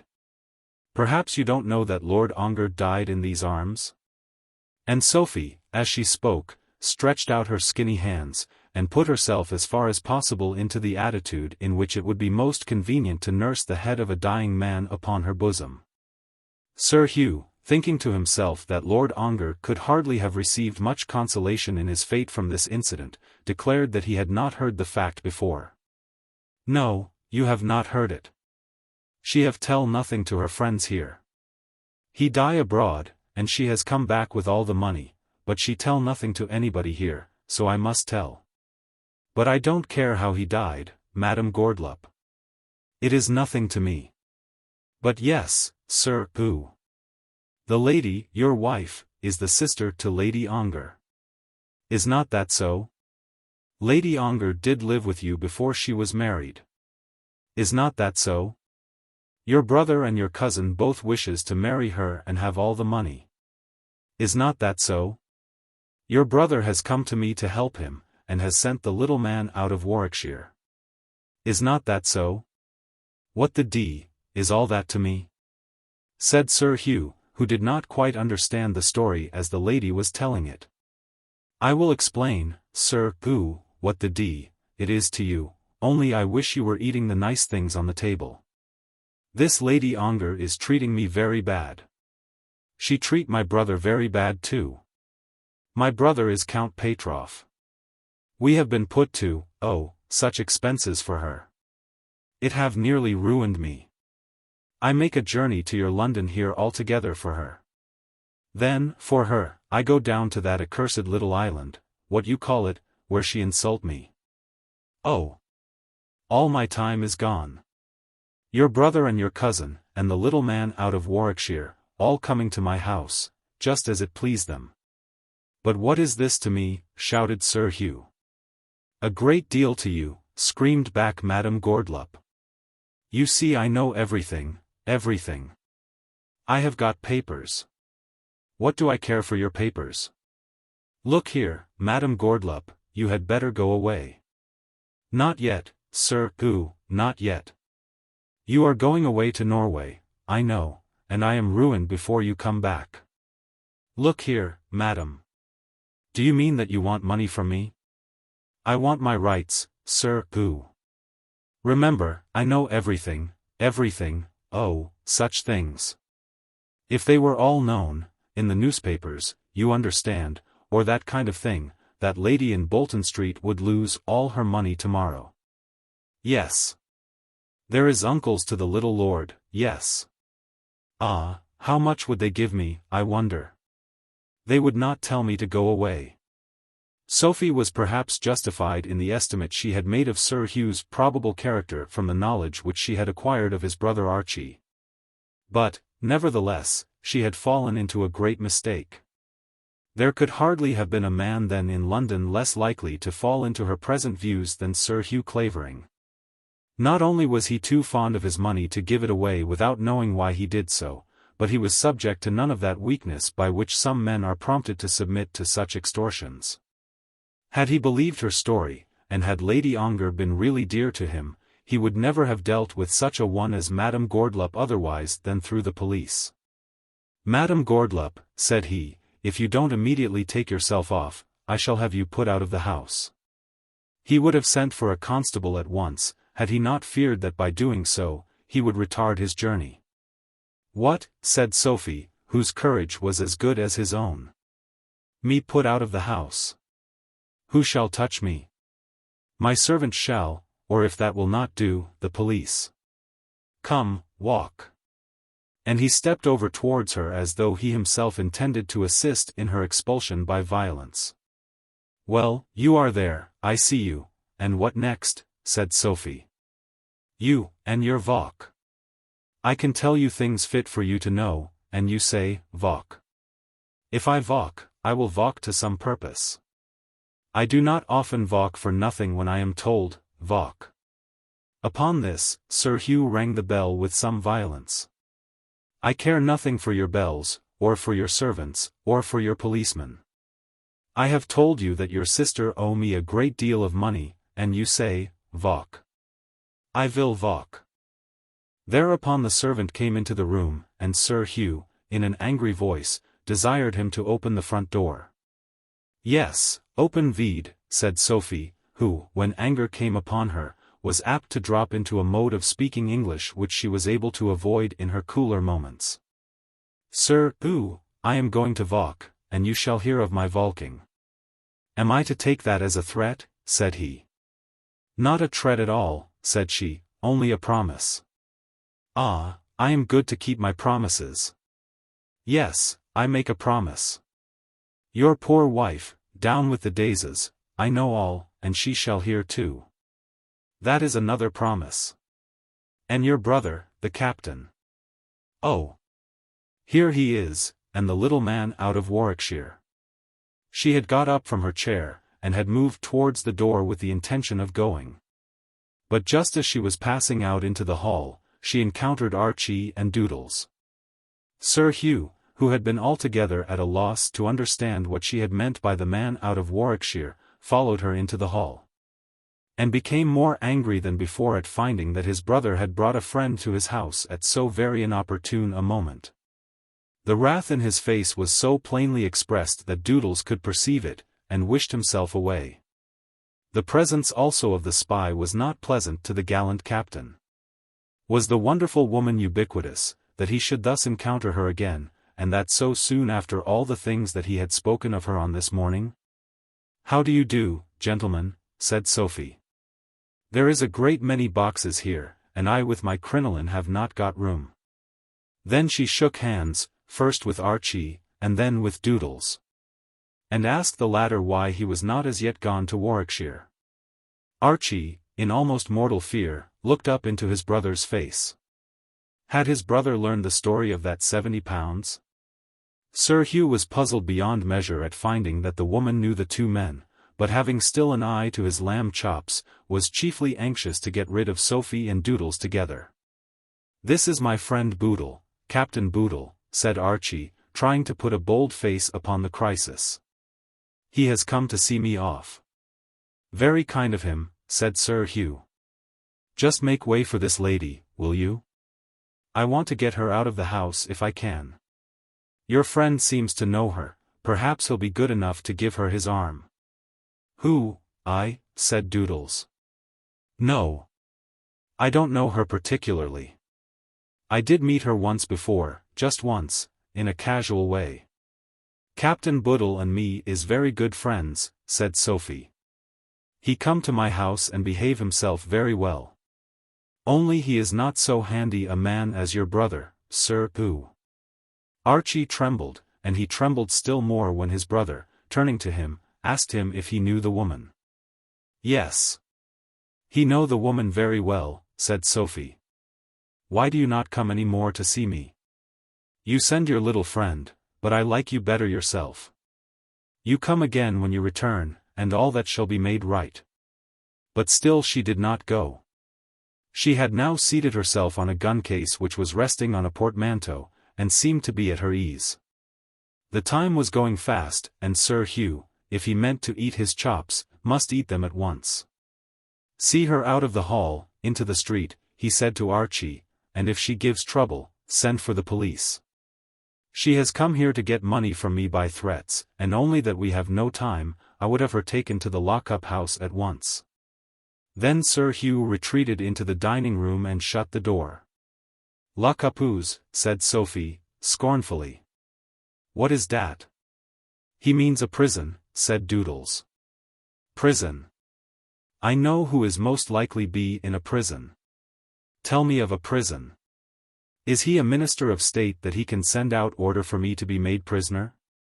Is there lettre de cachet now in England? I think not. Prison, indeed. But really, Mme Gourdeloup, you had better go, you had, indeed, said Archie. You, too, you bid me go? Did I bid you go when you came to me? Did I not tell you, sit down? Was I not polite? Did I send for a police? Or talk of lock-ups to you? No. It is English that do these things, only English. Archie felt that it was incumbent on him to explain that his visit to her house had been made under other circumstances, that he had brought money instead of seeking it. And had, in fact, gone to her simply in the way of her own trade.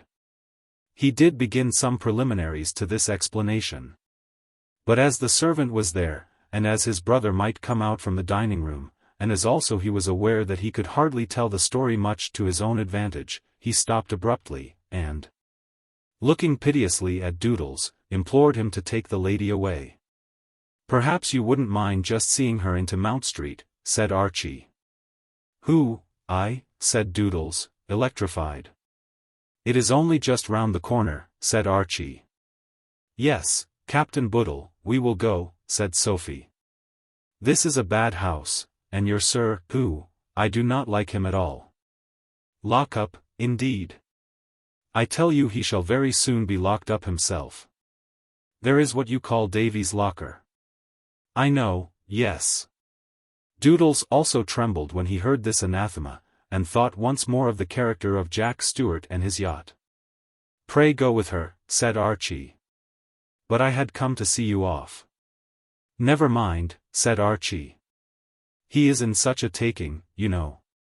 God bless you, old fellow, goodbye. I'll write and tell you what fish we get, and mind you tell me what Turriper does for the Bedfordshire. Goodbye, Mme Gourdeloup, goodbye. There was no escape for him, so Doodles put on his hat and prepared to walk away to Mount Street with the spy under his arm, the spy as to whose avocations, over and beyond those of her diplomatic profession, he had such strong suspicions. He felt inclined to be angry with his friend, but the circumstances of his parting hardly admitted of any expression of anger. Goodbye, Clavy, he said. Yes, I'll write. That is, if I've got anything to say. Take care of yourself, Captain, said Sophie. All right, said Archie. Mind you come and see me when you come back, said Sophie. Of course I will, said Archie. And we'll make that all right for you yet. Gentlemen, when they have so much to gain, shouldn't take a no too easy. You come with your handy glove, and we'll see about it again. Then Sophie walked off leaning upon the arm of Captain Boodle, and Archie stood at the door watching them till they turned out of sight round the corner of the square. At last he saw them no more, and then he returned to his brother. And as we shall see Doodles no more, or almost no more, we will now bid him adieu civilly. The pair were not ill-matched, though the lady perhaps had some advantage in acuteness, given to her no doubt by the experience of a longer life. Doodles, as he walked along two sides of the square with the fair burden on his arm, felt himself to be in some sort proud of his position. Though it was one from which he would not have been sorry to escape, had escape been possible. A remarkable phenomenon was the spy, and to have walked round Berkeley Square with such a woman leaning on his arm, might in coming years be an event to remember with satisfaction. In the meantime he did not say much to her, and did not quite understand all that she said to him. At last he came to the door which he well remembered, and then he paused. He did not escape even then. After a while the door was opened, and those who were passing might have seen Captain Boodle, slowly and with hesitating steps, enter the narrow passage before the lady. Then Sophie followed, and closed the door behind her. As far as this story goes, what took place at that interview cannot be known. Let us bid farewell to Doodles, and wish him a happy escape. How did you come to know that woman? Said Hugh to his brother, as soon as Archie was in the dining room. She was a friend of Julia's, said Archie. You haven't given her money? Hugh asked. Oh dear, no, said Archie. Immediately after that they got into their cab, the things were pitched on the top, and, for a while, we may bid adieu to them also. Chapter 40. showing how Mrs. Burton fought her battle. Florence, I have been to Bolton Street and I have seen Lady Ongar. Those were the first words which Cecilia Burton spoke to her sister-in-law, when she found Florence in the drawing-room on her return from the visit which she had made to the Countess. Florence had still before her the desk on which she had been writing, and the letter in its envelope addressed to Mrs. Clavering, but as yet unclosed, was lying beneath her blotting paper. Florence, who had never dreamed of such an undertaking on Cecilia's part, was astounded at the tidings which she heard. Of course her first effort was made to learn from her sister's tone and countenance what had been the result of this interview, but she could learn nothing from either. There was no radiance as of joy in Mrs. Burton's face, nor was there written there anything of despair. Her voice was serious and almost solemn, and her manner was very grave, but that was all. "You have seen her," said Florence, rising up from her chair. "Yes, dear. I may have done wrong. Theodore, I know, will say so. But I thought it best to try to learn the truth before you wrote to Mrs. Clavering." "And what is the truth?" "But perhaps you have not learned it?" "I think I have learned all that she could tell me. She has been very frank." "Well, what is the truth?" "Do not suppose, dearest, that I cannot bear it. I hope for nothing now. I only want to have this settled, that I may be at rest." Upon this Mrs. Burton took the suffering girl in her arms and caressed her tenderly. "My love," said she, "it is not easy for us to be at rest. You cannot be at rest as yet. I can. I will be so, when I know that this is settled. I do not wish to interfere with his fortune. There is my letter to his mother, and now I will go back to Stratton." "Not yet, dearest, not yet," said Mrs. Burton, taking the letter in her hand, but refraining from withdrawing it at once from the envelope. "You must hear what I have heard today." "Does she say that she loves him?" "Ah, yes. She loves him. We must not doubt that. And he, what does she say of him?" "She says what you also must say, Florence, though it is hard that it should be so. It must be as he shall decide." "No," said Florence, withdrawing herself from the arm that was still around her. "No, it shall not be as he may choose to decide. I will not so submit myself to him. It is enough as it is. I will never see him more, never. To say that I do not love him would be untrue, but I will never see him again." "Stop, dear, stop. What if it be no fault of his? No fault of his that he went to her when he and I, were, as we were, together. Of course there has been some fault, but, Flo dearest, listen to me. You know that I would ask you to do nothing from which a woman should shrink. I know that you would give your heart's blood for me, but nothing will be of avail now. Do not look at me with melancholy eyes like that. Sissy, it will not kill me. It is only the doubt that kills one. I will not look at you with melancholy eyes, but you must listen to me. She does not herself know what his intention is. But I know it, and I know my own. Read my letter, Sissy. There is not one word of anger in it, nor will I ever utter a reproach. He knew her first. If he loved her through it all, it was a pity he could not be constant to his love, even though she was false to him. But you won't hear me, Flo. As far as I can learn the truth, as I myself most firmly believe, when he went to her on her return to England, he had no other intention than that of visiting an old friend. But what sort of friend, Sissy? He had no idea then of being untrue to you. But when he saw her the old intimacy came back. That was natural. Then he was dazzled by her beauty. Is she then so beautiful? She is very beautiful. Let him go to her, said Florence, tearing herself away from her sister's arm, and walking across the room with a quick and almost angry step. Let her have him.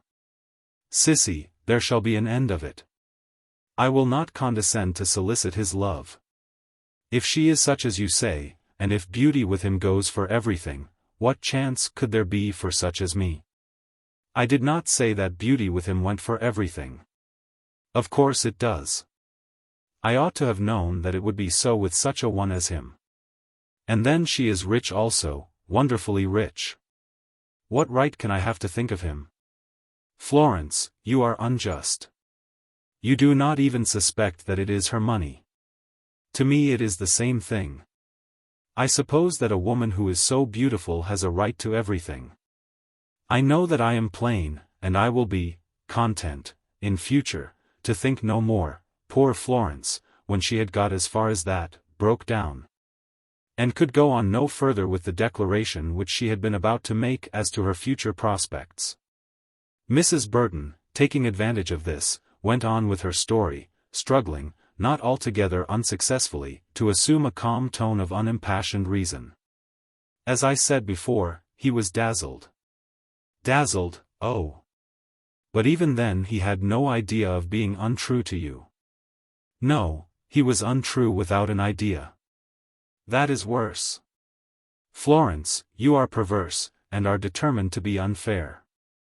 I must beg that you will hear me to the end, so that then you may be able to judge what course you ought to follow. This Mrs. Burton said with the air of a great authority, after which she continued in a voice something less stern, he thought of doing no injury to you when he went to see her. But something of the feeling of his old love grew upon him when he was in her company, and he became embarrassed by his position before he was aware of his own danger. He might, of course, have been stronger. Here Florence exhibited a gesture of strong impatience, though she did not speak. I am not going to defend him altogether, but I think you must admit that he was hardly tried. Of course I cannot say what passed between them, but I can understand how easily they might recur to the old scenes. How naturally she would wish for a renewal of the love which she had been base enough to betray. She does not, however, consider herself as at present engaged to him. That you may know for certain. It may be that she has asked him for such a promise, and that he has hesitated. If so, his staying away from us, and his not writing to you, can be easily understood. And what is it you would have me do? He is ill now. Wait till he is well. He would have been here before this, had not illness prevented him. Wait till he comes. I cannot do that, Sissy. Wait I must, but I cannot wait without offering him, through his mother, the freedom which I have so much reason to know that he desires. We do not know that he desires it. We do not know that his mother even suspects him of any fault towards you. Now that he is there, at home, away from Bolton Street. I do not care to trust to such influences as that, Sissy. If he could not spend this morning with her in her own house, and then as he left her feel that he preferred me to her, and to all the world, I would rather be as I am than take his hand. He shall not marry me from pity, nor yet from a sense of duty. We know the old story, how the devil would be a monk when he was sick. I will not accept his sickbed allegiance, or have to think that I owe my husband to a mother's influence over him while he is ill. You will make me think, Flo, that you are less true to him than she is. Perhaps it is so. Let him have what good such truth as hers can do him. For me, I feel that it is my duty to be true to myself. I will not condescend to indulge my heart at the cost of my pride as a woman. Oh, Florence, I hate that word pride. You would not hate it for yourself, in my place. You need take no shame to love him. Have I taken shame to love him? Said Florence, rising again from her chair. Have I been missish or coy about my love? From the moment in which I knew that it was a pleasure to myself to regard him as my future husband, I have spoken of my love as being always proud of it. I have acknowledged it as openly as you can do yours for Theodore. I acknowledge it still, and will never deny it. Take shame that I have loved him. No. But I should take to myself great shame should I ever be brought so low as to ask him for his love, when once I had learned to think that he had transferred it from myself to another woman. Then she walked the length of the room, backwards and forwards, with hasty steps, not looking at her sister-in-law, whose eyes were now filled with tears. Come, Sissy, she then said, we will make an end of this. Read my letter if you choose to read it, though indeed it is not worth the reading, and then let me send it to the post. Mrs. Burton now opened the letter and read it very slowly. It was stern and almost unfeeling in the calmness of the words chosen. But in those words her proposed marriage with Harry Clavering was absolutely abandoned. "I know," she said, "that your son is more warmly attached to another lady than he is to me, and under those circumstances, for his sake as well as for mine, it is necessary that we should part. Dear Mrs. Clavering, may I ask you to make him understand that he and I are never to recur to the past? If he will send me back any letters of mine, should any have been kept, and the little present which I once gave him, all will have been done which need be done. And all have been said which need be said. He will receive in a small parcel his own letters and the gifts which he has made me." There was in this a tone of completeness, as of a business absolutely finished, of a judgment admitting no appeal, which did not at all suit Mrs. Burton's views. A letter, quite as becoming on the part of Florence, might, she thought, be written, which would still leave open a door for reconciliation. But Florence was resolved, and the letter was sent. The part which Mrs. Burton had taken in this conversation had surprised even herself. She had been full of anger with Harry Clavering, as wrathful with him as her nature permitted her to be. And yet she had pleaded his cause with all her eloquence, going almost so far in her defense of him as to declare that he was blameless. And in truth she was prepared to acquit him of blame, to give him full absolution without penance, if only he could be brought back again into the fold.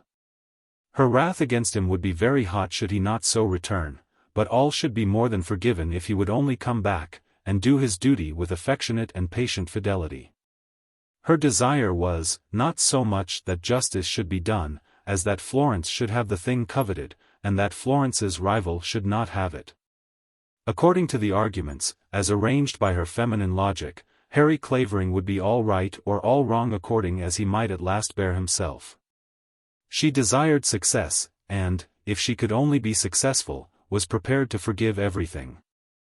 And even yet she would not give up the battle, though she admitted to herself that Florence's letter to Mrs. Clavering made the contest more difficult than ever. It might, however, be that Mrs.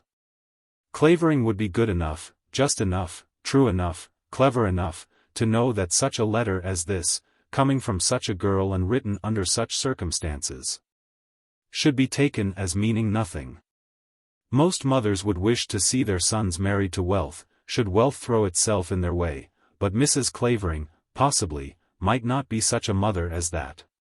In the meantime there was before her the terrible necessity of explaining to her husband the step which she had taken without his knowledge, and of which she knew that she must tell him the history before she could sit down to dinner with him in comfort. "Theodore," she said, creeping in out of her own chamber to his dressing-room, while he was washing his hands, "you mustn't be angry with me, but I have done something today." "And why must I not be angry with you? You know what I mean. You mustn't be angry, especially about this, because I don't want you to be." "That's conclusive," said he. It was manifest to her that he was in a good humor, which was a great blessing. He had not been tried with his work as he was often wont to be, and was therefore willing to be playful. "What do you think I've done?" said she. "I have been to Bolton Street and have seen Lady Ongar." "No. I have, Theodore, indeed." Mr. Burton had been rubbing his face vehemently with a rough towel at the moment in which the communication had been made to him. And so strongly was he affected by it that he was stopped in his operation and brought to a stand in his movement, looking at his wife over the towel as he held it in both his hands. "What on earth has made you do such a thing as that?" he said. "I thought it best. I thought that I might hear the truth, and so I have. I could not bear that Florence should be sacrificed whilst anything remained undone that was possible. Why didn't you tell me that you were going?" "Well, my dear, I thought it better not. Of course I ought to have told you, but in this instance I thought it best just to go without the fuss of mentioning it." "What you really mean is, that if you had told me I should have asked you not to go." "Exactly. And you were determined to have your own way."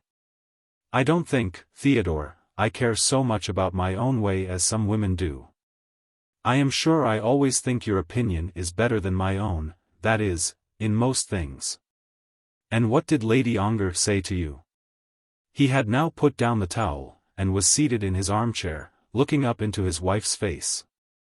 It would be a long story to tell you all that she said. Was she civil to you? She was not uncivil. She is a handsome, proud woman, prone to speak out what she thinks and determined to have her own way when it is possible. But I think that she intended to be civil to me personally. What is her purpose now? Her purpose is clear enough. She means to marry Harry Clavering if she can get him. She said so. She made no secret of what her wishes are. Then, Sissy, let her marry him, and do not let us trouble ourselves further in the matter. But Florence, Theodore. Think of Florence. I am thinking of her, and I think that Harry Clavering is not worth her acceptance. She is as the traveller that fell among thieves. She is hurt and wounded, but not dead. It is for you to be the good Samaritan, but the oil which you should pour into her wounds is not a renewed hope as to that worthless man. Let Lady Ongar have him. As far as I can see, they are fit for each other. Then she went through with him, diligently, all the arguments which she had used with Florence, palliating Harry's conduct, and explaining the circumstances of his disloyalty. Almost as those circumstances had in truth occurred. I think you are too hard on him, she said. You can't be too hard on falsehood, he replied. No, not while it exists. But you would not be angry with a man forever, because he should once have been false? But we do not know that he is false. Do we not? Said he. But never mind, we must go to dinner now. Does Florence know of your visit? Then, before she would allow him to leave his room, she explained to him what had taken place between herself and Florence, and told him of the letter that had been written to Mrs. Clavering. She is right, said he. That way out of her difficulty is the best that is left to her. But, nevertheless, Mrs. Burton was resolved that she would not as yet surrender. Theodore Burton, when he reached the drawing-room, went up to his sister and kissed her. Such a sign of the tenderness of love was not common with him, for he was one of those who are not usually demonstrative in their affection. At the present moment he said nothing of what was passing in his mind, nor did she. She simply raised her face to meet his lips, and pressed his hand as she held it. What need was there of any further sign between them than this? Then they went to dinner, and their meal was eaten almost in silence. Almost every moment Cecilia's eye was on her sister-in-law. A careful observer, had there been one there, might have seen this, but, while they remained together downstairs, there occurred among them nothing else to mark that all was not well with them. Nor would the brother have spoken a word during the evening on the subject that was so near to all their hearts had not Florence led the way. When they were at tea, and when Cecilia had already made up her mind that there was to be no further discussion that night, Florence suddenly broke forth. "Theodore," she said, "I have been thinking much about it, and I believe I had better go home, to Stratton, tomorrow." "Oh, no," said Cecilia, eagerly. "I believe it will be better that I should," continued Florence. "I suppose it is very weak in me to own it. But I am unhappy, and, like the wounded bird, I feel that it will be well that I should hide myself." Cecilia was at her feet in a moment. "Dearest Flo," she said, "is not this your home as well as Stratton? When I am able to be happy it is. Those who have light hearts may have more homes than one, but it is not so with those whose hearts are heavy. I think it will be best for me to go." "You shall do exactly as you please," said her brother. "In such a matter I will not try to persuade you. I only wish that we could tend to comfort you. You do comfort me. If I know that you think I am doing right, that will comfort me more than anything. Absolute and immediate comfort is not to be had when one is sorrowful." "No, indeed," said her brother. "Sorrow should not be killed too quickly. I always think that those who are impervious to grief must be impervious also to happiness. If you have feelings capable of the one, you must have them capable also of the other. You should wait, at any rate, till you get an answer from Mrs. Clavering, said Cecilia. I do not know that she has any answer to send to me. Oh, yes, she must answer you, if you will think of it. If she accepts what you have said. She cannot but accept it. Then she must reply to you. There is something which you have asked her to send to you, and I think you should wait, at any rate, till it reaches you here. Mind, I do not think her answer will be of that nature, but it is clear that you should wait for it whatever it may be. Then Florence, with the concurrence of her brother's opinion, consented to remain in London for a few days, expecting the answer which would be sent by Mrs. Clavering. And after that no further discussion took place as to her trouble. Chapter 41. The sheep returns to the fold. Harry Clavering had spoken solemn words to his mother, during his illness, which both he and she regarded as a promise that Florence should not be deserted by him. After that promise nothing more was said between them on the subject for a few days. Mrs. Clavering was contented that the promise had been made, and Harry himself, in the weakness consequent upon his illness, was willing enough to accept the excuse which his illness gave him for postponing any action in the matter. But the fever had left him, and he was sitting up in his mother's room, when Florence's letter reached the parsonage, and, with the letter, the little parcel which she herself had packed up so carefully. On the day before that a few words had passed between the rector and his wife, which will explain the feelings of both of them in the matter. Have you heard, said he, speaking in a voice hardly above a whisper, although no third person was in the room, that Harry is again thinking of making Julia his wife? He is not thinking of doing so, said Mrs. Clavering. They who say so, do him wrong. It would be a great thing for him as regards money. But he is engaged, and Florence Burton has been received here as his future wife. I could not endure to think that it should be so. At any rate, it is not true. I only tell you what I heard, said the rector, gently sighing, partly in obedience to his wife's implied rebuke, and partly at the thought that so grand a marriage should not be within his son's reach. The rector was beginning to be aware that Harry would hardly make a fortune at the profession which he had chosen, and that a rich marriage would be an easy way out of all the difficulties which such a failure promised. The rector was a man who dearly loved easy ways out of difficulties. But in such matters as these his wife he knew was imperative and powerful, and he lacked the courage to plead for a cause that was prudent, but ungenerous. When Mrs. Clavering received the letter and parcel on the next morning, Harry Clavering was still in bed.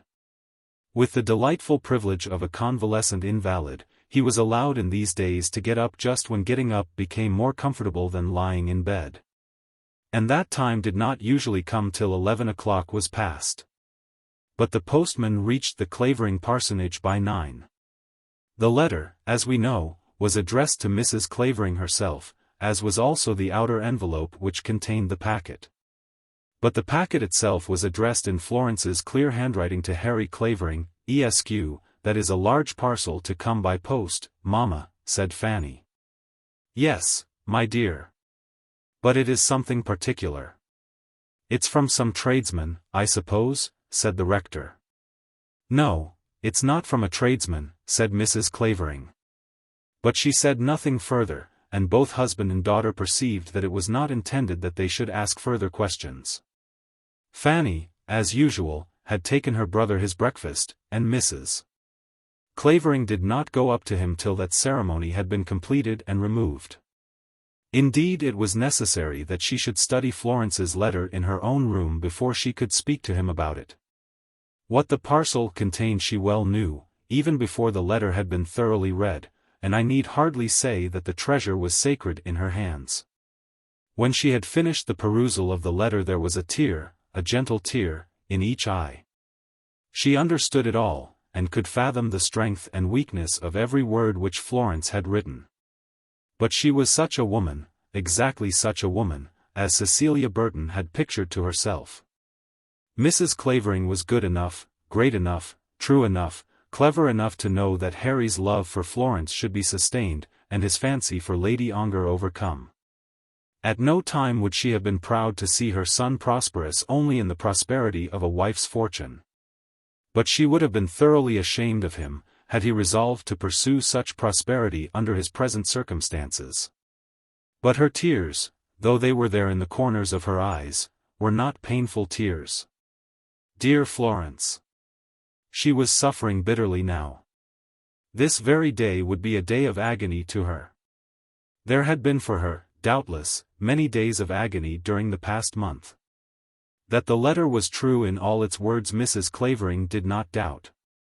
That Florence believed that all was over between her and Harry, Mrs. Clavering was as sure as Florence had intended that she should be.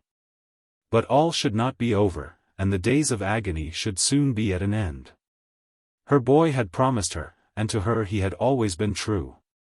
And she understood, too, the way in which these dangers had come upon him, and her judgment was not heavy upon her son, her gracious boy, who had ever been so good to her. It might be that he had been less diligent at his work than he should have been, that on that account further delay would still be necessary. But Florence would forgive that, and he had promised that Florence should not be deserted. Then she took the parcel in her hands, and considered all its circumstances, how precious had once been its contents, and how precious doubtless they still were, though they had been thus repudiated. And she thought of the moments, nay, rather of the hours, which had been passed in the packing of that little packet. She well understood how a girl would linger over such dear pain, touching the things over and over again, allowing herself to read morsels of the letters at which she had already forbidden herself even to look, till every word had been again seen and weighed, again caressed and again abjured. She knew how those little trinkets would have been fondled. How salt had been the tears that had fallen on them, and how carefully the drops would have been removed. Every fold in the paper of the 2 envelopes, with the little morsels of wax just adequate for their purpose, told of the lingering painful care with which the work had been done. Ah! The parcel should go back at once with words of love that should put an end to all that pain. She, who had sent these love things away, should have her letters again, and should touch her little treasures with fingers that should take pleasure in the touching. She should again read her lover's words with an enduring delight. Mrs. Clavering understood it all, as though she also were still a girl with a lover of her own. Harry was beginning to think that the time had come in which getting up would be more comfortable than lying in bed, when his mother knocked at his door and entered his room. "I was just going to make a move, mother," he said, having reached that stage of convalescence in which some shame comes upon the idler. "But I want to speak to you first, my dear," said Mrs. Clavering. "I have got a letter for you, or rather a parcel." Harry held out his hand, and taking the packet, at once recognized the writing of the address. "You know from whom it comes, Harry?" "Oh, yes, mother." "And do you know what it contains?" Harry, still holding the packet, looked at it, but said nothing. "I know," said his mother, "for she has written and told me." "Will you see her letter to me?" Again Harry held out his hand, but his mother did not at once give him the letter. "First of all, my dear, let us know that we understand each other. This dear girl, to me she is inexpressibly dear, is to be your wife?" "Yes, mother, it shall be so." "That is my own boy. Harry, I have never doubted you. Have never doubted that you would be right at last. Now you shall see her letter. But you must remember that she has had cause to make her unhappy." "I will remember. Had you not been ill, everything would of course have been all right before now." As to the correctness of this assertion the reader probably will have doubts of his own. Then she handed him the letter, and sat on his bedside while he read it. At first he was startled, and made almost indignant at the firmness of the girl's words. She gave him up as though it were a thing quite decided, and uttered no expression of her own regret in doing so. There was no soft woman's wail in her words. But there was in them something which made him unconsciously long to get back the thing which he had so nearly thrown away from him. They inspired him with a doubt whether he might yet succeed, which very doubt greatly increased his desire. As he read the letter for the second time, Julia became less beautiful in his imagination, and the charm of Florence's character became stronger. "Well, dear?" said his mother, when she saw that he had finished the second reading of the epistle. He hardly knew how to express, even to his mother, all his feelings, the shame that he felt, and with the shame something of indignation that he should have been so repulsed. And of his love, too, he was afraid to speak. He was willing enough to give the required assurance, but after that he would have preferred to have been left alone. But his mother could not leave him without some further word of agreement between them as to the course which they would pursue. "Will you write to her, mother, or shall I?" "I shall write, certainly, by today's post.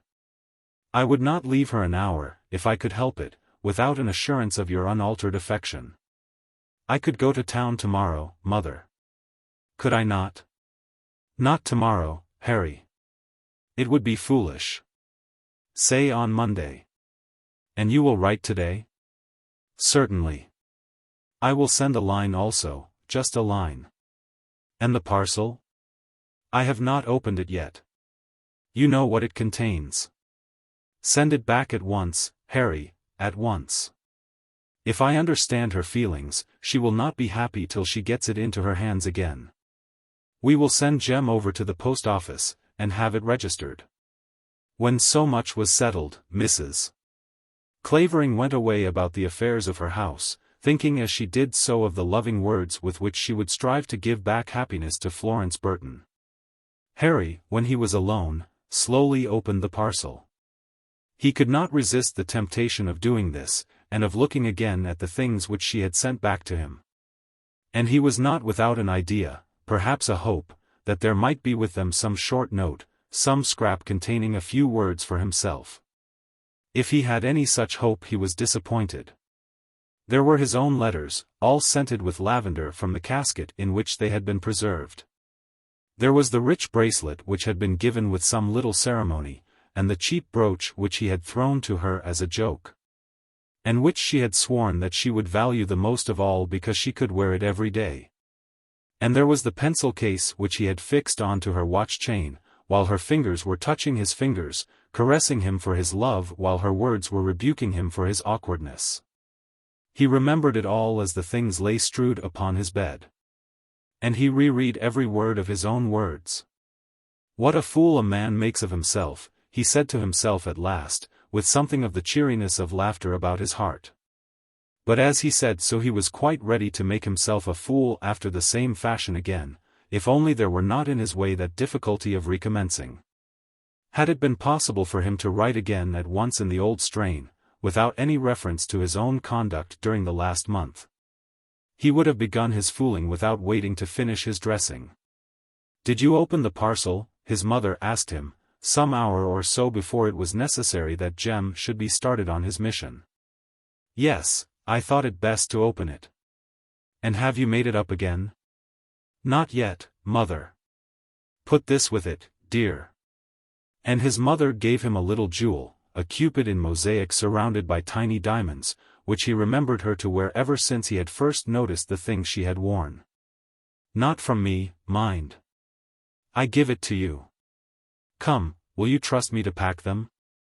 Then Mrs. Clavering again made up the parcel, and added the trinket which she had brought with her. Harry at last brought himself to write a few words. "Dearest, dearest Florence, they will not let me out, or I would go to you at once. My mother has written, and though I have not seen her letter, I know what it contains. Indeed, indeed you may believe it all. May I not venture to return the parcel? I do send it back and implore you to keep it. I shall be in town, I think, on Monday, and will go to Onslow Crescent, instantly. Your own, H.C. Then there was scrawled a postscript which was worth all the rest put together, was better than his own note, better than his mother's letter, better than the return packet. "I love no one better than you, no one half so well, neither now, nor ever did." These words, whether wholly true or only partially so, were at least to the point, and were taken by Cecilia Burton, when she heard of them, as a confession of faith that demanded instant and plenary absolution. The trouble which had called Harry down to Clavering remained, I regret to say, almost in full force now that his prolonged visit had been brought so near its close. Mr. Saul, indeed, had agreed to resign his curacy, and was already on the lookout for similar employment in some other parish. And since his interview with Fanny's father he had never entered the rectory or spoken to Fanny. Fanny had promised that there should be no such speaking, and indeed no danger of that kind was feared. Whatever Mr. Saul might do he would do openly, nay, audaciously. But though there existed this security, nevertheless things as regarded Fanny were very unpleasant. When Mr. Saul had commenced his courtship, she had agreed with her family in almost ridiculing the idea of such a lover. There had been a feeling with her as with the others that poor Mr. Saul was to be pitied. Then she had come to regard his overtures as matters of grave import, not indeed avowing to her mother anything so strong as a return of his affection, but speaking of his proposal as one to which there was no other objection than that of a want of money. Now, however, she went moping about the house as though she were a victim of true love, condemned to run unsmoothly forever, as though her passion for Mr. Saul were too much for her, and she were waiting in patience till death should relieve her from the cruelty of her parents. She never complained. Such victims never do complain. But she moped and was wretched, and when her mother questioned her, struggling to find out how strong this feeling might in truth be, Fanny would simply make her dutiful promises, promises which were wickedly dutiful, that she would never mention the name of Mr. Saul any more. Mr. Saul in the meantime went about his parish duties with grim energy, supplying the rector's shortcomings without a word. He would have been glad to preach all the sermons and read all the services during these 6 months, had he been allowed to do so. He was constant in the schools, more constant than ever in his visitings. He was very courteous to Mr. Clavering when the necessities of their position brought them together. For all this Mr. Clavering hated him, unjustly. For a man placed as Mr. Saul was placed, a line of conduct exactly level with that previously followed is impossible, and it was better that he should become more energetic in his duties than less so. It will be easily understood that all these things interfered much with the general happiness of the family at the rectory at this time. The Monday came, and Harry Clavering, now convalescent and simply interesting from the remaining effects of his illness, started on his journey for London. There had come no further letters from Onslow Terrace to the parsonage, and, indeed, owing to the intervention of Sunday, none could have come unless Florence had written by return of post. Harry made his journey, beginning it with some promise of happiness to himself, but becoming somewhat uneasy as his train drew near to London. He had behaved badly, and he knew that in the first place he must own that he had done so. To men such a necessity is always grievous. Women not unfrequently like the task. To confess, submit, and be accepted as confessing and submitting, comes naturally to the feminine mind. The cry of Peccavi sounds soft and pretty when made by sweet lips in a loving voice. But a man who can own that he has done amiss without a pang, who can so own it to another man, or even to a woman, is usually but a poor creature. Harry must now make such confession, and therefore he became uneasy. And then, for him, there was another task behind the one which he would be called upon to perform this evening, a task which would have nothing of pleasantness in it to redeem its pain. He must confess not only to Florence, where his confession might probably have its reward, but he must confess also to Julia. This second confession would, indeed, be a hard task to him. That, however, was to be postponed till the morrow. On this evening he had pledged himself that he would go direct to Onslow Terrace. And this he did as soon after he had reached his lodgings as was possible. It was past 6 when he reached London, and it was not yet 8 when, with palpitating heart, he knocked at Mr. Burton's door.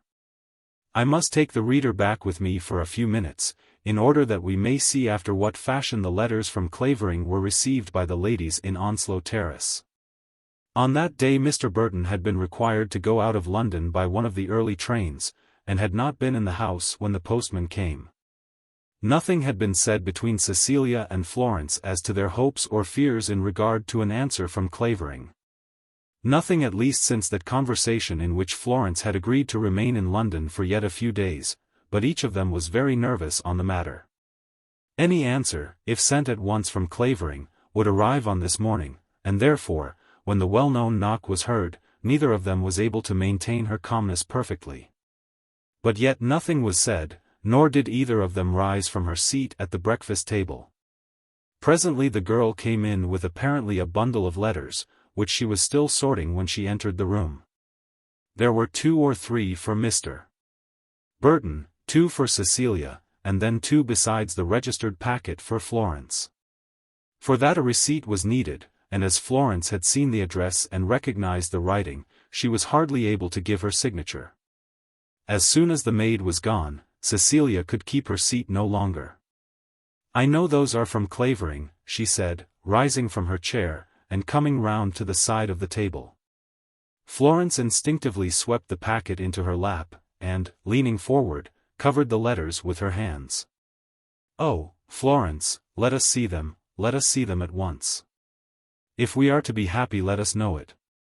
But Florence paused, still leaning over her treasures, and hardly daring to show her burning face. Even yet it might be that she was rejected. Then Cecilia went back to her seat, and simply looked at her sister with beseeching eyes. "I think I'll go upstairs," said Florence.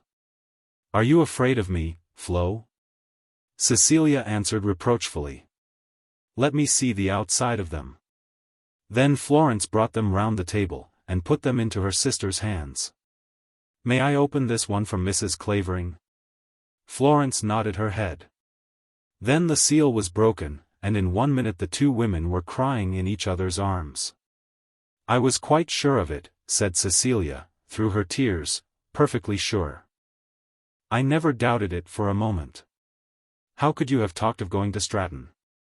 At last Florence got herself away up to the window, and gradually mustered courage to break the envelope of her lover's letter.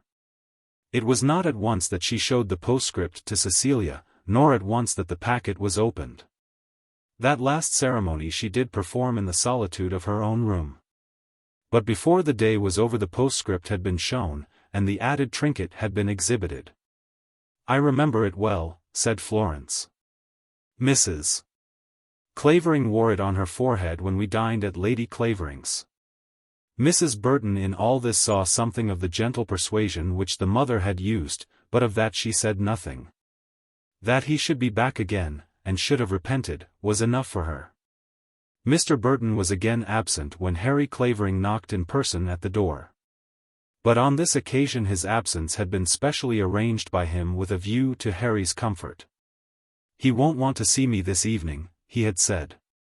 "Indeed, you'll all get on a great deal better without me." He therefore had remained away from home, and, not being a club man, had dined most uncomfortably at an eating-house. "Are the ladies at home?" Harry asked, when the door was opened. Oh, yes, they were at home. There was no danger that they should be found out on such an occasion as this. The girl looked at him pleasantly, calling him by his name as she answered him. As though she too desired to show him that he had again been taken into her favor as well as that of her mistress. He hardly knew what he was doing as he ran up the steps to the drawing-room. He was afraid of what was to come. But nevertheless he rushed at his fate as some young soldier rushes at the trench in which he feels that he may probably fall. So Harry Clavering hurried on, and before he had looked round upon the room which he had entered, found his fate with Florence on his bosom. Alas, alas! I fear that justice was outraged in the welcome that Harry received on that evening. I have said that he would be called upon to own his sins, and so much, at least, should have been required of him. But he owned no sin. I have said that a certain degradation must attend him in that first interview after his reconciliation. Instead of this, the hours that he spent that evening in Onslow Terrace were hours of one long ovation.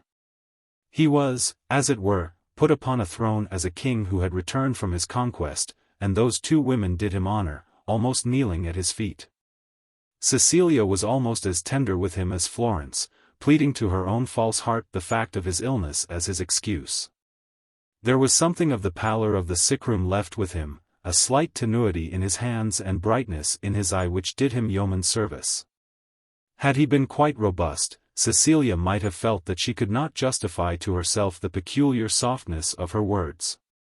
After the first quarter of an hour he was supremely happy. His awkwardness had gone, and as he sat with his arm round Florence's waist, he found that the little pencil case had again been attached to her chain. And as he looked down upon her he saw that the cheap brooch was again on her breast. It would have been pretty, could an observer have been there, to see the skill with which they both steered clear of any word or phrase which could be disagreeable to him. One might have thought that it would have been impossible to avoid all touch of a rebuke. The very fact that he was forgiven would seem to imply some fault that required pardon. But there was no hint at any fault. The tact of women excels the skill of men, and so perfect was the tact of these women that not a word was said which wounded Harry's ear. He had come again into their fold, and they were rejoiced and showed their joy. He who had gone astray had repented, and they were beautifully tender to the repentant sheep. Chapter 42. Restitution. Harry stayed a little too long with his love, a little longer at least than had been computed, and in consequence met Theodore Burton in the Crescent as he was leaving it.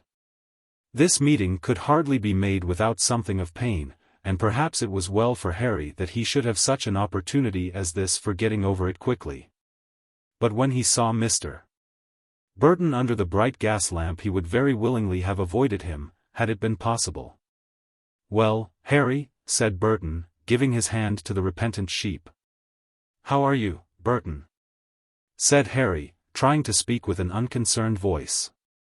Then in answer to an inquiry as to his health, he told of his own illness, speaking of that confounded fever having made him very low. He intended no deceit, but he made more of the fever than was necessary. "When will you come back to the shop?" Burton asked. It must be remembered that though the brother could not refuse to welcome back to his home his sister's lover, still he thought that the engagement was a misfortune.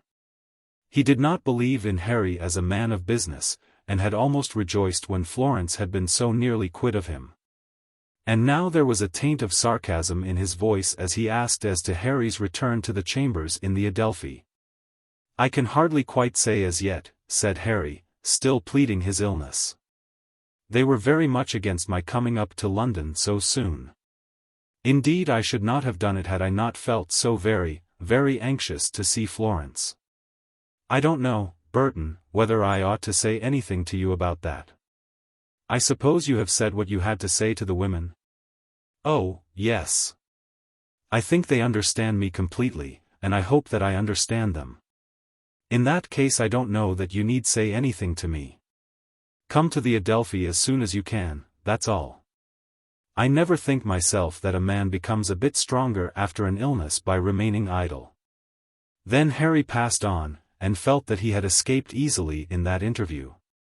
But as he walked home he was compelled to think of the step which he must next take. When he had last seen Lady Ongar he had left her with a promise that Florence was to be deserted for her sake. As yet that promise would by her be supposed to be binding. Indeed he had thought it to be binding on himself till he had found himself under his mother's influence at the parsonage. During his last few weeks in London he had endured an agony of doubt, but in his vacillations the pendulum had always veered more strongly towards Bolton Street than to Onslow Crescent. Now the swinging of the pendulum had ceased altogether. From henceforth Bolton Street must be forbidden ground to him, and the sheepfold in Onslow Crescent must be his home till he should have established a small peculiar fold for himself. But, as yet, he had still before him the task of communicating his final decision to the lady in Bolton Street. As he walked home he determined that he had better do so in the first place by letter, and so eager was he as to the propriety of doing this at once, that on his return to his lodgings he sat down and wrote the letter before he went to his bed. It was not very easily written. Here, at any rate, he had to make those confessions of which I have before spoken. Confessions which it may be less difficult to make with pen and ink than with spoken words, but which when so made are more degrading. The word that is written is a thing capable of permanent life, and lives frequently to the confusion of its parent. A man should make his confessions always by word of mouth if it be possible. Whether such a course would have been possible to Harry Clavering may be doubtful. It might have been that in a personal meeting the necessary confession would not have got itself adequately spoken. Thinking, perhaps, of this he wrote his letter as follows on that night. Bloomsbury Square, July, 186-. The date was easily written, but how was he to go on after that? In what form of affection or indifference was he to address her whom he had at that last meeting called his own, his dearest Julia? He got out of his difficulty in the way common to ladies and gentlemen under such stress, and did not address her by any name or any epithet. The date he allowed to remain, and then he went away at once to the matter of his subject. I feel that I owe it you at once to tell you what has been my history during the last few weeks. I came up from Clavering today, and have since that been with Mrs. and Miss Burton. Immediately on my return from them I sit down to write you. After having said so much, Harry probably felt that the rest of his letter would be surplusage. Those few words would tell her all that it was required that she should know. But courtesy demanded that he should say more, and he went on with his confession. You know that I became engaged to Miss Burton soon after your own marriage. I feel now that I should have told you this when we first met, but yet, had I done so, it would have seemed as though I told it with a special object. I don't know whether I make myself understood in this. I can only hope that I do so. Understood? Of course she understood it all. She required no blundering explanation from him to assist her intelligence. I wish now that I had mentioned it. It would have been better for both of us. I should have been saved much pain. And you, perhaps, some uneasiness. I was called down to Clavering a few weeks ago, about some business in the family, and then became ill, so that I was confined to my bed instead of returning to town. Had it not been for this I should not have left you so long in suspense, that is if there has been suspense. For myself, I have to own that I have been very weak, worse than weak, I fear you will think. I do not know whether your old regard for me will prompt you to make any excuse for me, but I am well sure that I can make none for myself which will not have suggested itself to you, without my urging it. If you choose to think that I have been heartless, or rather, if you are able so to think of me, no words of mine, written or spoken now, will remove that impression from your mind. I believe that I need write nothing further. You will understand from what I have said all that I should have to say were I to refer at length to that which has passed between us.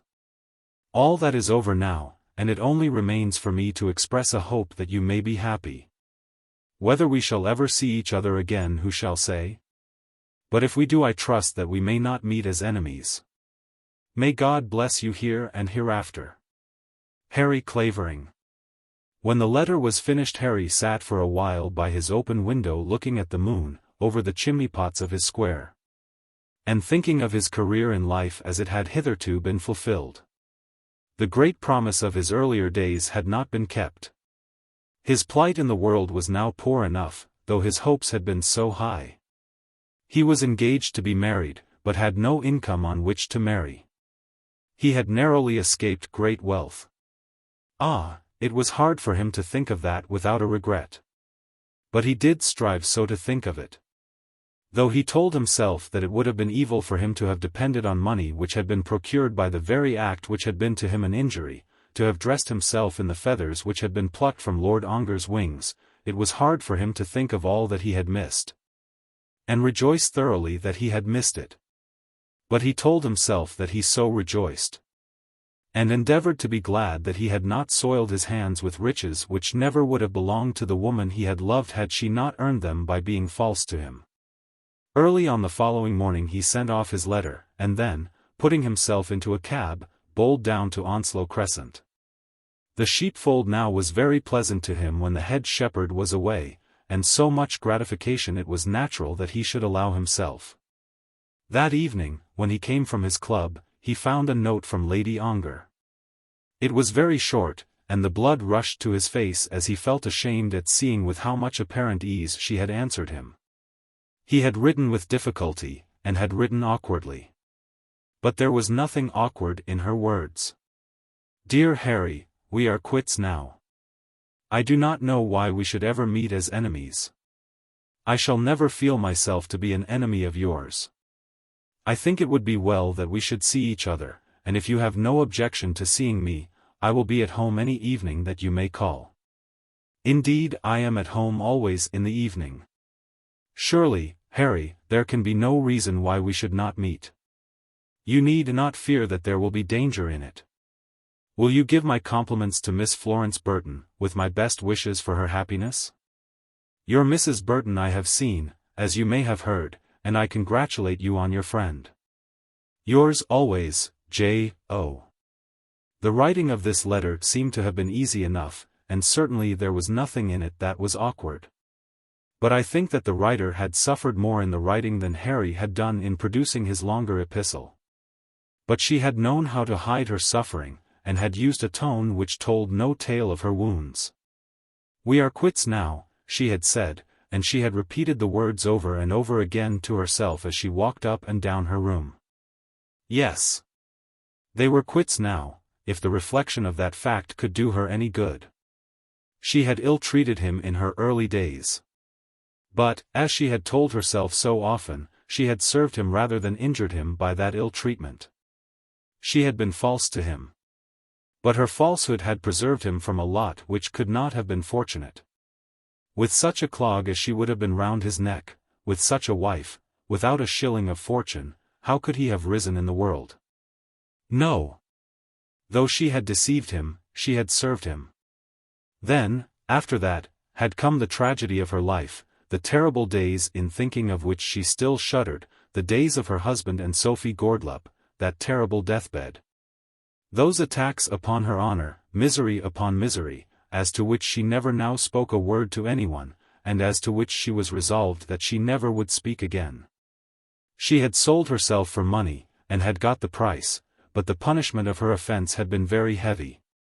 And now, in these latter days, she had thought to compensate the man she had loved for the treachery with which she had used him. That treachery had been serviceable to him, but not the less should the compensation be very rich. And she would love him too. Ah, yes, she had always loved him. He should have it all now, everything, if only he would consent to forget that terrible episode in her life, as she would strive to forget it. All that should remain to remind them of Lord Ongar would be the wealth that should henceforth belong to Harry Clavering. Such had been her dream, and Harry had come to her with words of love which made it seem to be a reality. He had spoken to her words of love which he was now forced to withdraw, and the dream was dissipated. It was not to be allowed to her to escape her penalty so easily as that. As for him, they were now quits. That being the case, there could be no reason why they should quarrel. But what now should she do with her wealth, and especially how should she act in respect to that place down in the country?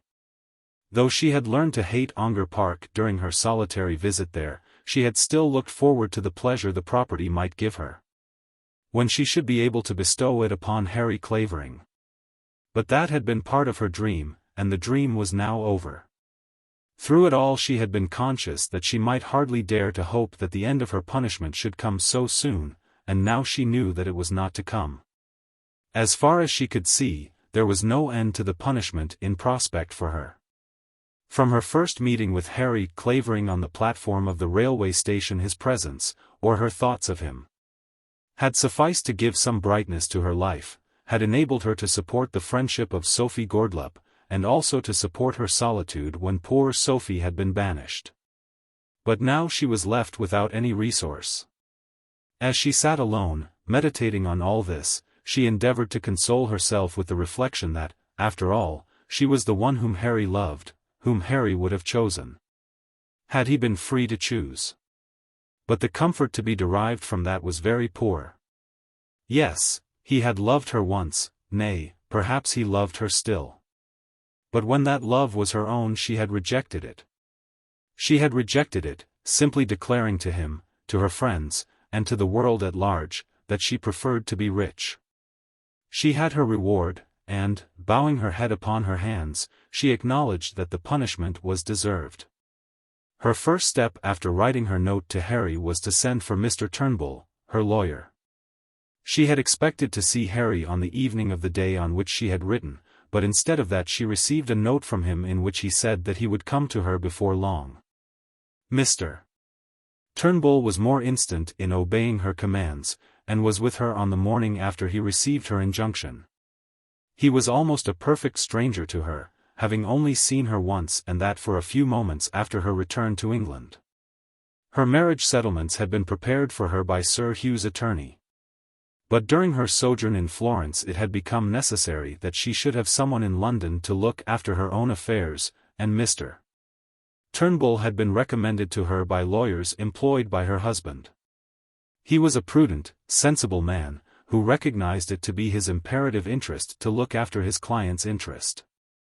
And he had done his duty by Lady Ongar in that trying time immediately after her return. An offer had then been made by the Courton family to give Julia her income without opposition if she would surrender Ongar Park. To this she had made objections with indignation, and Mr. Turnbull, though he had at first thought that she would be wise to comply with the terms proposed, had done her work for her with satisfactory expedition. Since those days she had not seen him, but now she had summoned him, and he was with her in Bolton Street. "I want to speak to you, Mr. Turnbull," she said, "about that place down in Surrey." "I don't like it." "Not like Ongar Park?" he said. "I have always heard that it is so charming." "It is not charming to me. It is a sort of property that I don't want, and I mean to give it up. Lord Ongar's uncles would buy your interest in it, I have no doubt." "Exactly. They have sent to me, offering to do so. My brother-in-law, Sir Hugh Clavering, called on me with a message from them saying so. I thought that he was very foolish to come, and so I told him. Such things should be done by one's lawyers. Don't you think so, Mr. Turnbull?" Mr. Turnbull smiled as he declared that, of course, he, being a lawyer, was of that opinion. "I am afraid they will have thought me uncivil," continued Julia, as I spoke rather brusquely to Sir Hugh Clavering. "I am not inclined to take any steps through Sir Hugh Clavering. But I do not know that I have any reason to be angry with the little lord's family. Really, Lady Ongar, I think not. When your ladyship returned there was some opposition thought of for a while, but I really do not think it was their fault." "No, it was not their fault. That was my feeling at the time. It was indeed. It was the fault of Lord Ongar, of my husband. As regards all the Courtons I have no word of complaint to make. It is not to be expected, it is not desirable that they and I should be friends. It is impossible, after what has passed, that there should be such friendship. But they have never injured me, and I wish to oblige them. Had Ongar Park suited me I should, doubtless, have kept it, but it does not suit me, and they are welcome to have it back again. Has a price been named, Lady Ongar?" "No price need be named. There is to be no question of a price. Lord Ongar's mother is welcome to the place, or rather to such interest as I have in it." "And to pay a rent?" suggested Mr. Turnbull. "To pay no rent. Nothing would induce me to let the place, or to sell my right in it. I will have no bargain about it. But as nothing also will induce me to live there, I am not such a dog in the manger as to wish to keep it. If you will have the kindness to see Mr. Courton's lawyer and to make arrangements about it. But, Lady Ongar, what you call your right in the estate is worth over £20,000. It is indeed. You could borrow £20,000 on the security of it tomorrow. But I don't want to borrow £20,000. No, exactly. Of course you don't. But I point out that fact to show the value. You would be making a present of that sum of money to people who do not want it, who have no claim upon you. I really don't see how they could take it. Mrs. Courton wishes to have the place very much. But, my lady, she has never thought of getting it without paying for it. Lady Ongar, I really cannot advise you to take any such step as that. Indeed, I cannot. I should be wrong, as your lawyer, if I did not point out to you that such a proceeding would be quite romantic, quite so, what the world would call quixotic. People don't expect such things as that. They don't, indeed. People don't often have such reasons as I have, said Lady Ongar. Mr. Turnbull sat silent for a while, looking as though he were unhappy. The proposition made to him was one which, as a lawyer, he felt to be very distasteful to him. He knew that his client had no male friends in whom she confided, and he felt that the world would blame him if he allowed this lady to part with her property in the way she had suggested. You will find that I am in earnest, she continued, smiling. And you may as well give way to my vagaries with a good grace. They would not take it, Lady Ongar. At any rate we can try them. If you will make them understand that I don't at all want the place, and that it will go to rack and ruin because there is no one to live there, I am sure they will take it. Then Mr. Turnbull again sat silent and unhappy, thinking with what words he might best bring forward his last and strongest argument against this rash proceeding. Lady Ongar, he said, in your peculiar position there are double reasons why you should not act in this way. What do you mean, Mr. Turnbull? What is my peculiar position? The world will say that you have restored Ongar Park because you were afraid to keep it. Indeed, Lady Ongar, you had better let it remain as it is. I care nothing for what the world says, she exclaimed, rising quickly from her chair, nothing, nothing. You should really hold by your rights, you should, indeed. Who can possibly say what other interests may be concerned? You may marry, and live for the next 50 years, and have a family. It is my duty, Lady Ongar, to point out these things to you.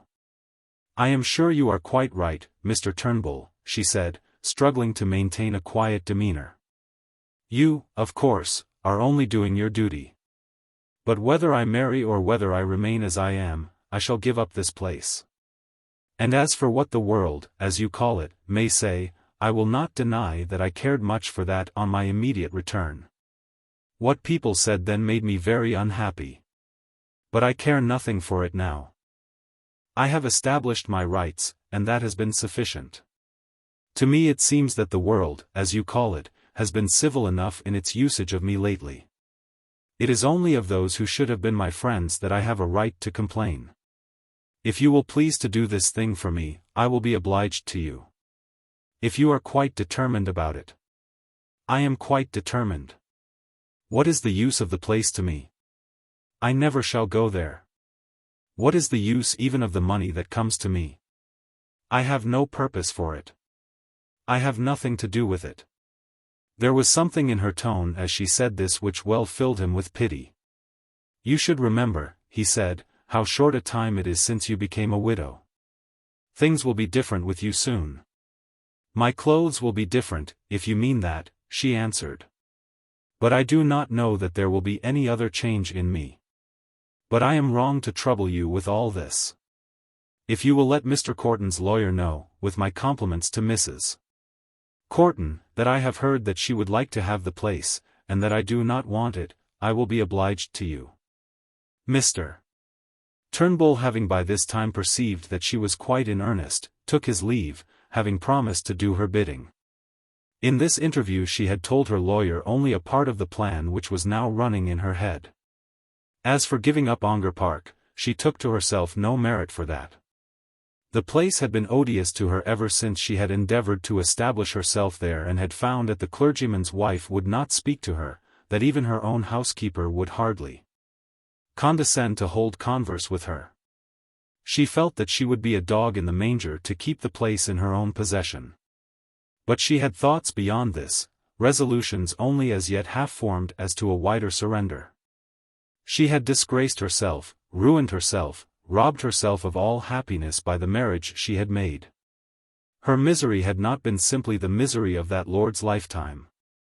As might have been expected, that was soon over. But an enduring wretchedness had come after that from which she saw no prospect of escape. What was to be her future life, left as she was and would be, in desolation. If she were to give it all up, all the wealth that had been so ill-gotten, might there not then be some hope of comfort for her? She had been willing enough to keep Lord Ongar's money, and use it for the purposes of her own comfort, while she had still hoped that comfort might come from it. The remembrance of all that she had to give had been very pleasant to her, as long as she had hoped that Harry Clavering would receive it at her hands. She had not at once felt that the fruit had all turned to ashes. But now that Harry was gone from her, now that she had no friend left to her whom she could hope to make happy by her munificence, the very knowledge of her wealth was a burden to her. And as she thought of her riches in these first days of her desertion, as she had indeed been thinking since Cecilia Burton had been with her, she came to understand that she was degraded by their acquisition.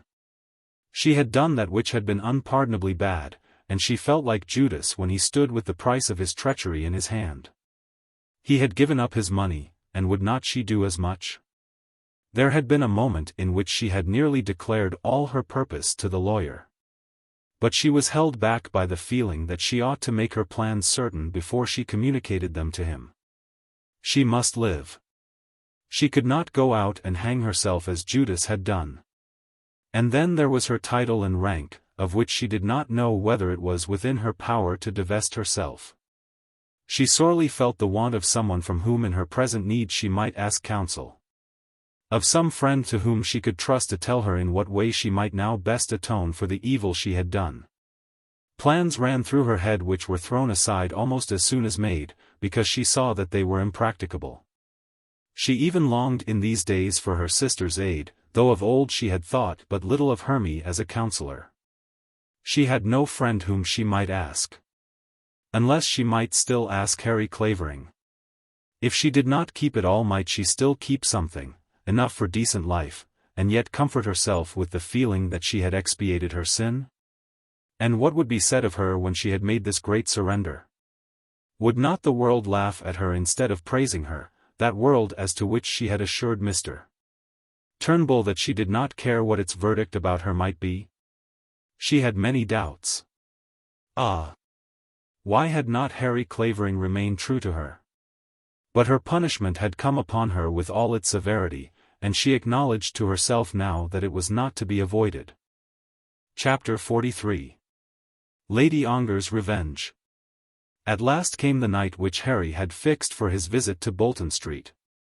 He had looked forward certainly with no pleasure to the interview, and now that the time for it had come, was disposed to think that Lady Ongar had been unwise in asking for it. But he had promised that he would go, and there was no possible escape. He dined that evening in Onslow Crescent, where he was now again established with all his old comfort.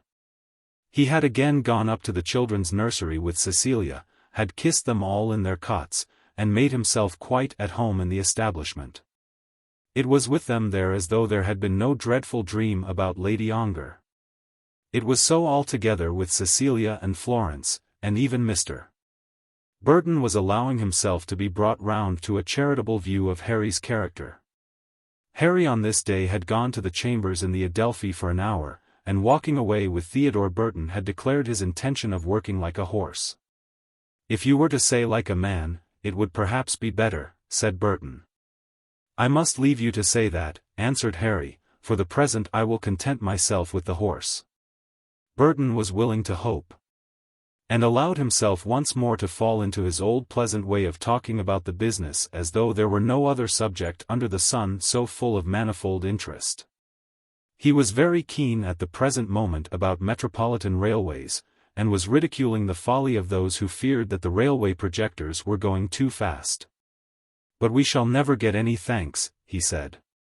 "When the thing has been done, and thanks are our due, people will look upon all our work so much as a matter of course that it will never occur to them to think that they owe us anything.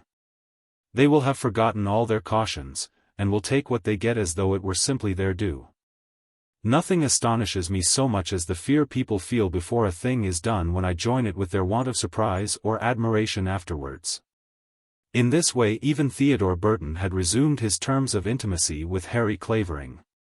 Harry had told both Cecilia and Florence of his intended visit to Bolton Street, and they had all become very confidential on the subject. In most such cases we may suppose that a man does not say much to one woman of the love which another woman has acknowledged for himself. Nor was Harry Clavering at all disposed to make any such boast. But in this case, Lady Ongar herself had told everything to Mrs. Burton. She had declared her passion, and had declared also her intention of making Harry her husband if he would take her. Everything was known, and there was no possibility of sparing Lady Ongar's name. "If I had been her I would not have asked for such a meeting," Cecilia said. The three were at this time sitting together, for Mr. Burton rarely joined them in their conversation. "I don't know," said Florence. "I do not see why she and Harry should not remain as friends." "They might be friends without meeting now," said Cecilia. "Hardly. If the awkwardness were not got over at once it would never be got over. I almost think she is right, though if I were her I should long to have it over." That was Florence's judgment in the matter. Harry sat between them, like a sheep as he was, very meekly, not without some enjoyment of his sheepdom, but still feeling that he was a sheep. At 8:30 he started up, having already been told that a cab was waiting for him at the door. He pressed Cecilia's hand as he went, indicating his feeling that he had before him an affair of some magnitude, and then of course had a word or two to say to Florence in private on the landing. Oh, those delicious private words, the need for which comes so often during those short halcyon days of one's lifetime. They were so pleasant that Harry would fain have returned to repeat them after he was seated in his cab. But the inevitable wheels carried him onwards with cruel velocity, and he was in Bolton Street before the minutes had sufficed for him to collect his thoughts. Lady Ongar, when he entered the room, was sitting in her accustomed chair, near a little work-table which she always used, and did not rise to meet him. It was a pretty chair, soft and easy, made with a back for lounging, but with no arms to impede the circles of a lady's hoop. Harry knew the chair well and had spoken of its graceful comfort in some of his visits to Bolton Street. She was seated there when he entered. And though he was not sufficiently experienced in the secrets of feminine attire to know at once that she had dressed herself with care, he did perceive that she was very charming. Not only by force of her own beauty, but by the aid also of her dress. And yet she was in deep mourning, in the deepest mourning, nor was there anything about her of which complaint might fairly be made by those who do complain on such subjects. Her dress was high round her neck, and the cap on her head was indisputably a widow's cap, but enough of her brown hair was to be seen to tell of its rich loveliness. And the black dress was so made as to show the full perfection of her form. And with it all there was that graceful feminine brightness that care and money can always give, and which will not come without care and money. It might be well, she had thought, to surrender her income, and become poor and dowdy hereafter, but there could be no reason why Harry Clavering should not be made to know all that he had lost. "Well, Harry," she said, as he stepped up to her and took her offered hand. "I am glad that you have come that I may congratulate you. Better late than never, Harry?" How was he to answer her when she spoke to him in this strain? "I hope it is not too late," he said, hardly knowing what the words were which were coming from his mouth. "Nay. That is for you to say. I can do it heartily, Harry, if you mean that. And why not? Why should I not wish you happy? I have always liked you, have always wished for your happiness. You believe that I am sincere when I congratulate you, do you not? Oh, yes, you are always sincere. I have always been so to you. As to any sincerity beyond that we need say nothing now. I have always been your good friend, to the best of my ability.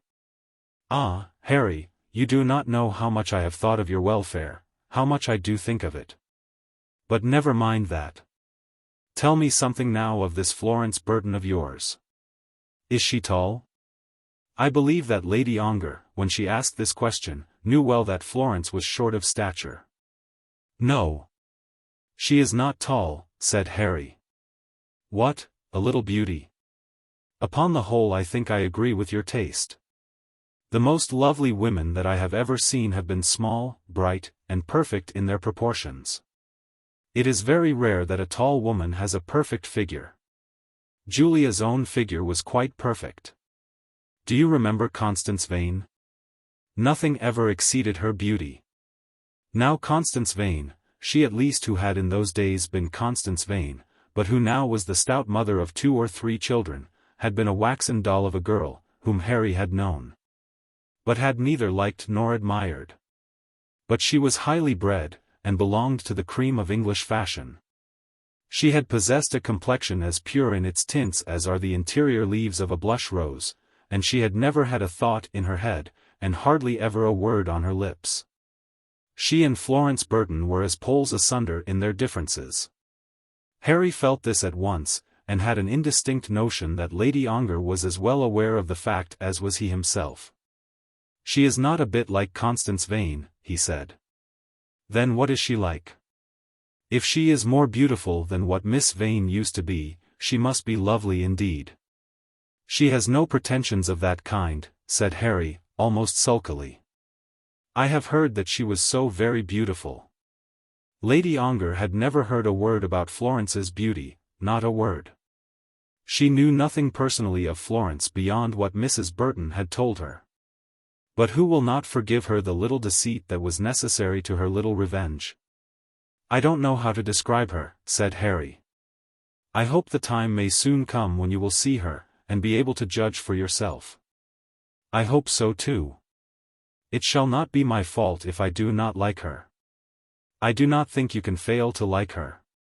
She is very clever, and that will go further with you than mere beauty. Not but what I think her very, very pretty. Ah, I understand. She reads a great deal, and that sort of thing. Yes, that is very nice. But I shouldn't have thought that that would have taken you. You used not to care much for talent and learning, not in women I mean. I don't know about that, said Harry, looking very foolish. But a contrast is what you men always like. Of course I ought not to say that, but you will know of what I am thinking. A clever, highly educated woman like Miss Burton will be a much better companion to you than I could have been. You see I am very frank, Harry. She wished to make him talk freely about himself, his future days, and his past days, while he was simply anxious to say on these subjects as little as possible. Poor woman! The excitement of having a passion which she might indulge was over with her, at any rate for the present. She had played her game and had lost woefully. But before she retired altogether from the gaming table she could not keep herself from longing for a last throw of the dice. These things, I fear, go very much by chance, said Harry. You do not mean me to suppose that you are taking Miss Burton by chance. That would be as uncomplimentary to her as to yourself. Chance, at any rate, has been very good to me in this instance. Of that I am sure. Do not suppose that I am doubting that. It is not only the paradise that you have gained, but the pandemonium that you have escaped. Then she laughed slightly, but the laughter was uneasy, and made her angry with herself. She had especially determined to be at ease during this meeting, and was conscious that any falling off in that respect on her part would put into his hands the power which she was desirous of exercising. You are determined to rebuke me, I see, said he. If you choose to do so, I am prepared to bear it. My defense, if I have a defense, is one that I cannot use. And what would be your defense? I have said that I cannot use it. As if I did not understand it all. What you mean to say is this, that when your good stars sent you in the way of Florence Burton, you had been ill-treated by her who would have made your pandemonium for you. And that she therefore, she who came first and behaved so badly, can have no right to find fault with you in that you have obeyed your good stars and done so well for yourself. That is what you call your defense. It would be perfect, Harry, perfect, if you had only whispered to me a word of Miss Burton when I first saw you after my return home. It is odd to me that you should not have written to me and told me when I was abroad with my husband. It would have comforted me to have known that the wound which I had given had been cured. That is, if there was a wound. You know that there was a wound. At any rate, it was not mortal. But when are such wounds mortal? When are they more than skin deep? I can say nothing as to that now. No, Harry, of course you can say nothing. Why should you be made to say anything? You are fortunate and happy, and have all that you want. I have nothing that I want. There was a reality in the tone of sorrow in which this was spoken which melted him at once. And the more so in that there was so much in her grief which could not but be flattering to his vanity. "Do not say that, Lady Ongar," he exclaimed. "But I do say it. What have I got in the world that is worth having? My possessions are ever so many thousands a year, and a damaged name. I deny that. I deny it altogether. I do not think that there is one who knows of your story who believes ill of you. I could tell you of one, Harry, who thinks very ill of me, nay, of two, and they are both in this room. Do you remember how you used to teach me that terribly conceited bit of Latin, nil consire sibi? Do you suppose that I can boast that I never grow pale as I think of my own fault? I am thinking of it always, and my heart is ever becoming paler and paler. And as to the treatment of others, I wish I could make you know what I suffered when I was fool enough to go to that place in Surrey. The coachman who drives me no doubt thinks that I poisoned my husband, and the servant who let you in just now supposes me to be an abandoned woman because you are here. You will be angry with me, perhaps, if I say that these feelings are morbid and will die away. They show the weakness which has come from the ill usage you have suffered. You are right in part, no doubt. I shall become hardened to it all, and shall fall into some endurable mode of life in time. But I can look forward to nothing. What future have I? Was there ever anyone so utterly friendless as I am? Your kind cousin has done that for me. And yet he came here to me the other day, smiling and talking as though he were sure that I should be delighted by his condescension. I do not think that he will ever come again. I did not know you had seen him. Yes, I saw him, but I did not find much relief from his visit. We won't mind that, however. We can talk about something better than Hugh Clavering during the few minutes that we have together, can we not? And so Miss Burton is very learned and very clever? I did not quite say that. But I know she is. What a comfort that will be to you. I am not clever, and I never should have become learned. Oh, dear. I had but one merit, Harry, I was fond of you. And how did you show it? He did not speak these words, because he would not triumph over her, nor was he willing to express that regret on his own part which these words would have implied. But it was impossible for him to avoid a thought of them. He remained silent, therefore, taking up some toy from the table into his hands, as though that would occupy his attention. But what a fool I am to talk of it, am I not? And I am worse than a fool. I was thinking of you when I stood up in church to be married, thinking of that offer of your little savings. I used to think of you at every harsh word that I endured, of your modes of life when I sat through those terrible nights by that poor creature's bed. Of you when I knew that the last day was coming. I thought of you always, Harry, when I counted up my gains. I never count them up now. Ah, how I thought of you when I came to this house in the carriage which you had provided for me, when I had left you at the station almost without speaking a word to you. I should have been more gracious had I not had you in my thoughts throughout my whole journey home from Florence.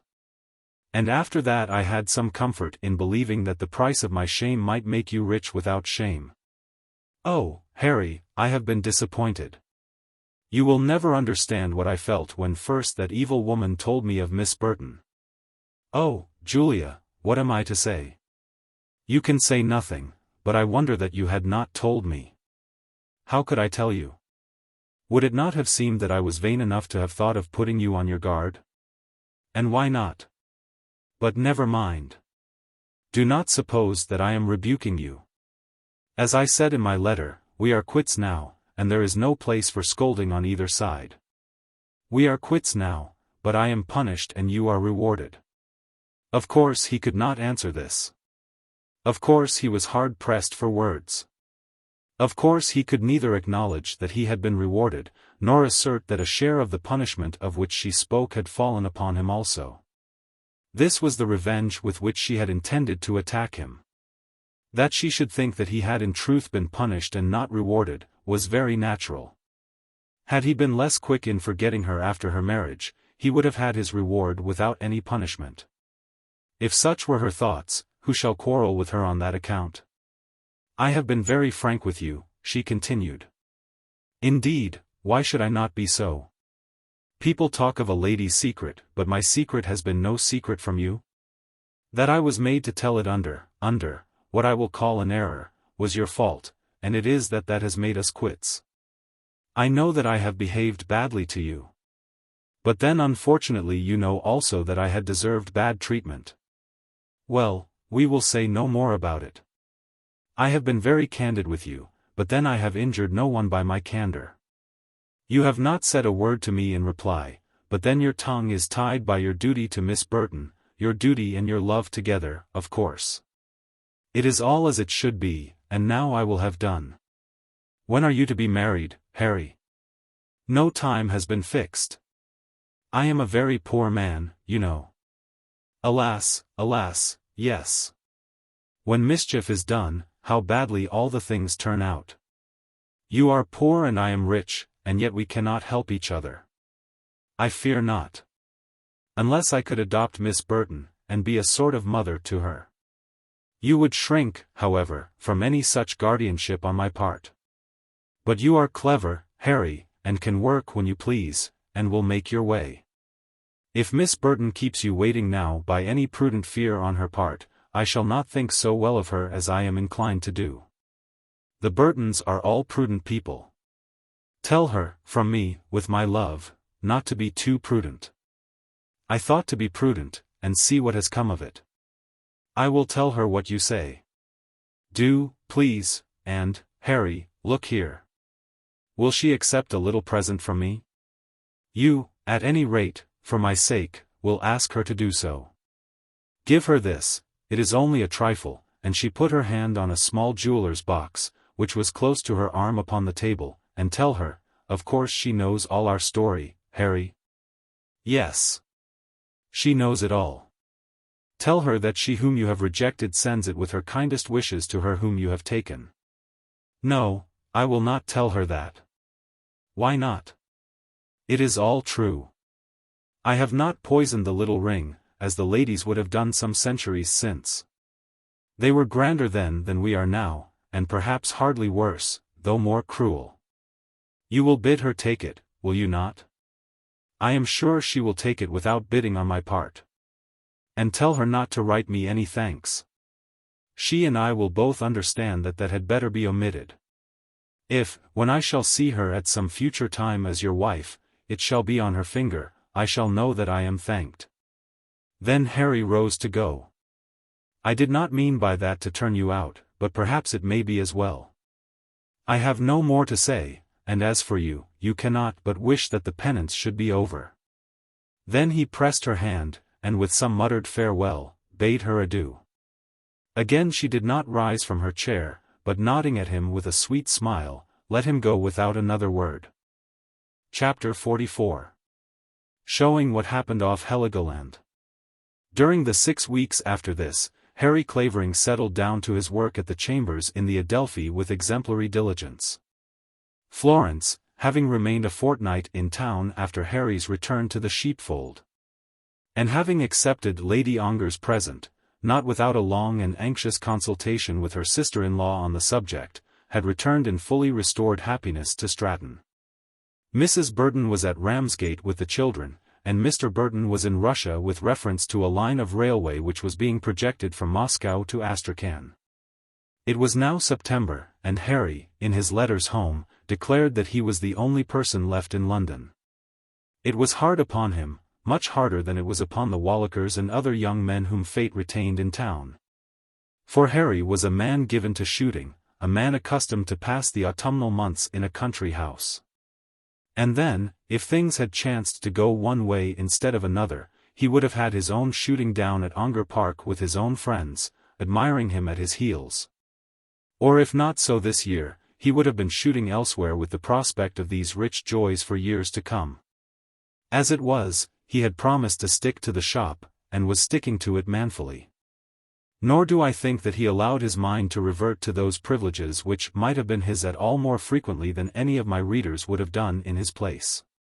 He was sticking to the shop, and though he greatly disliked the hot desolation of London in those days, being absolutely afraid to frequent his club at such a period of the year, and though he hated Walliker mortally, he was fully resolved to go on with his work. Who could tell what might be his fate? Perhaps in another 10 years he might be carrying that Russian railway on through the deserts of Siberia. Then there came to him suddenly tidings which disturbed all his resolutions, and changed the whole current of his life. At first there came a telegram to him from the country, desiring him to go down at once to Clavering, but not giving him any reason. Added to the message were these words, "We are all well at the parsonage," words evidently added in thoughtfulness. But before he had left the office there came to him there a young man from the bank at which his cousin Hugh kept his account, telling him the tidings to which the telegram no doubt referred.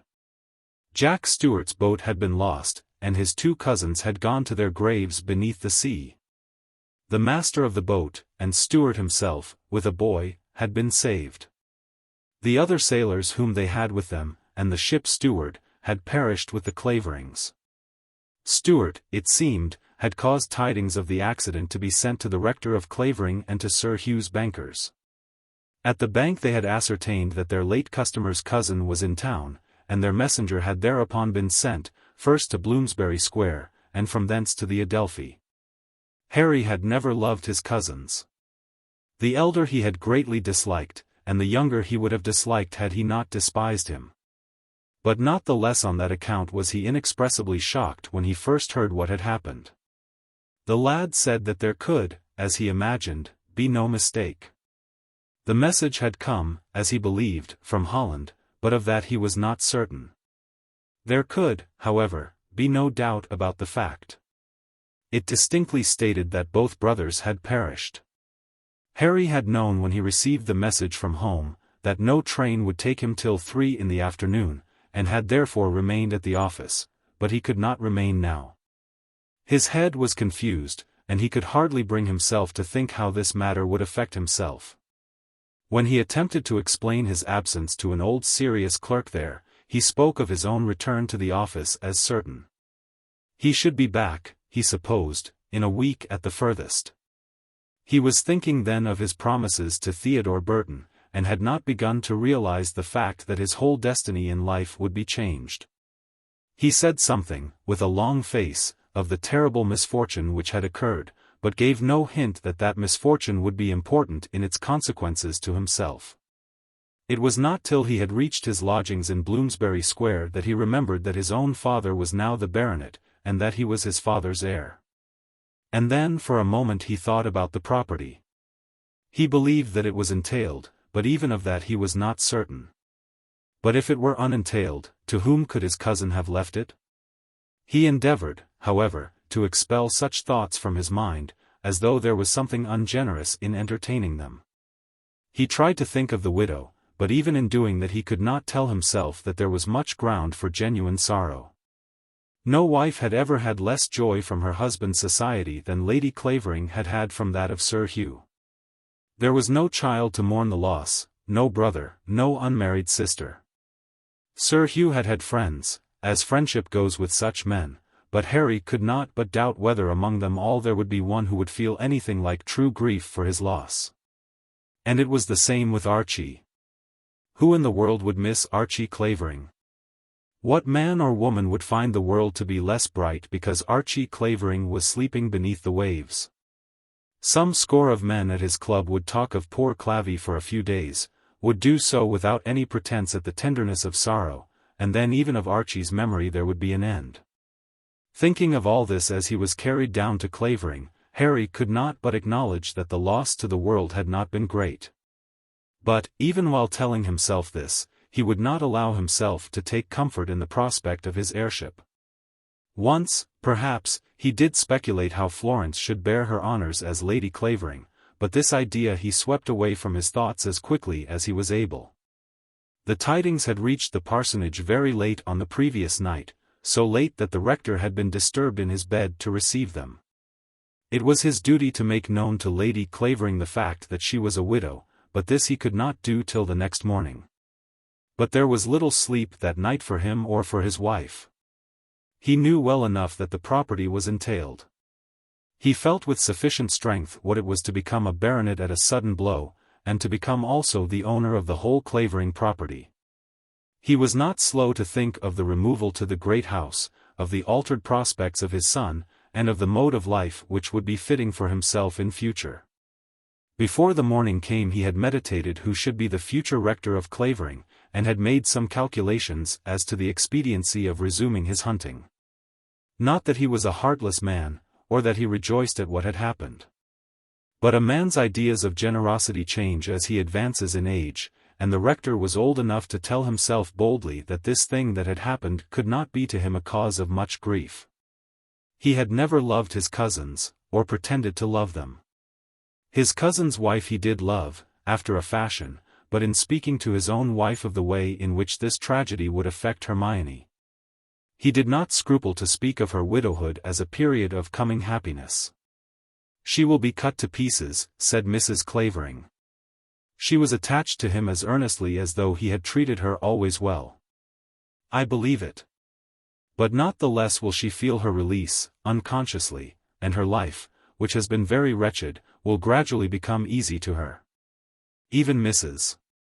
Clavering could not deny that this would be so, and then they reverted to matters which more closely concerned themselves. "I suppose Harry will marry at once now," said the mother. "No doubt. It is almost a pity, is it not?" The rector, as we will still call him, was thinking that Florence was hardly a fitting wife for his son with his altered prospects. Ah, what a grand thing it would have been if the Clavering property and Lady Ongar's jointure could have gone together. "Not a pity at all," said Mrs. Clavering. "You will find that Florence will make him a very happy man." I dare say. Only he would hardly have taken her had this sad accident happened before he saw her. But if she will make him happy, that is everything. I have never thought much about money myself. If I find any comfort in these tidings it is for his sake, not for my own. I would sooner remain as I am. This was not altogether untrue, and yet he was thinking of the big house and the hunting. What will be done about the living? It was early in the morning when Mrs. Clavering asked this question. She had thought much about the living during the night. And so had the rector, but his thoughts had not run in the same direction as hers. He made no immediate answer, and then she went on with her question. "Do you think that you will keep it in your own hands?" "Well, no, why should I? I am too idle about it as it is. I should be more so under these altered circumstances.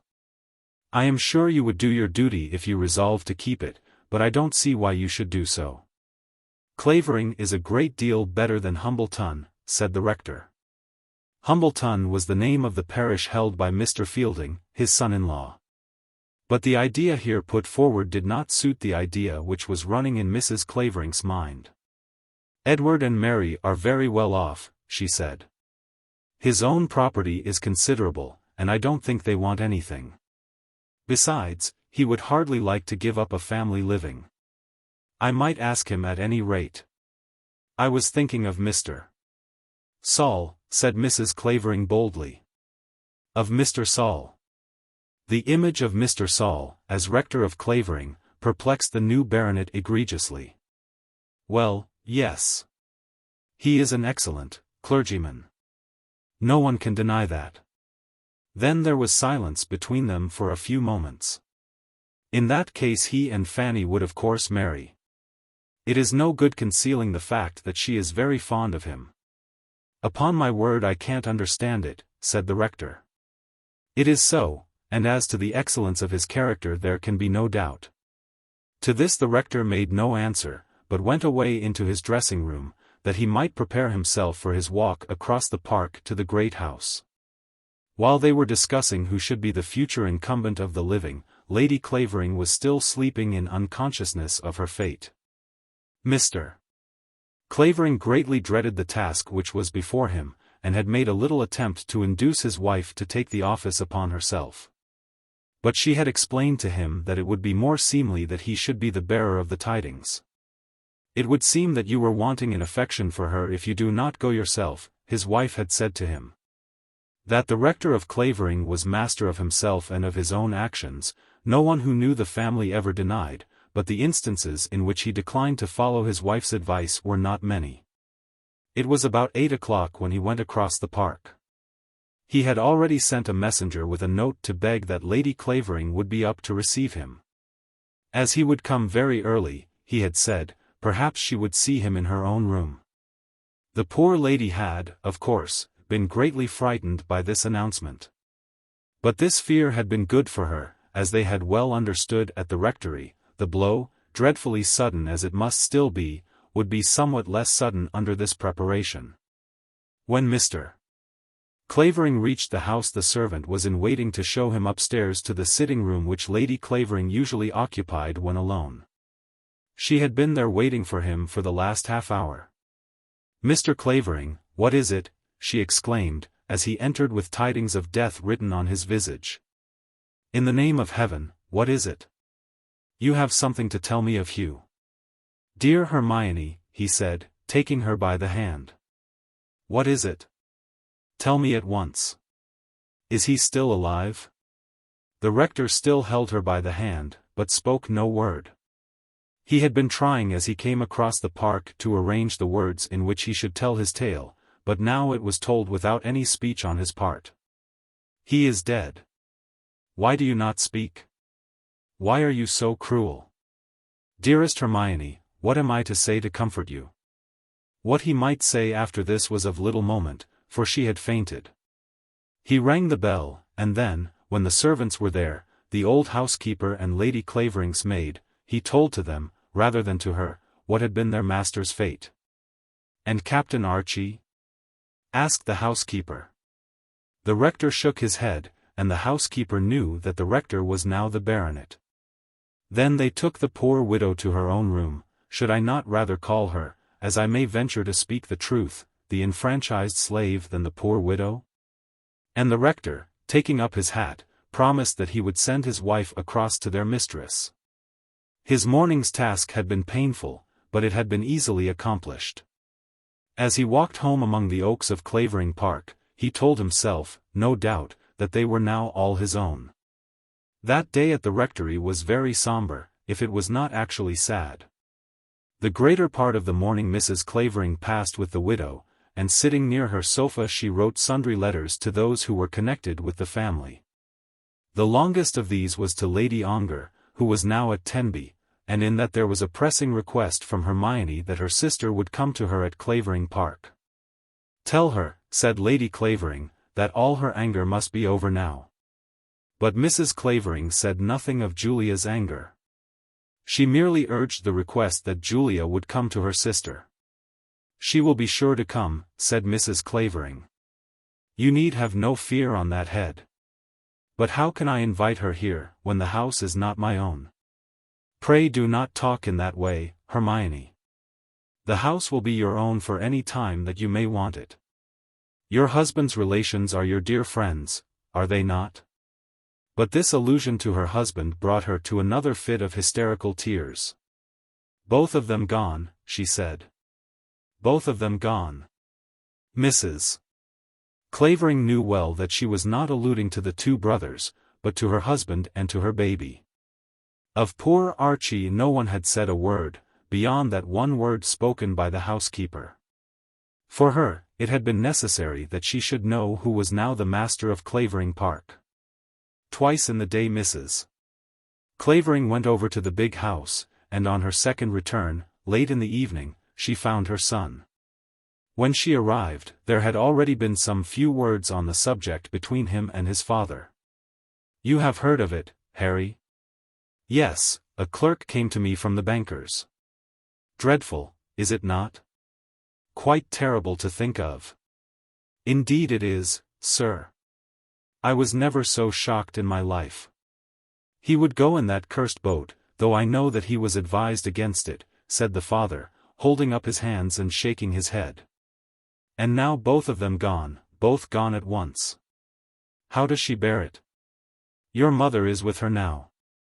When I went in the morning, I had written a line, and she expected bad news. She fainted. Of course, I could do nothing. I can hardly say that I told her. She asked the question, and then saw by my face that her fears were well founded. Upon my word, I was glad when she did faint. It was the best thing for her. It must have been very painful for you. Terrible, terrible, and the rector shook his head. It will make a great difference in your prospects, Harry. And in your life, sir. So to say, you are as young a man as myself. Am I?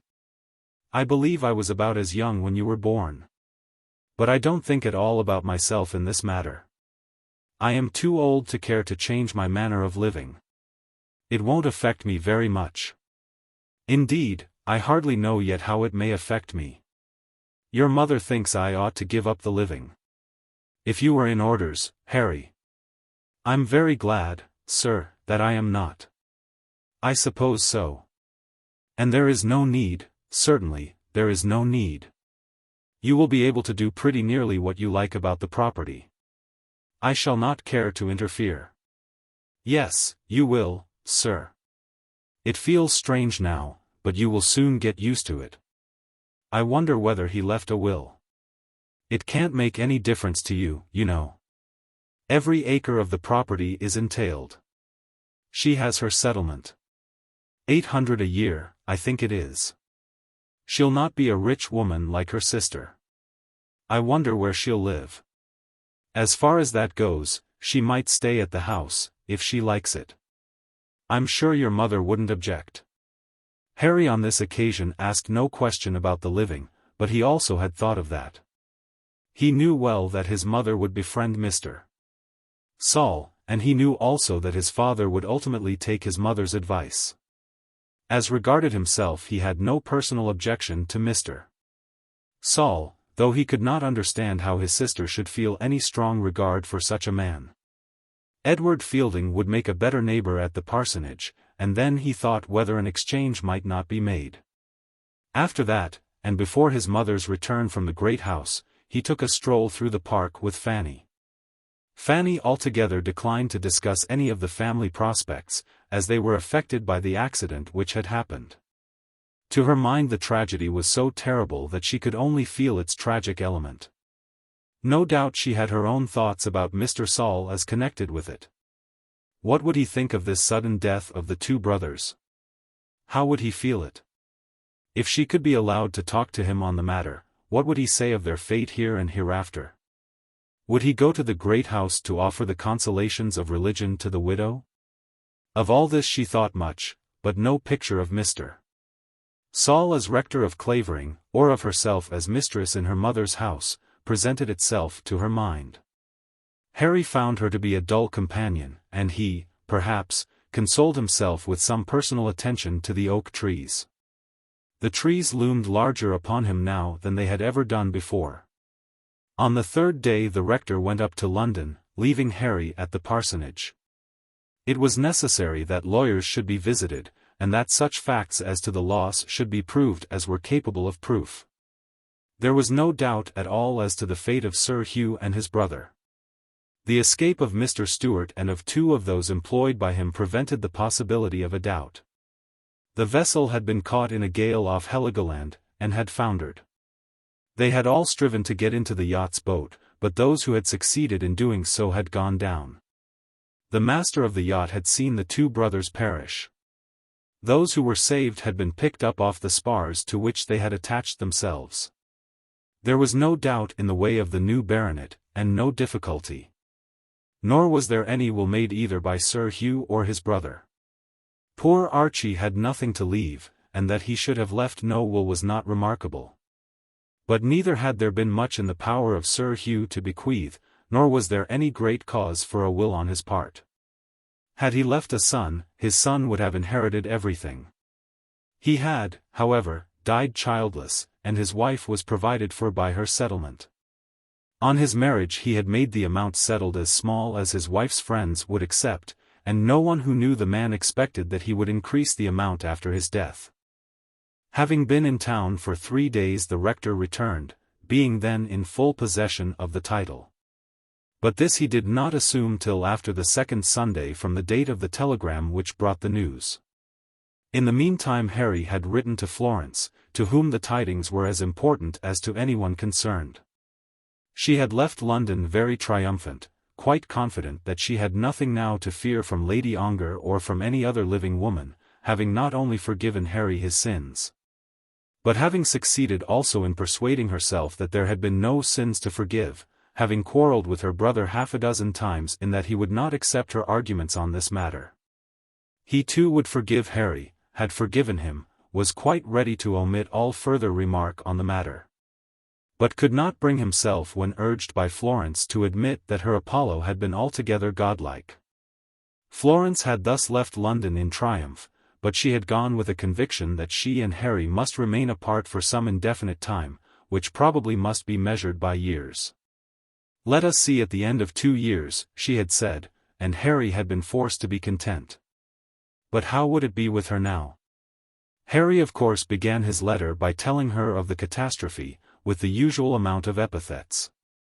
It was very terrible, awful, shocking, the saddest thing that had ever happened. The poor widow was in a desperate state, and all the Claverings were nearly beside themselves. But when this had been duly said, he allowed himself to go into their own home question. "I cannot fail," he wrote, "to think of this chiefly as it concerns you, or rather, as it concerns myself in reference to you. I suppose I shall leave the business now. Indeed, my father seems to think that my remaining there would be absurd, and my mother agrees with him. As I am the only son, the property will enable me to live easily without a profession. When I say me, of course you will understand what me means.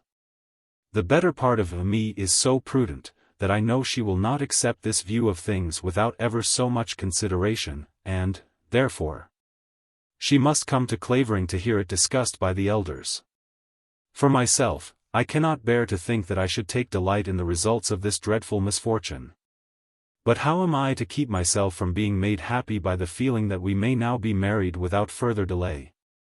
After all that has passed, nothing will make me happy or even permanently comfortable till I can call you fairly my own. My mother has already said that she hopes you will come here in about a fortnight, that is, as soon as we shall have fallen tolerably into our places again. But she will write herself before that time. I have written a line to your brother addressed to the office, which I suppose will find him. I have written also to Cecilia.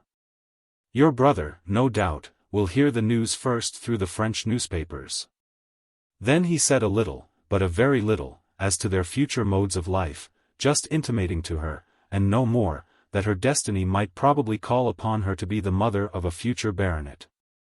The news had reached Clavering on a Saturday. On the following Sunday everyone in the parish had no doubt heard of it, but nothing on the subject was said in church on that day. The rector remained at home during the morning, and the whole service was performed by Mr. Saul. But on the second Sunday Mr. Fielding had come over from Humbleton, and he preached a sermon on the loss which the parish had sustained in the sudden death of the 2 brothers. It is, perhaps, well that such sermons should be preached. The inhabitants of Clavering would have felt that their late lords had been treated like dogs, had no word been said of them in the house of God. The nature of their fate had forbidden even the common ceremony of a burial service. It is well that some respect should be maintained from the low in station towards those who are high, even when no respect has been deserved. And, for the widow's sake, it was well that some notice should be taken in Clavering of this death of the head of the Claverings. But I should not myself have liked the duty of preaching an eulogistic sermon on the lives and death of Hugh Clavering and his brother Archie. What had either of them ever done to merit a good word from any man, or to earn the love of any woman? That Sir Hugh had been loved by his wife had come from the nature of the woman, not at all from the qualities of the man. Both of the brothers had lived on the unexpressed theory of consuming, for the benefit of their own backs and their own bellies, the greatest possible amount of those good things which fortune might put in their way. I doubt whether either of them had ever contributed anything willingly to the comfort or happiness of any human being. Hugh, being powerful by nature and having a strong will, had tyrannized over all those who were subject to him. Archie, not gifted as was his brother, had been milder, softer, and less actively hateful, but his principle of action had been the same. Everything for himself.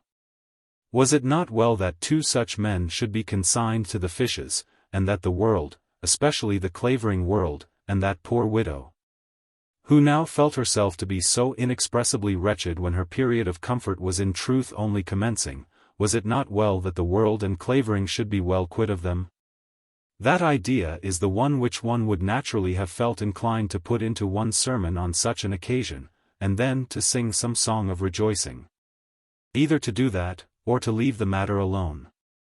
But not so are such sermons preached. And not after that fashion did the young clergyman who had married the first cousin of these Claverings buckle himself to the subject. He indeed had, I think, but little difficulty, either inwardly with his conscience, or outwardly with his subject. He possessed the power of a pleasant, easy flow of words, and of producing tears, if not from other eyes, at any rate from his own. He drew a picture of the little ship amidst the storm, and of God's hand as it moved in its anger upon the waters, but of the cause of that divine wrath and its direction he said nothing. Then, of the suddenness of death and its awfulness he said much, not insisting as he did so on the necessity of repentance for salvation, as far as those two poor sinners were concerned. No, indeed. How could any preacher have done that? But he improved the occasion by telling those around him that they should so live as to be ever ready for the hand of death. If that were possible, where then indeed would be the victory of the grave? And at last he came to the Master and Lord whom they had lost. Even here there was no difficulty for him. The heir had gone first, and then the father and his brother. Who among them would not pity the bereaved mother and the widow? Who among them would not remember with affection the babe whom they had seen at that font, and with respect the landlord under whose rule they had lived? How pleasant it must be to ask those questions which no one can rise to answer. Farmer Gubbins, as he sat by, listening with what power of attention had been vouchsafed to him, felt himself to be somewhat moved, but soon released himself from the task, and allowed his mind to run away into other ideas. The rector was a kindly man and a generous. The rector would allow him to enclose that little bit of common land, that was to be taken in, without adding anything to his rent. The rector would be there on audit days, and things would be very pleasant. Farmer Gubbins, when the slight murmuring gurgle of the preacher's tears was heard, shook his own head by way of a responsive wail. But at that moment he was congratulating himself on the coming comfort of the new reign. Mr. Fielding, however, got great credit for his sermon.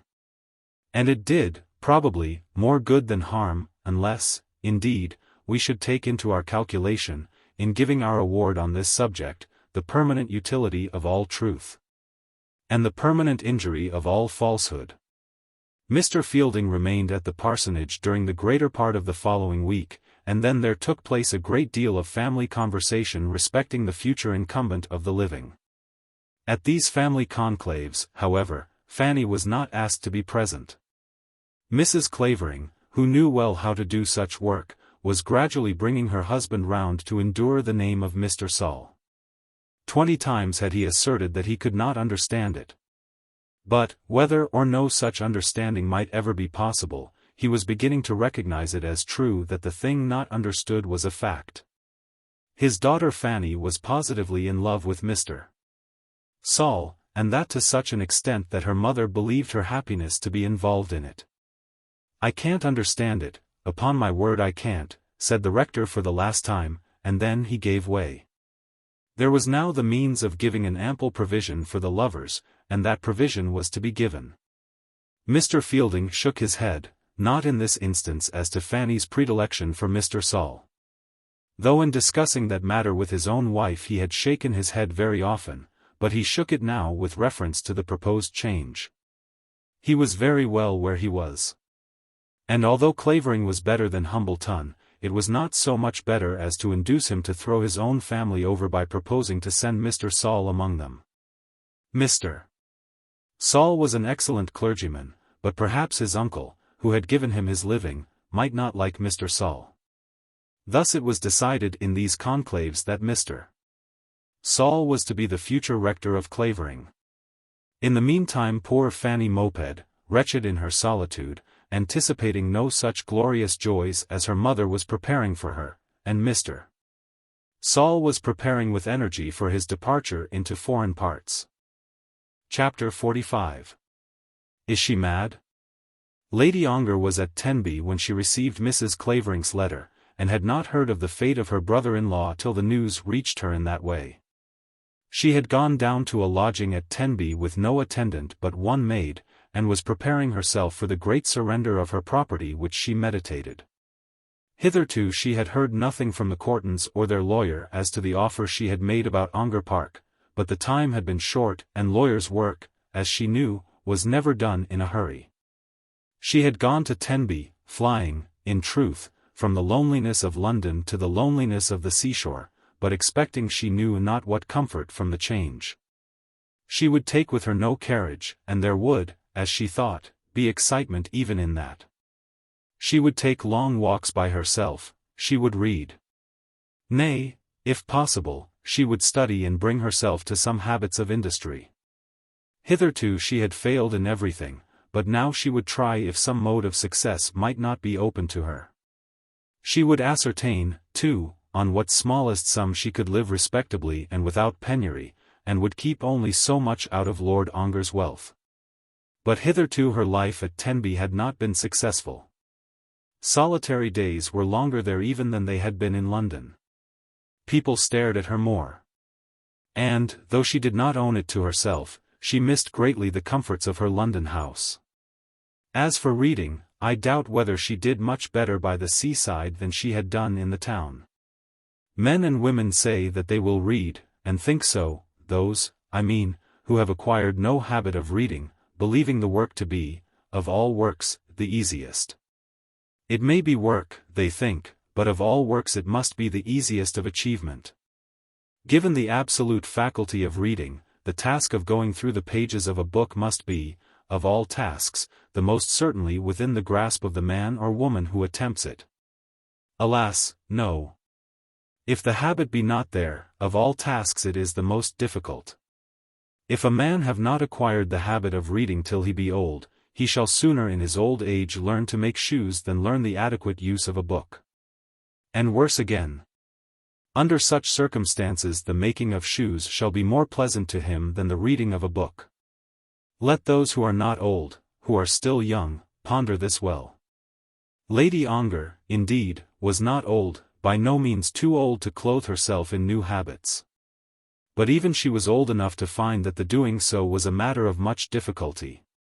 She had her books around her, but, in spite of her books, she was sadly in want of some excitement when the letter from Clavering came to her relief. It was indeed a relief. Her brother-in-law dead, and he also who had so lately been her suitor. These two men whom she had so lately seen in lusty health, proud with all the pride of outward life, had both, by a stroke of the winds, been turned into nothing. A terrible retribution had fallen upon her enemy, for as her enemy she had ever regarded Hugh Clavering since her husband's death. She took no joy in this retribution. There was no feeling of triumph at her heart in that he had perished. She did not tell herself that she was glad, either for her own sake or for her sister's. But mingled with the awe she felt there was a something of unexpressed and inexpressible relief. Her present life was very grievous to her, and now had occurred that which would open to her new hopes and a new mode of living. Her brother-in-law had oppressed her by his very existence, and now he was gone. Had she had no brother-in-law who ought to have welcomed her, her return to England would not have been terrible to her as it had been. Her sister would be now restored to her, and her solitude would probably be at an end. And then the very excitement occasioned by the news was salutary to her. She was, in truth, shocked. As she said to her maid, she felt it to be very dreadful. But, nevertheless, the day on which she received those tidings was less wearisome to her than any other of the days that she had passed at Tenby. Poor Archie! Some feeling of a tear, some half-formed drop that was almost a tear, came to her eye as she thought of his fate. How foolish he had always been, how unintelligent, how deficient in all those qualities which recommend men to women. But the very memory of his deficiencies created something like a tenderness in his favour.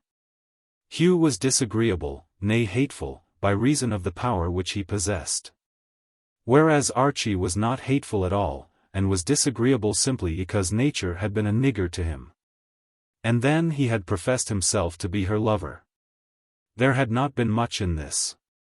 For he had come, of course, for her money, but even when that is the case a woman will feel something for the man who has offered to link his lot with hers. Of all those to whom the fate of the two brothers had hitherto been matter of moment, I think that Lady Ongar felt more than any other for the fate of poor Archie. And how would it affect Harry Clavering? She had desired to give Harry all the good things of the world, thinking that they would become him well, thinking that they would become him very well as reaching him from her hand. Now he would have them all, but would not have them from her. Now he would have them all, and would share them with Florence Burton. Ah, if she could have been true to him in those early days, in those days when she had feared his poverty, would it not have been well now with her also? The measure of her retribution was come full home to her at last. Sir Harry Clavering. She tried the name and found that it sounded very well. And she thought of the figure of the man and of his nature, and she knew that he would bear it with a becoming manliness. Sir Harry Clavering would be somebody in his county, would be a husband of whom his wife would be proud as he went about among his tenants and his gamekeepers, and perhaps on wider and better journeys, looking up the voters of his neighbourhood. Yes, happy would be the wife of Sir Harry Clavering. He was a man who would delight in sharing his house, his hopes, his schemes and counsels with his wife. He would find a companion in his wife. He would do honour to his wife, and make much of her. He would like to see her go bravely. And then, if children came, how tender he would be to them. Whether Harry could ever have become a good head to a poor household might be doubtful, but no man had ever been born fitter for the position which he was now called upon to fill.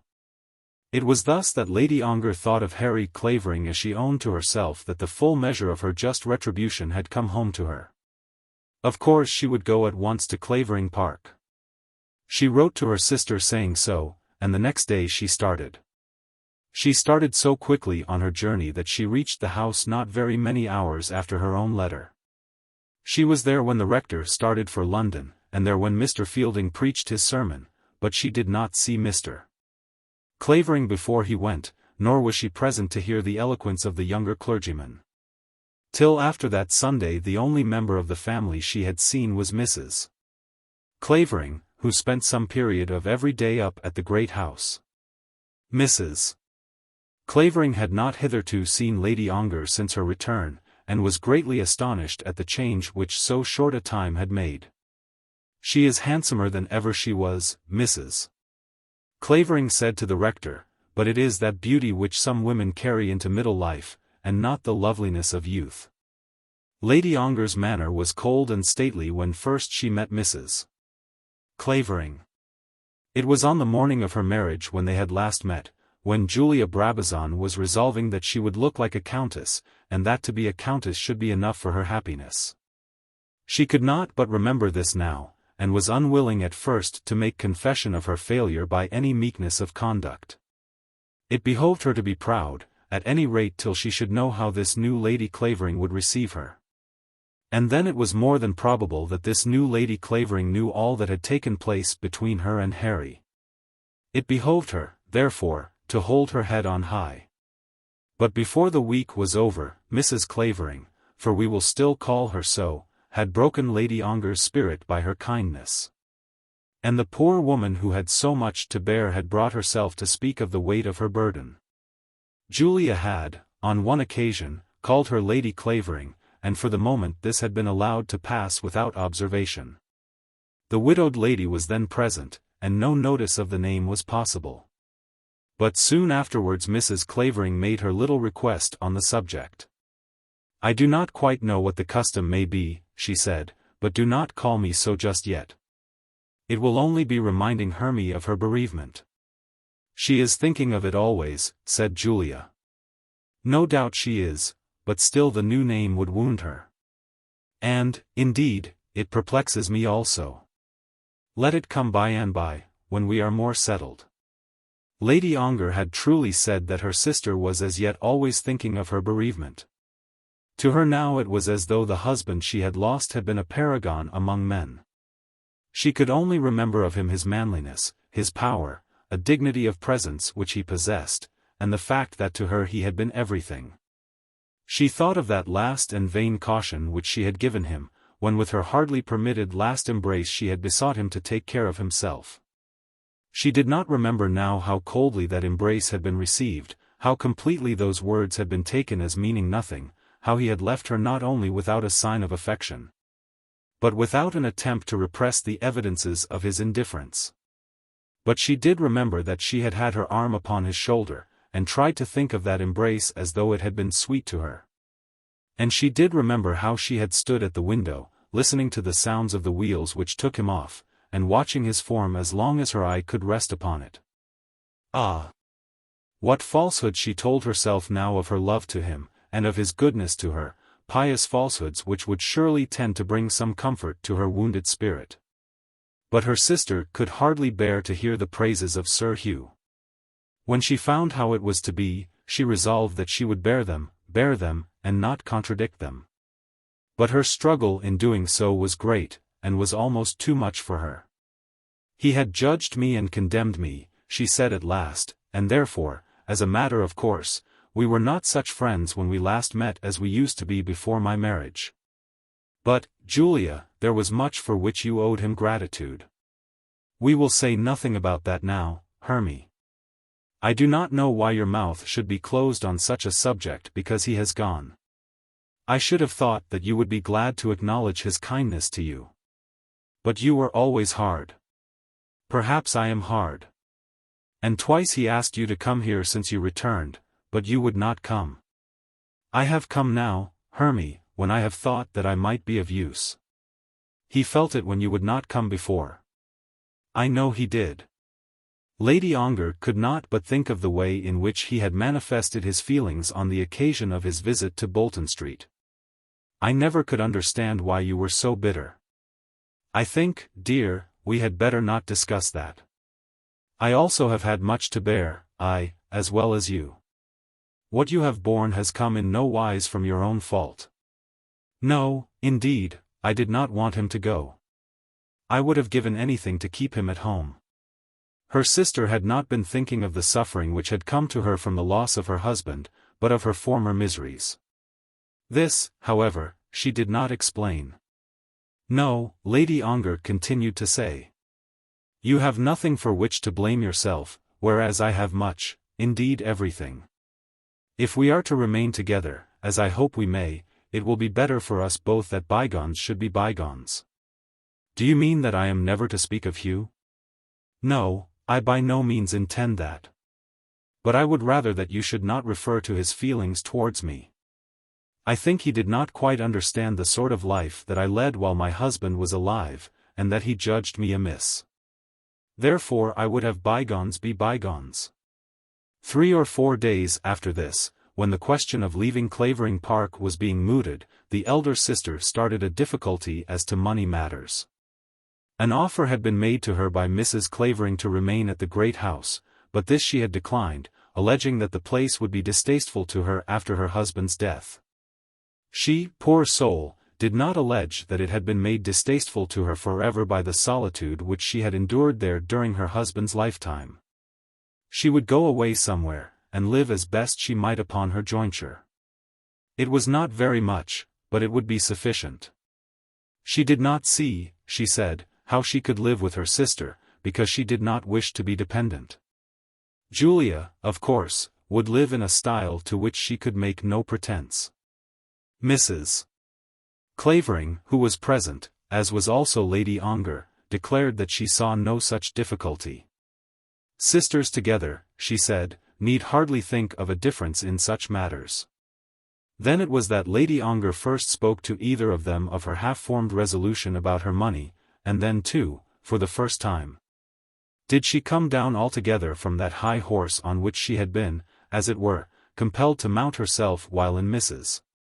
Clavering's presence. "I think I must explain," said she, "something of what I mean to do, about my money that is. I do not think that there will be much difference between me and Hermie in that respect." "That is nonsense," said her sister, fretfully. "There will be a difference in income certainly," said Mrs. Clavering, "but I do not see that that need create any uncomfortable feeling." "Only one doesn't like to be dependent," said Hermione. "You shall not be asked to give up any of your independence," said Julia, with a smile, a melancholy smile, that gave but little sign of pleasantness within. Then on a sudden her face became stern and hard. "The fact is," she said, "I do not intend to keep Lord Ongar's money."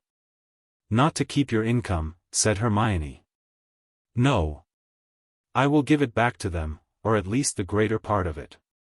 "Why should I keep it?" "It is your own," said Mrs. Clavering. "Yes, legally it is my own. I know that. And when there was some question whether it should not be disputed I would have fought for it to the last shilling. Somebody, I suppose it was the lawyer, wanted to keep from me the place in Surrey. I told them then that I would not abandon my right to an inch of it. But they yielded, and now I have given them back the house." "You have given it back," said her sister. "Yes. I have said they may have it. It is of no use to me. I hate the place." "You have been very generous," said Mrs. Clavering. "But that will not affect your income," said Hermione. "No. That would not affect my income." Then she paused, not knowing how to go on with the story of her purpose. "If I may say so, Lady Ongar," said Mrs. Clavering, "I would not, if I were you, take any steps in so important a matter without advice. Who is there that can advise me? Of course the lawyer tells me that I ought to keep it all. It is his business to give such advice as that. But what does he know of what I feel? How can he understand me? How, indeed, can I expect that anyone shall understand me?" "But it is possible that people should misunderstand you," said Mrs. Clavering. "Exactly. That is just what he says. But, Mrs. Clavering, I care nothing for that. I care nothing for what anybody says or thinks. What is it to me what they say?" "I should have thought it was everything," said her sister. "No, it is nothing, nothing at all." Then she was again silent, and was unable to express herself. She could not bring herself to declare in words that self-condemnation of her own conduct which was now weighing so heavily upon her.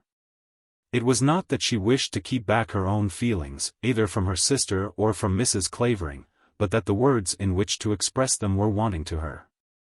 "And have they accepted the house?" Mrs. Clavering asked. "They must accept it. What else can they do? They cannot make me call it mine if I do not choose. If I refuse to take the income which Mr. Corton's lawyer pays into my bankers, they cannot compel me to have it." "But you are not going to give that up too," said her sister. "I am. I will not have his money, not more than enough to keep me from being a scandal to his family. I will not have it. It is a curse to me, and has been from the first. What right have I to all that money, because, she could not finish her sentence, but turned away from them, and walked by herself to the window. Lady Clavering looked at Mrs. Clavering as though she thought that her sister was mad. "Do you understand her?" said Lady Clavering in a whisper. "I think I do," said the other. "I think I know what is passing in her mind."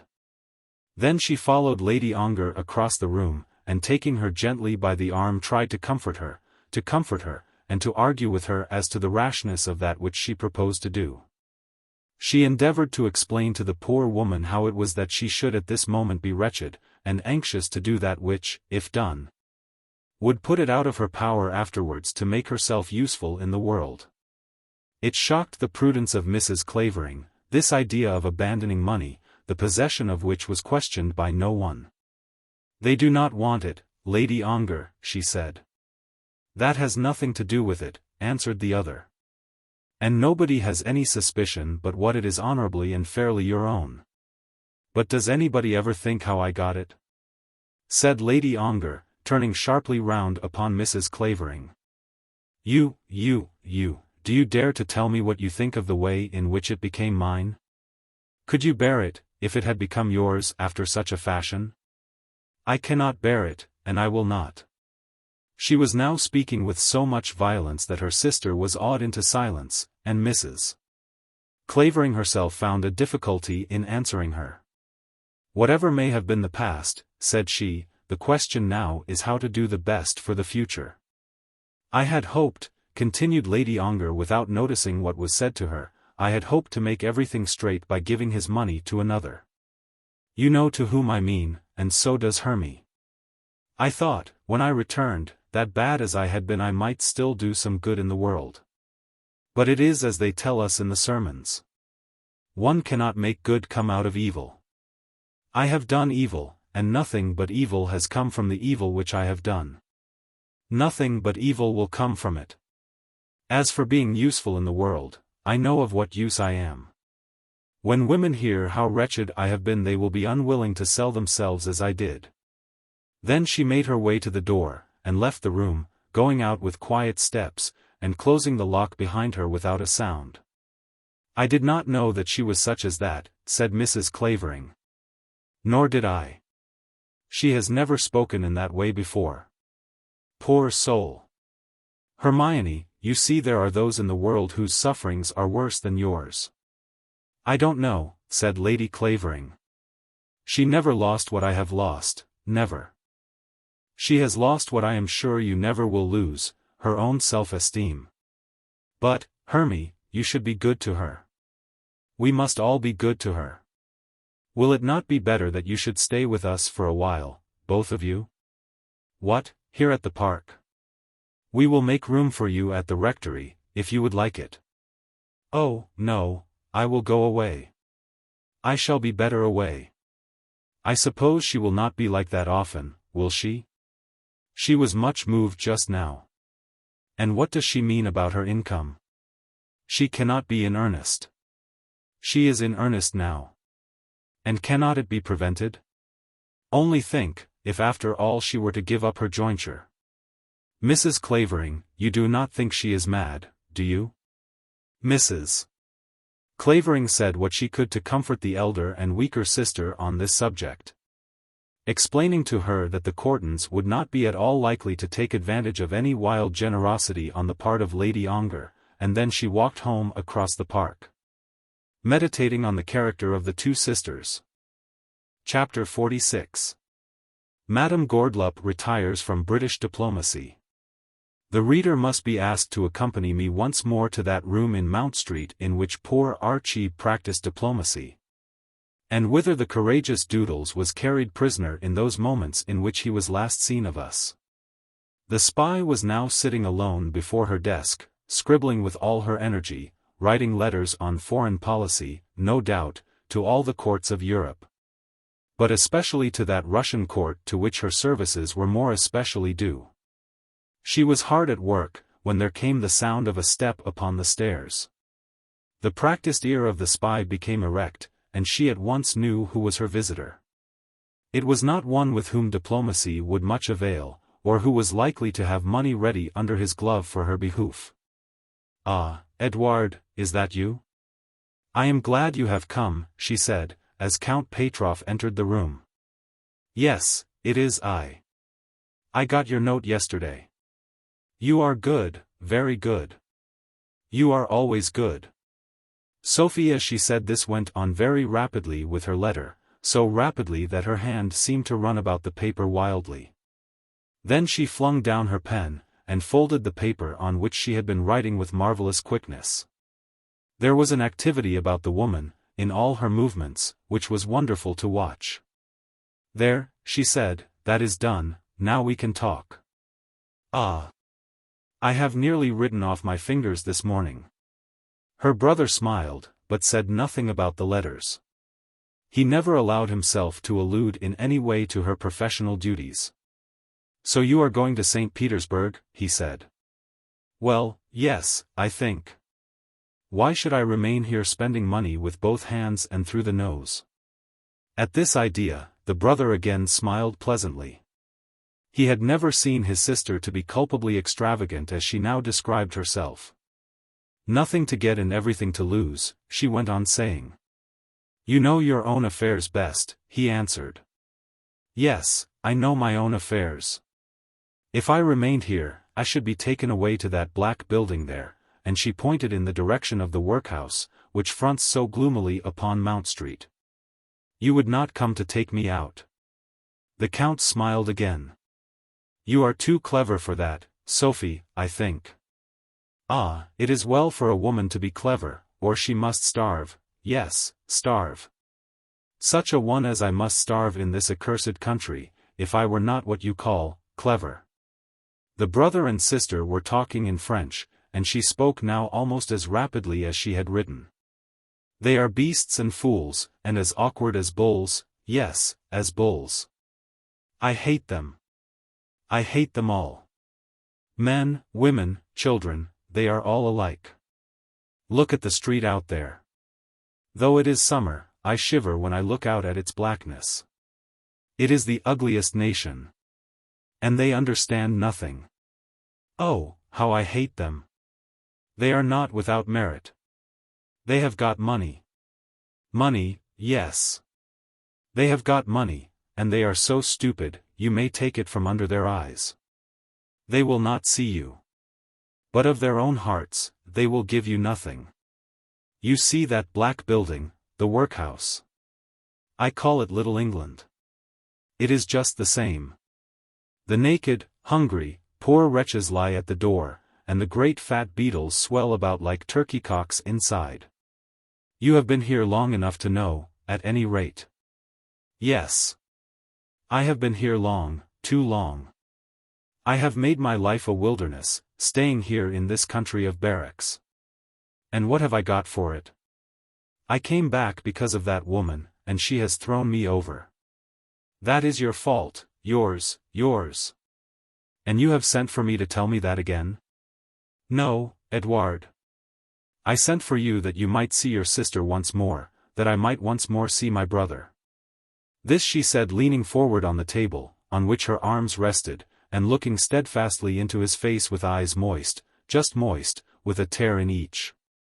Whether Edouard was too unfeeling to be moved by this show of affection, or whether he gave more credit to his sister's histrionic powers than to those of her heart, I will not say. But he was altogether irresponsive to her appeal. You will be back again before long, he said. Never. I shall come back to this accursed country never again. No, I am going once and for all. I will soil myself with the mud of its gutters no more. I came for the sake of Julie, and now, how has she treated me? Edouard shrugged his shoulders. And you, how has she treated you? Never mind me. Ah, but I must mind you. Only that you would not let me manage, it might be yours now, yes, all. Why did you come down to that accursed island? It was my way to play my game. Leave that alone, Sophie. And there came a frown over the brother's brow. Your way to play your game. Yes, and what has become of mine? You have destroyed mine, but you think nothing of that. After all that I have gone through, to have nothing, and through you, my brother. Ah, that is the hardest of all, when I was putting all things in train for you. You are always putting things in train. Leave your trains alone, where I am concerned. But why did you come to that place in the accursed island? I am ruined by that journey. Yes, I am ruined. You will not help me to get a shilling from her, not even for my expenses. Certainly not. You are clever enough to do your own work without my aid. And is that all from a brother? Well. And now that they have drowned themselves, the two Claverings, the fool and the brute, and she can do what she pleases. She could always do as she pleased since Lord Ongar died. Yes. But she is more lonely than ever now. That cousin who is the greatest fool of all, who might have had everything, mon Dieu. Yes, everything. She would have given it all to him with a sweep of her hand, if he would have taken it. He is to marry himself to a little brown girl, who has not a shilling. No one but an Englishman could make follies so abominable as these. Ah, I am sick when I remember it. And Sophie gave unmistakable signs of a grief which could hardly have been self-interested. But in truth she suffered pain at seeing a good game spoilt. It was not that she had any wish for Harry Clavering's welfare. Had he gone to the bottom of the sea in the same boat with his cousins, the tidings of his fate would have been pleasurable to her rather than otherwise. But when she saw such cards thrown away as he had held in his hand, she encountered that sort of suffering which a good player feels when he sits behind the chair of one who plays up to his adversary's trump, and makes no tricks of his own kings and aces. He may marry himself to the devil, if he please, it is nothing to me, said the Count. But she is there, by herself, at that place, what is it called? 10b. Will you not go now, when you can do no harm? No, I will not go now. And in a year she will have taken some other one for her husband. What is that to me? But look here, Sophie, for you may as well understand me at once. If I were ever to think of Lady Ongar again as my wife, I should not tell you. And why not tell me, your sister? Because it would do me no good. If you had not been there she would have been my wife now. Edouard. What I say is true. But I do not want to reproach you because of that. Each of us was playing his own game, and your game was not my game. You are going now, and if I play my game again I can play it alone. Upon hearing this Sophie sat a while in silence, looking at him. You will play it alone, she said at last. You would rather do that? Much rather, if I play any game at all. And you will give me something to go? Not one sou. You will not a sou? Not half a sou, for you to go or stay. Sophie, are you not a fool to ask me for money? And you are a fool who knows nothing. You need not look at me like that. I am not afraid. I shall remain here. I shall stay and do as the lawyer tells me. He says that if I bring my action she must pay me for my expenses. I will bring my action. I am not going to leave it all to you. No. Do you remember those days in Florence? I have not been paid yet, but I will be paid. 175,000 francs a year, and after all I am to have none of it. Say. Should it become yours, will you do something for your sister? Nothing at all, nothing. Sophie, do you think I am fool enough to bargain in such a matter? Then I will stay. Yes. I will bring my action. All the world shall hear, and they shall know how you have destroyed me and yourself. Ah, you think I am afraid, that I will not spend my money. I will spend all. And I will be revenged. You may go or stay, it is the same thing to me. Now, if you please, I will take my leave. And he got up from his chair to leave her. It is the same thing to you? Quite the same. Then I will stay, and she shall hear my name every day of her life, every hour. She shall be so sick of me and of you, that, oh, Edouard. This last appeal was made to him because he was already at the door, and could not be stopped in any other way. What else have you to say, my sister? Oh, Edouard, what would I not give to see all those riches yours? Has it not been my dearest wish?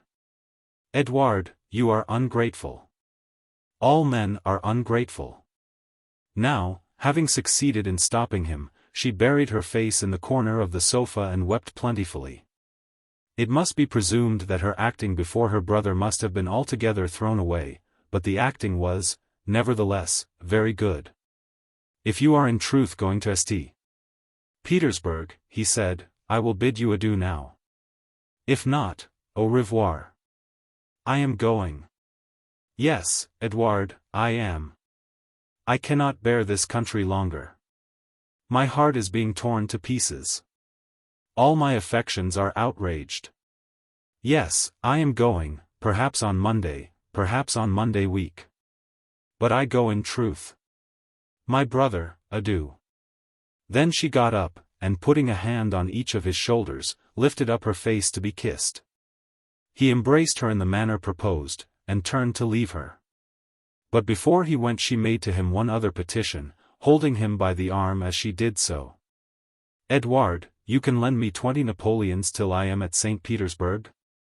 No, Sophie, no. Not lend your sister 20 Napoleons. No, Sophie. I never lend money. It is a rule. Will you give me 5? I am so poor. I have almost nothing. Things are not so bad with you as that, I hope. Ah, yes, they are very bad. Since I have been in this accursed city, now, this time, what have I got? Nothing, nothing. She was to be all in all to me, and she has given me nothing. It is very bad to be so poor. Say that you will give me 5 Napoleons, oh my brother. She was still hanging by his arm, and, as she did so, she looked up into his face with tears in her eyes. As he regarded her, bending down his face over hers, a slight smile came upon his countenance. Then he put his hand into his pocket, and taking out his purse, handed to her 5 sovereigns. Only 5, she said. Only 5, he answered. 1,000 thanks, oh my brother. Then she kissed him again, and after that he went. She accompanied him to the top of the stairs, and from thence showered blessings on his head, till she heard the lock of the door closed behind him. When he was altogether gone she unlocked an inner drawer in her desk, and, taking out an uncompleted rouleau of gold, added her brother's sovereigns thereto. The sum he had given her was exactly wanted to make up the required number of 25. She counted them 6 times, to be quite sure, and then rolled them carefully in paper, and sealed the little packet at each end. Ah, she said, speaking to herself, they are very nice. Nothing else English is nice, but only these. There were many rolls of money there before her in the drawer of the desk, some 10, perhaps, or 12. These she took out one after another, passing them lovingly through her fingers, looking at the little seals at the ends of each. Weighing them in her hand as though to make sure that no wrong had been done to them in her absence, standing them up one against another to see that they were of the same length. We may be quite sure that Sophie Gourdeloup brought no sovereigns with her to England when she came over with Lady Ongar after the Earl's death. And that the hoard before her contained simply the plunder which she had collected during this her latest visit to the accursed country which she was going to leave. But before she started she was resolved to make one more attempt upon that mine of wealth which, but a few weeks ago, had seemed to be open before her. She had learned from the servants in Bolton Street that Lady Ongar was with Lady Clavering, at Clavering Park, and she addressed a letter to her there. This letter she wrote in English, and she threw into her appeal all the pathos of which she was capable. Mount Street, October, 186-. Dearest Julie, I do not think you would wish me to go away from this country forever, without one word of farewell to her I love so fondly. Yes. I have loved you with all my heart, and now I am going away, forever. Shall we not meet each other once, and have one embrace? No trouble will be too much to me for that. No journey will be too long. Only say, Sophie, come to your Julie. I must go, because I am so poor. Yes, I cannot live longer here without having the means. I am not ashamed to say to my Julie, who is rich, that I am poor. No. Nor would I be ashamed to wait on my Julie like a slave if she would let me. My Julie was angry with me, because of my brother. Was it my fault that he came upon us in our little retreat, where we was so happy? Oh, no. I told him not to come. I knew his coming was for nothing, nothing at all. I knew where was the heart of my Julie, my poor Julie. But he was not worth that heart, and the pearl was thrown before a pig. But my brother. Ah, he has ruined me. Why am I separated from my Julie but for him? Well, I can go away, and in my own countries there are those who will not wish to be separated from Sophie Gourdeloup. May I now tell my Julie in what condition is her poor friend? She will remember how it was that my feet brought me to England, to which I had said farewell forever, to England, where people must be rich like my Julie before they can eat and drink. I thought nothing then but of my Julie. I stopped not on the road to make merchandise, what you call a bargain, about my coming. No. I came at once, leaving all things, my little affairs, in confusion, because my Julie wanted me to come. It was in the winter. Oh, that winter! My poor bones shall never forget it. They are racked still with the pains which your savage winds have given them. And now it is autumn. 10 months have I been here, and I have eaten up my little substance. Oh, Julie, you, who are so rich, do not know what is the poverty of your Sophie. A lawyer have told me, not a French lawyer, but an English, that somebody should pay me everything. He says the law would give it me. He have offered me the money himself, just to let him make an action. But I have said, no. No, Sophie will not have an action with her Julie. She would scorn that. And so the lawyer went away. But if my Julie will think of this, and will remember her Sophie, how much she have expended, and now at last there is nothing left. She must go and beg among her friends. And why? Because she have loved her Julie too well. You, who are so rich, would miss it not at all. What would 200-300 pounds be to my Julie? Shall I come to you? Say so, and I will go at once, if I did crawl on my knees. Oh, what a joy to see my Julie! And do not think I will trouble you about money. No. Your Sophie will be too proud for that. Not a word will I say, but to love you.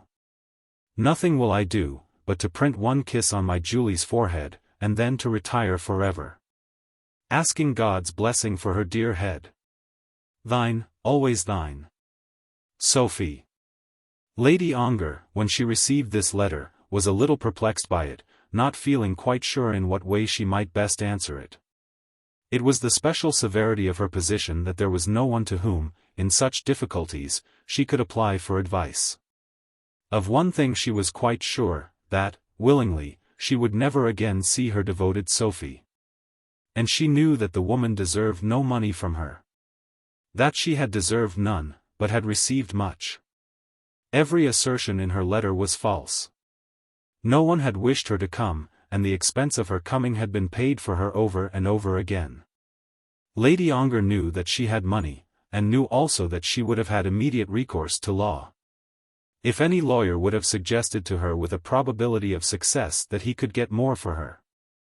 No doubt she had been telling her story to some attorney, in the hope that money might thus be extracted, and had been dragging her Julie's name through the mud. Telling all she knew of that wretched Florentine story. As to all that Lady Ongar had no doubt, and yet she wished to send the woman money. There are services for which one is ready to give almost any amount of money payment, if only one can be sure that that money payment will be taken as sufficient recompense for the service in question. Sophie Gourdeloup had been useful. She had been very disagreeable, but she had been useful. She had done things which nobody else could have done, and she had done her work well. That she had been paid for her work over and over again, there was no doubt, but Lady Ongar was willing to give her yet further payment, if only there might be an end of it. But she feared to do this. Dreading the nature and cunning of the little woman, lest she should take such payment as an acknowledgment of services for which secret compensation must be made, and should then proceed to further threats. Thinking much of all this, Julie at last wrote to her Sophie as follows. Lady Ongar presents her compliments to Mme Gourdeloup. And must decline to see Mme Gourdeloup again after what has passed. Lady Ongar is very sorry to hear that Mme Gourdeloup is in want of funds. Whatever assistance Lady Ongar might have been willing to afford, she now feels that she is prohibited from giving any by the allusion which Mme Gourdeloup has made to legal advice. If Mme Gourdeloup has legal demands on Lady Ongar which are said by a lawyer to be valid, Lady Ongar would strongly recommend Mme Gourdeloup to enforce them. Clavering Park, October, 186-. This she wrote, acting altogether on her own judgment, and sent off by return of post. She almost wept at her own cruelty after the letter was gone, and greatly doubted her own discretion. But of whom could she have asked advice? Could she have told all the story of Mme Gourdeloup to the rector or to the rector's wife? The letter no doubt was a discreet letter. But she greatly doubted her own discretion, and when she received her Sophie's rejoinder, she hardly dared to break the envelope. Poor Sophie! Her Julie's letter nearly broke her heart. For sincerity little credit was due to her, but some little was perhaps due. That she should be called Mme Gourdeloup, and have compliments presented to her by the woman, by the countess with whom and with whose husband she had been on such closely familiar terms, did in truth wound some tender feelings within her bosom. Such love as she had been able to give, she had given to her Julie. That she had always been willing to rob her Julie, to make a milch cow of her Julie, to sell her Julie, to threaten her Julie, to quarrel with her Julie if aught might be done in that way, to expose her Julie. Nay, to destroy her Julie if money was to be so made, all this did not hinder her love. She loved her Julie, and was broken-hearted that her Julie should have written to her in such a strain. But her feelings were much more acute when she came to perceive that she had damaged her own affairs by the hint of a menace which she had thrown out. Business is business, and must take precedence of all sentiment and romance in this hard world in which bread is so necessary. Of that Mme Gourdeloup was well aware. And therefore, having given herself but 2 short minutes to weep over her Julie's hardness, she applied her mind at once to the rectification of the error she had made. Yes. She had been wrong about the lawyer, certainly wrong. But then these English people were so pig-headed. A slight suspicion of a hint, such as that she had made, would have been taken by a Frenchman, by a Russian, by a Pole, as meaning no more than it meant. But these English are bulls. The men and the women are all like bulls, bulls. She at once sat down and wrote another letter. Another in such an ecstasy of eagerness to remove the evil impressions which she had made, that she wrote it almost with the natural effusion of her heart. Dear friend, your coldness kills me, kills me. But perhaps I have deserved it. If I said there were legal demands, I did deserve it. No, there are none. Legal demands. Oh, no. What can your poor friend demand legally? The lawyer, he knows nothing, he was a stranger. It was my brother spoke to him. What should I do with a lawyer? Oh, my friend, do not be angry with your poor servant. I write now not to ask for money, but for a kind word, for one word of kindness and love to your Sophie before she have gone forever. Yes. Forever. Oh, Julie, oh, my angel, I would lie at your feet and kiss them if you were here. Yours till death, even though you should still be hard to me. Sophie. To this appeal Lady Ongar sent no direct answer, but she commissioned Mr. Turnbull, her lawyer, to call upon Mme Gourdeloup and pay to that lady £100, taking her receipt for the same. Lady Ongar, in her letter to the lawyer, explained that the woman in question had been useful in Florence, and explained also that she might pretend that she had further claims. If so, said Lady Ongar, I wish you to tell her that she can prosecute them at law if she pleases. The money I now give her is a gratuity made for certain services rendered in Florence during the illness of Lord Ongar. This commission Mr. Turnbull executed, and Sophie Gourdeloup, when taking the money, made no demand for any further payment. For days after this a little woman, carrying a very big bandbox in her hands, might have been seen to scramble with difficulty out of a boat in the Thames up the side of a steamer bound from thence for Boulogne. And after her there climbed up an active little man, who, with peremptory voice, repulsed the boatman's demand for further payment. He also had a bandbox on his arm, belonging, no doubt, to the little woman. And it might have been seen that the active little man, making his way to the table at which the clerk of the boat was sitting, out of his own purse paid the passage money for 2 passengers, through to Paris. And the head and legs and neck of that little man were like to the head and legs and neck of our friend Doodles, alias Captain Boodle, of Warwickshire. Chapter 47. Showing how things settled themselves at the rectory. When Harry's letter, with the tidings of the fate of his cousins, reached Florence at Stratton, the whole family was, not unnaturally, thrown into great excitement. Being slow people, the elder Burtons had hardly as yet realized the fact that Harry was again to be accepted among the Burton Penates as a pure divinity. Mrs. Burton, for some weeks past, had grown to be almost sublime in her wrath against him. That a man should live and treat her daughter as Florence was about to be treated. Had not her husband forbidden such a journey, as being useless in regard to the expenditure, she would have gone up to London that she might have told Harry what she thought of him. Then came the news that Harry was again a divinity, an Apollo, whom the Burton Penates ought only to be too proud to welcome to a seat among them. And now came this other news that this Apollo was to be an Apollo indeed. When the god first became a god again, there was still a cloud upon the minds of the elder Burtons as to the means by which the divinity was to be sustained. A god in truth, but a god with so very moderate an annual income, unless indeed those old Burtons made it up to an extent which seemed to them to be quite unnatural. There was joy among the Burtons, of course, but the joy was somewhat dimmed by these reflections as to the slight means of their Apollo. A lover who was not an Apollo might wait. But, as they had learned already, there was danger in keeping such a god as this suspended on the tenterhooks of expectation. But now there came the further news. This Apollo of theirs had really a place of his own among the gods of Olympus. He was the eldest son of a man of large fortune, and would be a baronet. He had already declared that he would marry at once, that his father wished him to do so, and that an abundant income would be forthcoming. As to his eagerness for an immediate marriage, no divinity in or out of the heavens could behave better. Old Mrs. Burton, as she went through the process of taking him again to her heart, remembered that that virtue had been his, even before the days of his backsliding had come. A warm-hearted, eager, affectionate divinity, with only this against him, that he wanted some careful looking after in these, his unsettled days. I really do think that he'll be as fond of his own fireside as any other man, when he has once settled down, said Mrs. Burton. It will not, I hope, be taken as a blot on the character of this mother that she was much elated at the prospect of the good things which were to fall to her daughter's lot. For herself she desired nothing.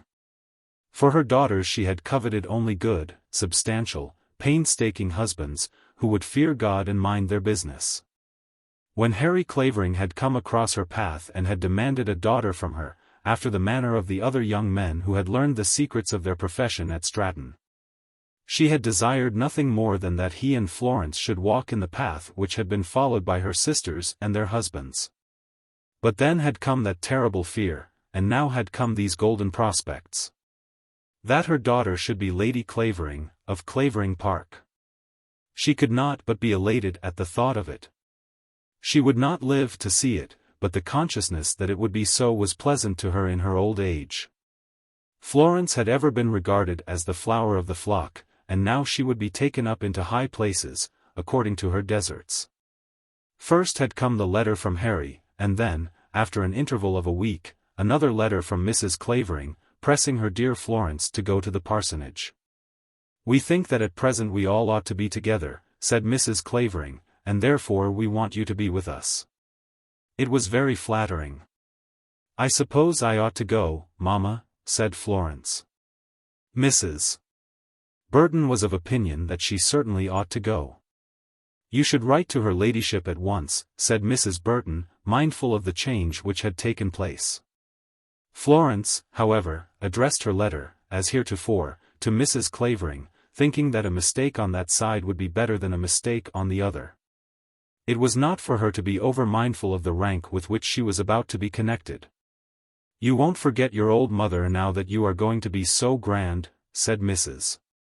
Burton, as Florence was leaving her.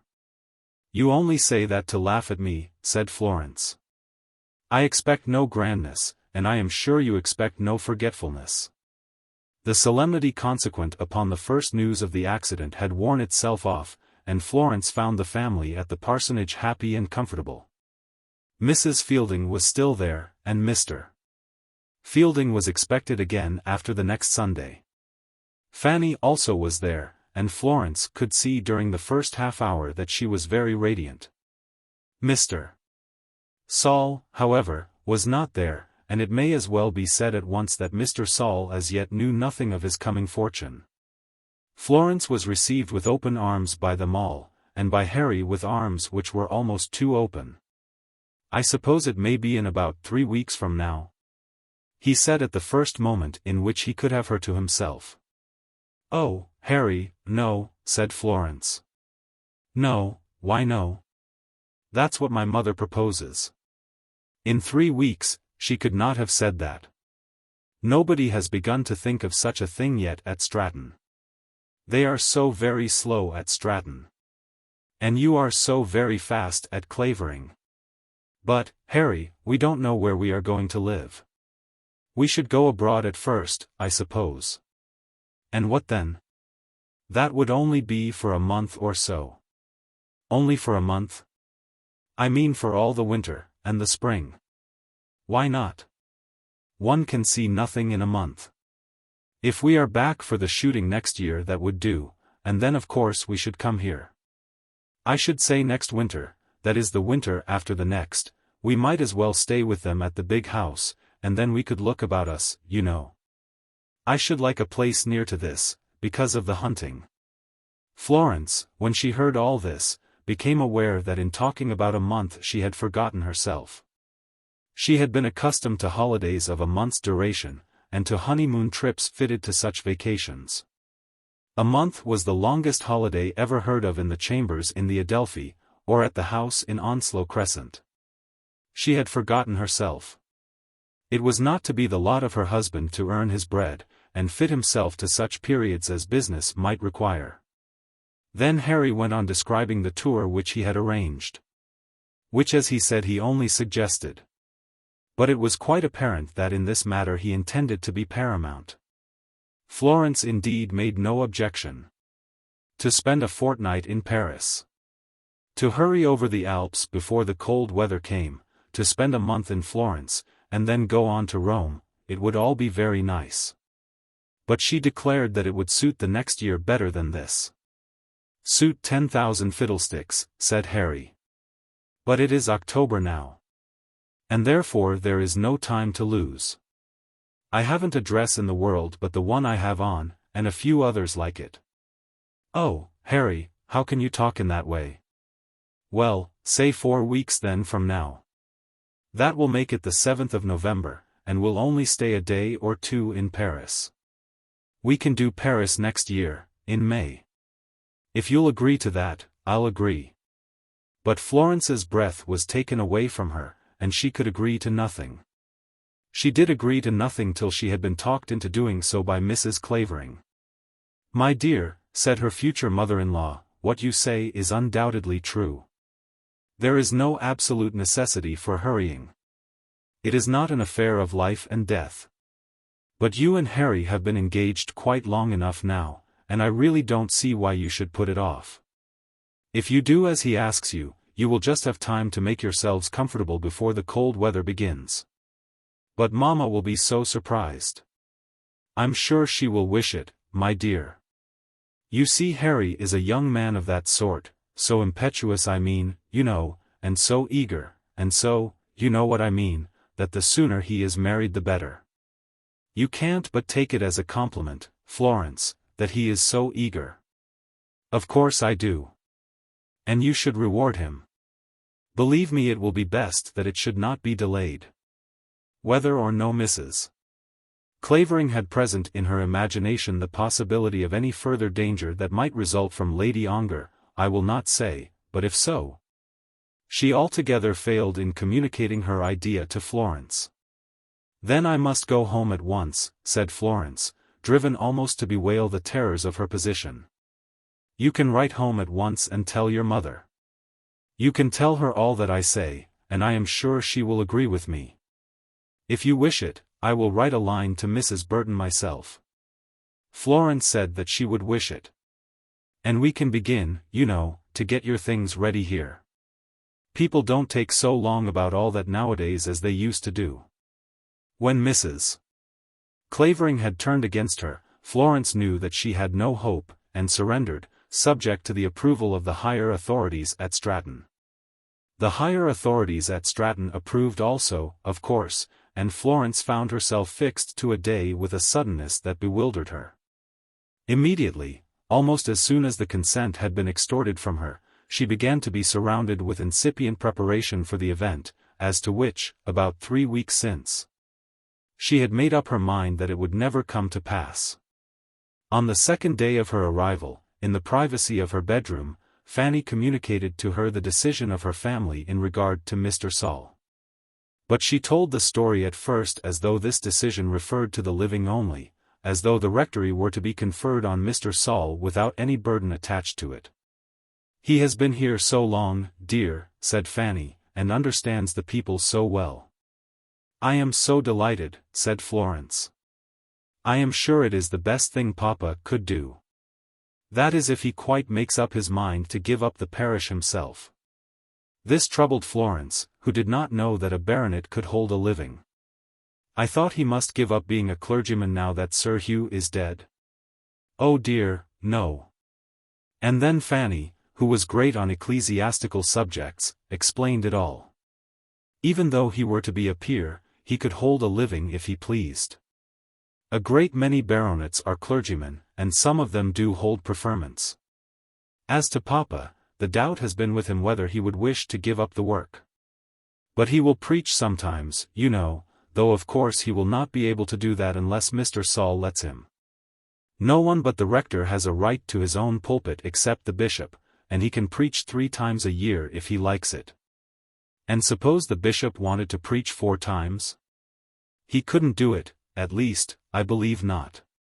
But you see he never wants to preach at all, not in such a place as this, so that does not signify. And will Mr.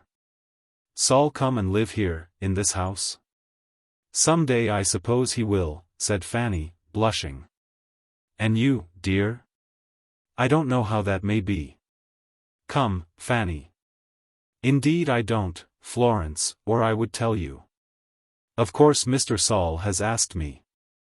I never had any secret with you about that, have I? No, you were very good. Then he asked me again. Twice again. And then there came, oh, such a quarrel between him and Papa. It was so terrible. Do you know, I believe they wouldn't speak in the vestry. Not but what each of them has the highest possible opinion of the other.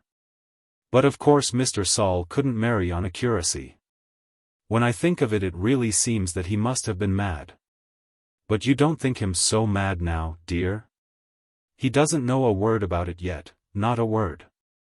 He hasn't been in the house since, and Papa and he didn't speak, not in a friendly way, till the news came of poor Hugh's being drowned. Then he came up to Papa, and, of course, Papa took his hand. But he still thinks he is going away. And when is he to be told that he needn't go? That is the difficulty. Mamma will have to do it, I believe. But what she will say, I'm sure I for one can't think. Mrs. Clavering will have no difficulty.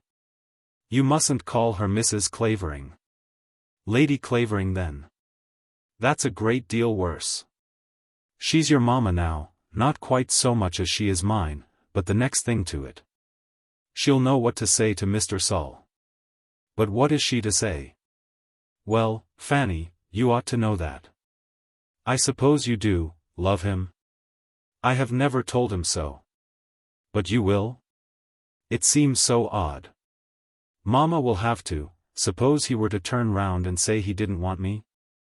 That would be awkward. He would in a minute if that was what he felt. The idea of having the living would not weigh with him a bit. But when he was so much in love before, it won't make him out of love, will it? I don't know, said Fanny. At any rate, Mamma is to see him tomorrow, and after that I'm sure I don't know, but I suppose he'll come to the rectory as he used to do. How happy you must be, said Florence, kissing her. To this Fanny made some unintelligible demur. It was undoubtedly possible that, under the altered circumstances of the case, so strange a being as Mr. Saul might have changed his mind. There was a great trial awaiting Florence Burton. She had to be taken up to call on the ladies at the great house, on the 2 widowed ladies who were still remaining there when she came to Clavering. It was only on the day before her arrival that Harry had seen Lady Ongar. He had thought much of the matter before he went across to the house, doubting whether it would not be better to let Julia go without troubling her with a further interview.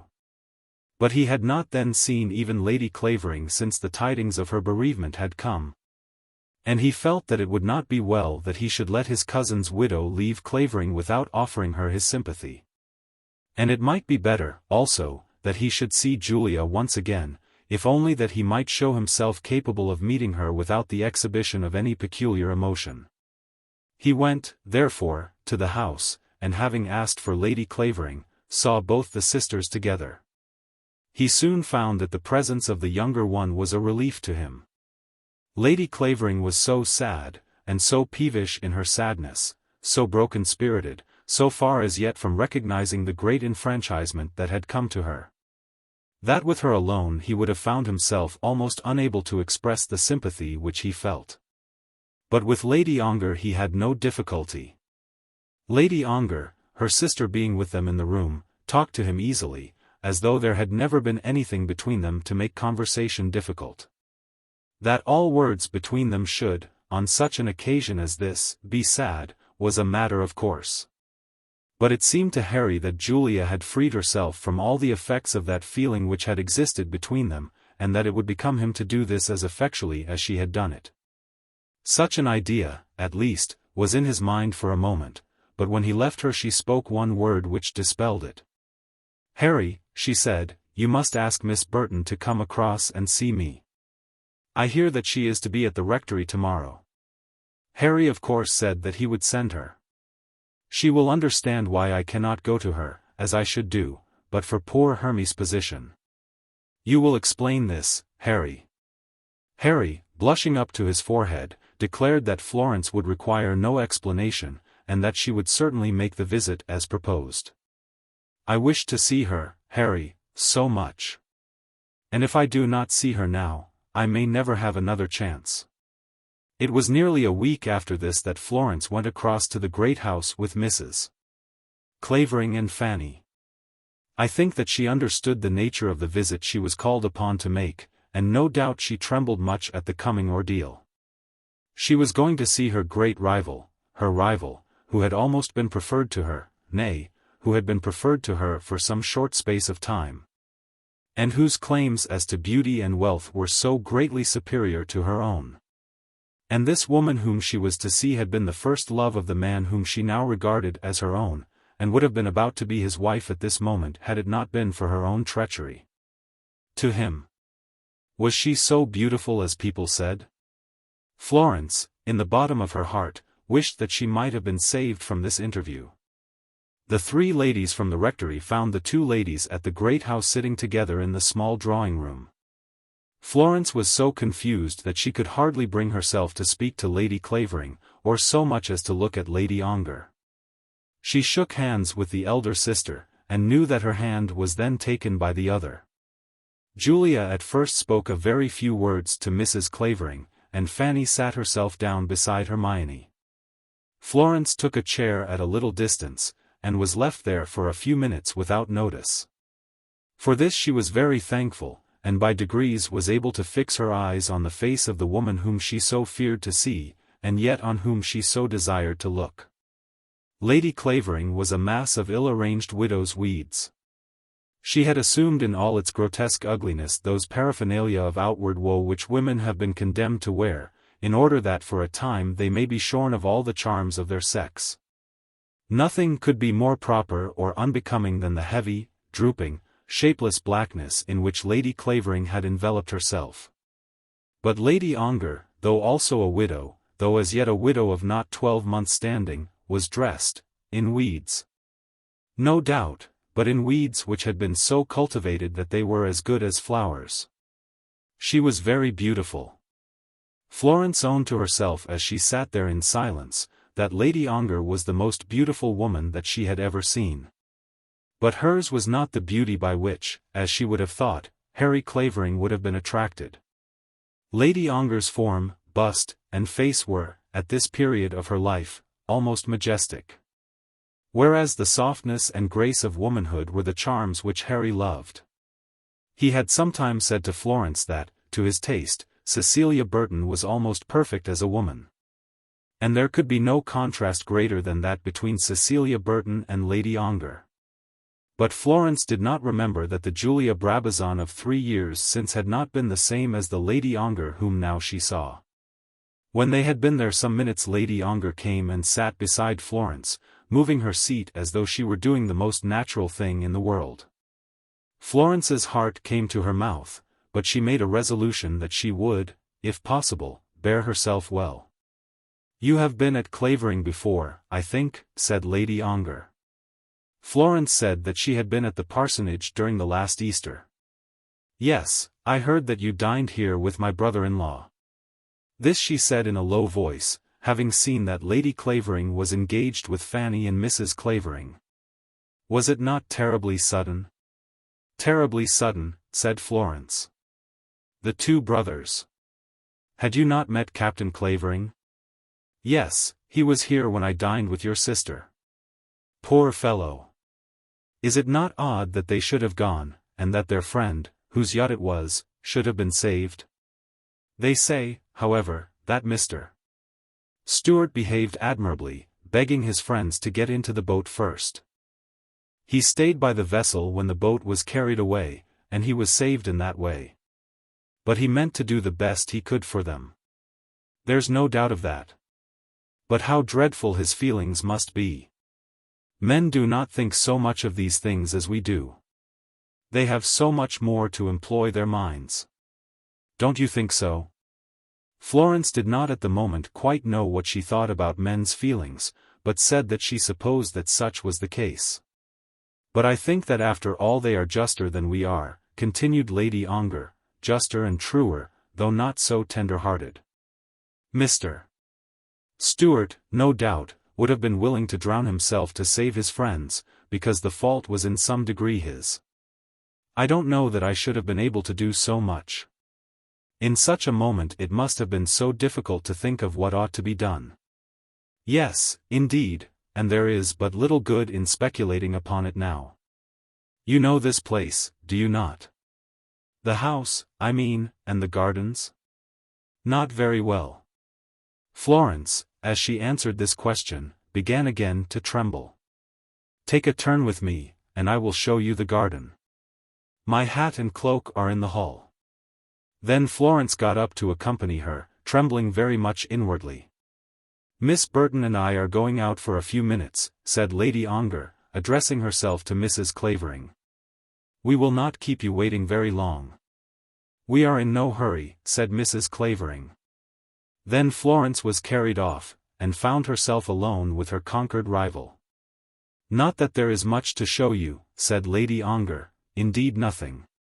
But the place must be of more interest to you than to anyone else, and if you are fond of that sort of thing, no doubt you will make it all that is charming." "I am very fond of a garden," said Florence.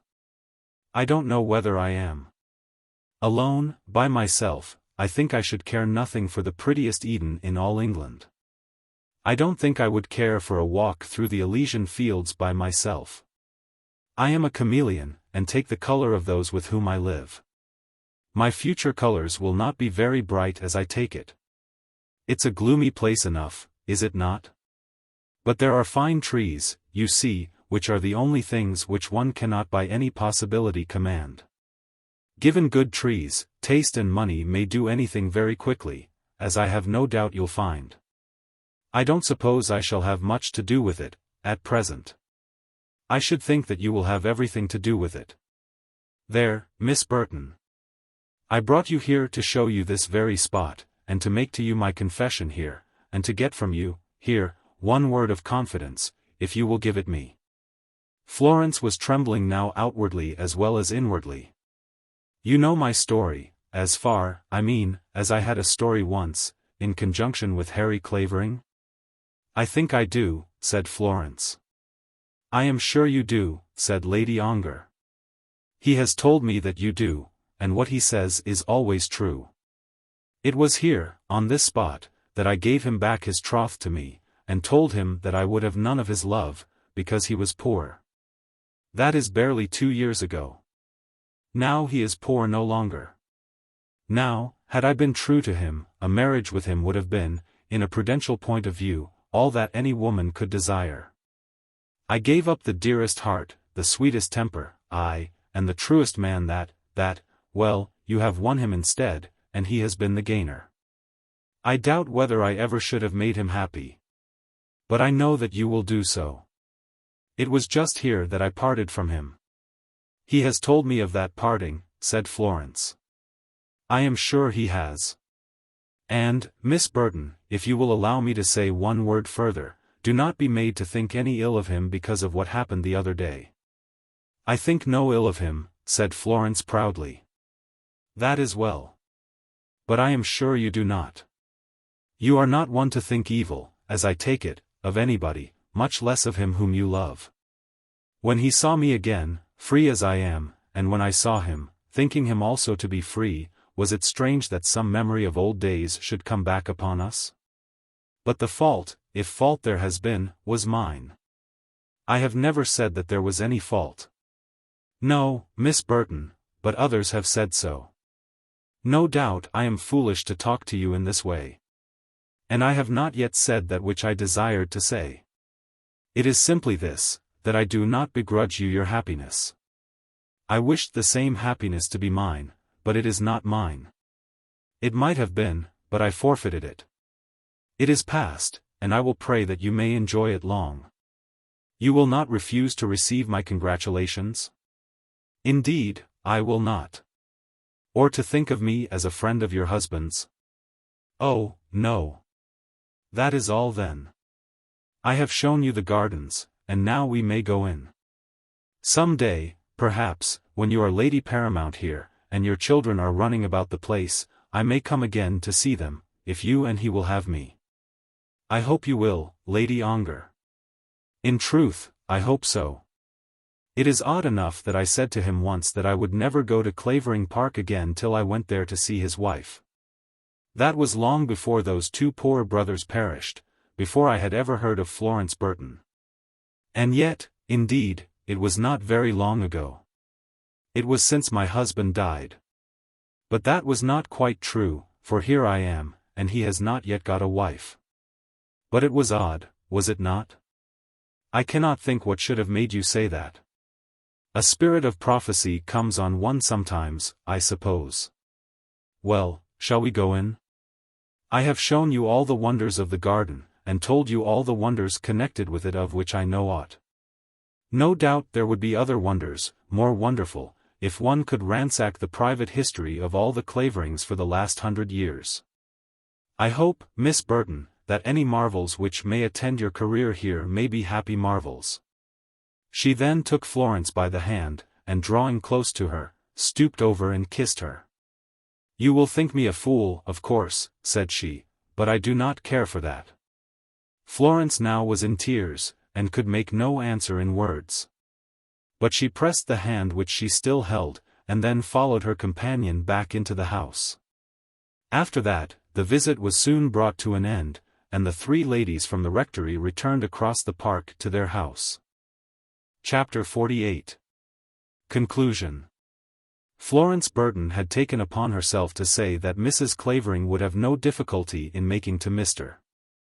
Saul the communication which was now needed before he could be received at the rectory, as the rector's successor and future son-in-law, but Mrs. Clavering was by no means so confident of her own powers. To her it seemed as though the undertaking which she had in hand was one surrounded with difficulties. Her husband, when the matter was being discussed, at once made her understand that he would not relieve her by an offer to perform the task. He had been made to break the bad news to Lady Clavering, and, having been submissive in that matter, felt himself able to stand aloof altogether as to this more difficult embassy. "I suppose it would hardly do to ask Harry to see him again," Mrs. Clavering had said. "You would do it much better, my dear," the rector had replied. Then Mrs. Clavering had submitted in her turn. And when the scheme was fully matured, and the time had come in which the making of the proposition could no longer be delayed with prudence, Mr. Saul was summoned by a short note. "Dear Mr. Saul, if you are disengaged, would you come to me at the rectory at 11 tomorrow, yours ever, M.C." Mr. Saul of course said that he would come. When the tomorrow had arrived and breakfast was over, the rector and Harry took themselves off, somewhere about the grounds of the great house, counting up their treasures of proprietorship. As we can fancy that men so circumstanced would do, while Mary Fielding with Fanny and Florence retired upstairs, so that they might be well out of the way. They knew, all of them, what was about to be done, and Fanny behaved herself like a white lamb decked with bright ribbons for the sacrificial altar. To her it was a sacrificial morning, very sacred, very solemn, and very trying to the nerves. "I don't think that any girl was ever in such a position before," she said to her sister. "A great many girls would be glad to be in the same position," Mrs. Fielding replied. "Do you think so? To me there is something almost humiliating in the idea that he should be asked to take me." "Fiddlestick, my dear," replied Mrs. Fielding. Mr. Saul came, punctual as the church clock, of which he had the regulating himself, and was shown into the rectory dining-room, where Mrs. Clavering was sitting alone. He looked, as he ever did, serious, composed, ill-dressed, and like a gentleman. Of course he must have supposed that the present rector would make some change in his mode of living, and could not be surprised that he should have been summoned to the rectory. But he was surprised that the summons should have come from Mrs. Clavering, and not from the rector himself. It appeared to him that the old enmity must be very enduring, if, even now, Mr. Clavering could not bring himself to see his curate on a matter of business. "It seems a long time since we have seen you here, Mr. Saul," said Mrs. Clavering. "Yes. When I have remembered how often I used to be here, my absence has seemed long and strange. It has been a source of great grief to me." "And to me, Mrs. Clavering. But, as circumstances then were, in truth it could not be avoided. Common prudence made it necessary. Don't you think so, Mr. Saul? If you ask me, I must answer according to my own ideas.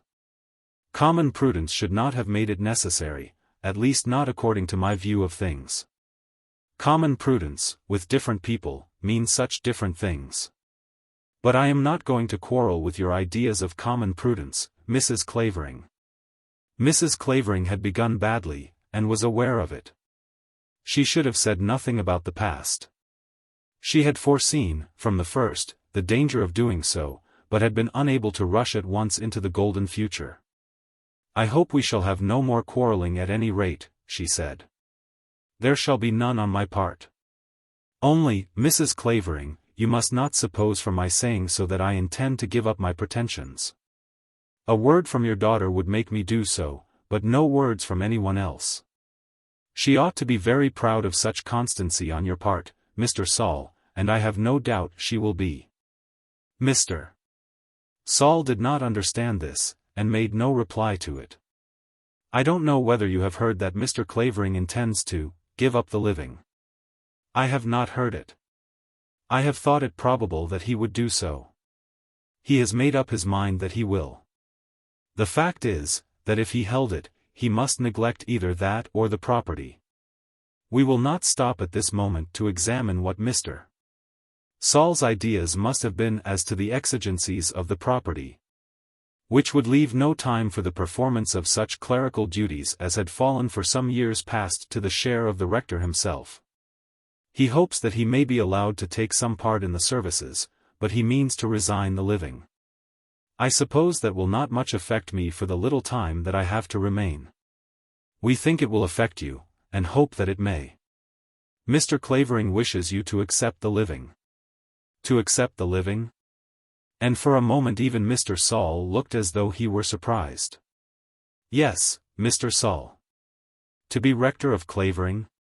If you see no objection to such an arrangement. It is a most munificent offer, but as strange as it is munificent. Unless indeed, and then some glimpse of the truth made its way into the chinks of Mr. Saul's mind. Mr. Clavering would, no doubt, have made the offer to you himself, had it not been that I can, perhaps, speak to you about dear Fanny better than he could do. Though our prudence has not been quite to your mind, you can at any rate understand that we might very much object to her marrying you when there was nothing for you to live on. Even though we had no objection to yourself personally. But Mr. Clavering did object on both grounds. I was not aware that he had done so, but, if so, no such objection is now made by him, or by me. My idea is that a child should be allowed to consult her own heart, and to indulge her own choice, provided that in doing so she does not prepare for herself a life of indigence. Which must be a life of misery. And of course providing also that there be no strong personal objection. A life of indigence need not be a life of misery, said Mr. Saul, with that obstinacy which formed so great a part of his character. Well, well. I am very indigent, but I am not at all miserable. If we are to be made miserable by that, what is the use of all our teaching?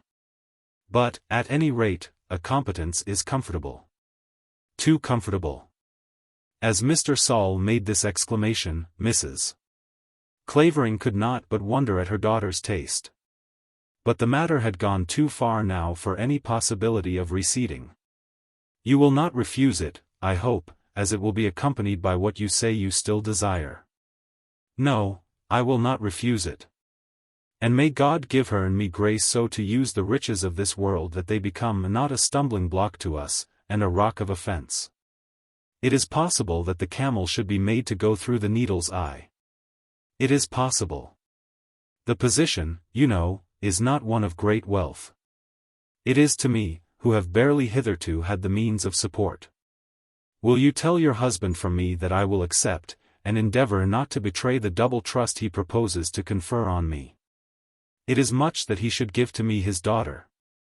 She shall be to me bone of my bone, and flesh of my flesh. If God will give me his grace thereto, I will watch over her, so that no harm shall come nigh her. I love her as the apple of my eye. And I am thankful, very thankful that the rich gift should be made to me. I am sure that you love her, Mr. Saul.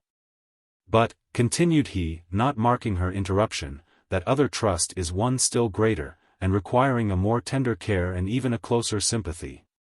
I shall feel that the souls of these people will be, as it were, in my hand, and that I shall be called upon to give an account of their welfare. I will strive, I will strive. And she, also, will be with me, to help me. When Mrs. Clavering described this scene to her husband, he shook his head. And there came over his face a smile, in which there was much of melancholy, as he said, "Ah, yes, that is all very well now. He will settle down as other men do, I suppose, when he has 4 or 5 children around him." Such were the ideas which the experience of the outgoing and elder clergyman taught him to entertain as to the ecstatic piety of his younger brother. It was Mrs. Clavering who suggested to Mr. Saul that perhaps he would like to see Fanny. This she did when her story had been told, and he was preparing to leave her. "Certainly, if she will come to me." "I will make no promise," said Mrs. Clavering, "but I will see." Then she went upstairs to the room where the girls were sitting, and the sacrificial lamb was sent down into the drawing-room. "I suppose if you say so, mamma. I think, my dear, that you had better see him. You will meet then more comfortably afterwards." So Fanny went into the drawing-room, and Mr. Saul was sent to her there. What passed between them all readers of these pages will understand. Few young ladies, I fear, will envy Fanny Clavering her lover. But they will remember that love will still be lord of all, and they will acknowledge that he had done much to deserve the success in life which had come in his way. It was long before the old rector could reconcile himself either to the new rector or his new son-in-law. Mrs. Clavering had now so warmly taken up Fanny's part, and had so completely assumed a mother's interest in her coming marriage, that Mr. Clavering, or Sir Henry, as we may now call him, had found himself obliged to abstain from repeating to her the wonder with which he still regarded his daughter's choice. But to Harry he could still be eloquent on the subject. "Of course it's all right now," he said. "He's a very good young man, and nobody would work harder in the parish. I always thought I was very lucky to have such an assistant. But upon my word I cannot understand Fanny, I cannot indeed." "She has been taken by the religious side of her character," said Harry. "Yes, of course. And no doubt it is very gratifying to me to see that she thinks so much of religion. It should be the first consideration with all of us at all times. But she has never been used to men like Mr. Saul. Nobody can deny that he is a gentleman. Yes, he is a gentleman. God forbid that I should say he was not. Especially now that he is going to marry your sister. But, I don't know whether you quite understand what I mean." "I think I do. He isn't quite one of our sort. How on earth she can ever have brought herself to look at him in that light? There's no accounting for tastes, sir. And, after all, as he's to have the living, there will be nothing to regret." "No, nothing to regret. I suppose he'll be up at the other house occasionally. I never could make anything of him when he dined at the rectory. Perhaps he'll be better there. Perhaps, when he's married, he'll get into the way of drinking a glass of wine like anybody else. Dear Fanny, I hope she'll be happy. That's everything." In answer to this Harry took upon himself to assure his father that Fanny would be happy. And then they changed the conversation, and discussed the alterations which they would make in reference to the preservation of pheasants.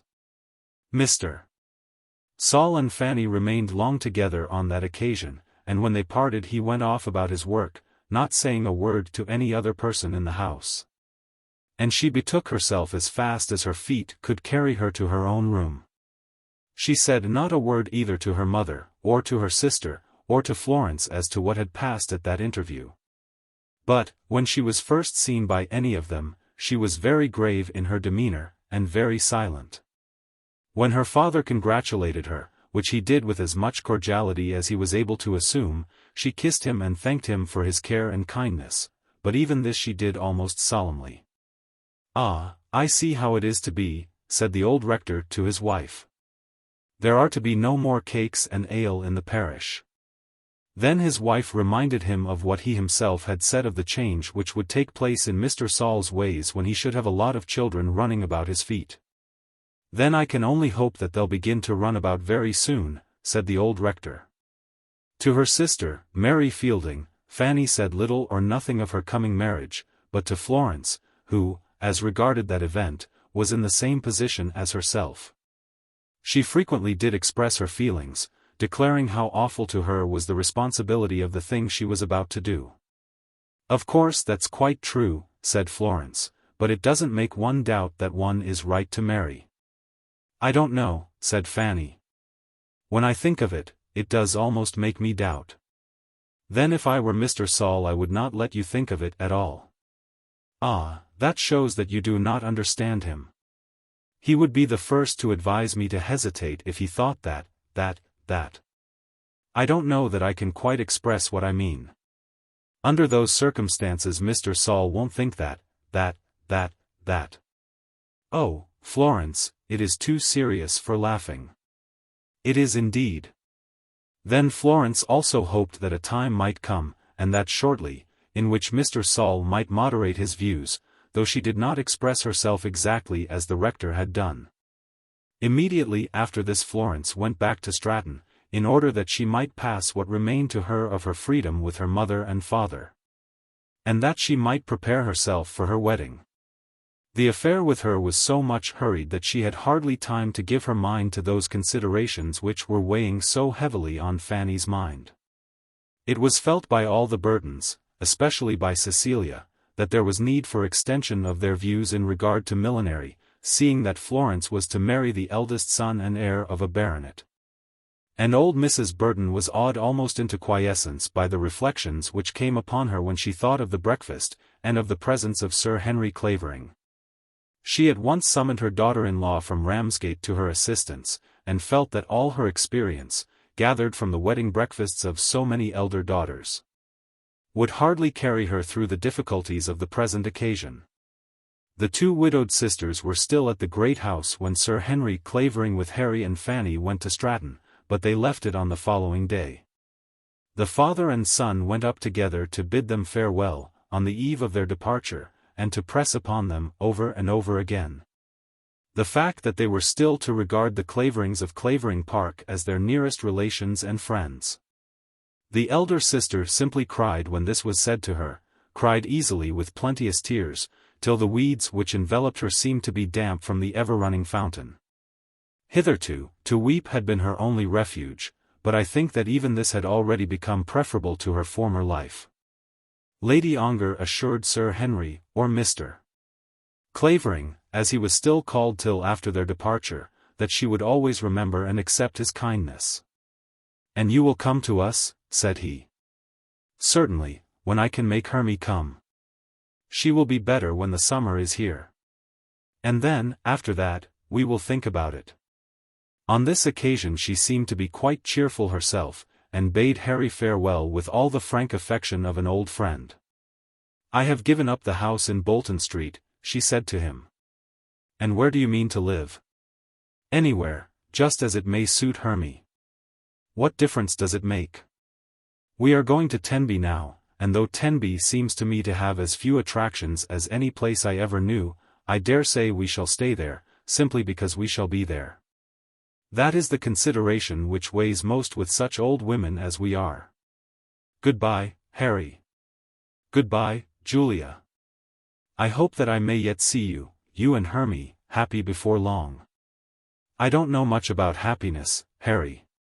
There comes a dream of it sometimes, such as you have got now. But I will answer for this, you shall never hear of my being downhearted.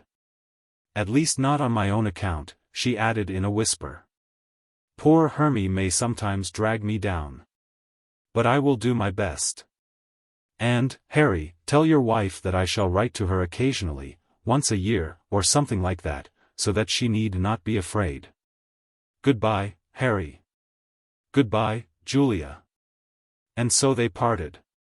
Immediately on her arrival at Tenby, Lady Ongar communicated to Mr. Turnbull her intention of giving back to the Courton family, not only the place called Ongar Park, but also the whole of her income with the exception of 800 a year. So that in that respect she might be equal to her sister. This brought Mr. Turnbull down to Tenby, and there was interview after interview between the Countess and the lawyer. The proposition, however, was made to the Courtons, and was absolutely refused by them.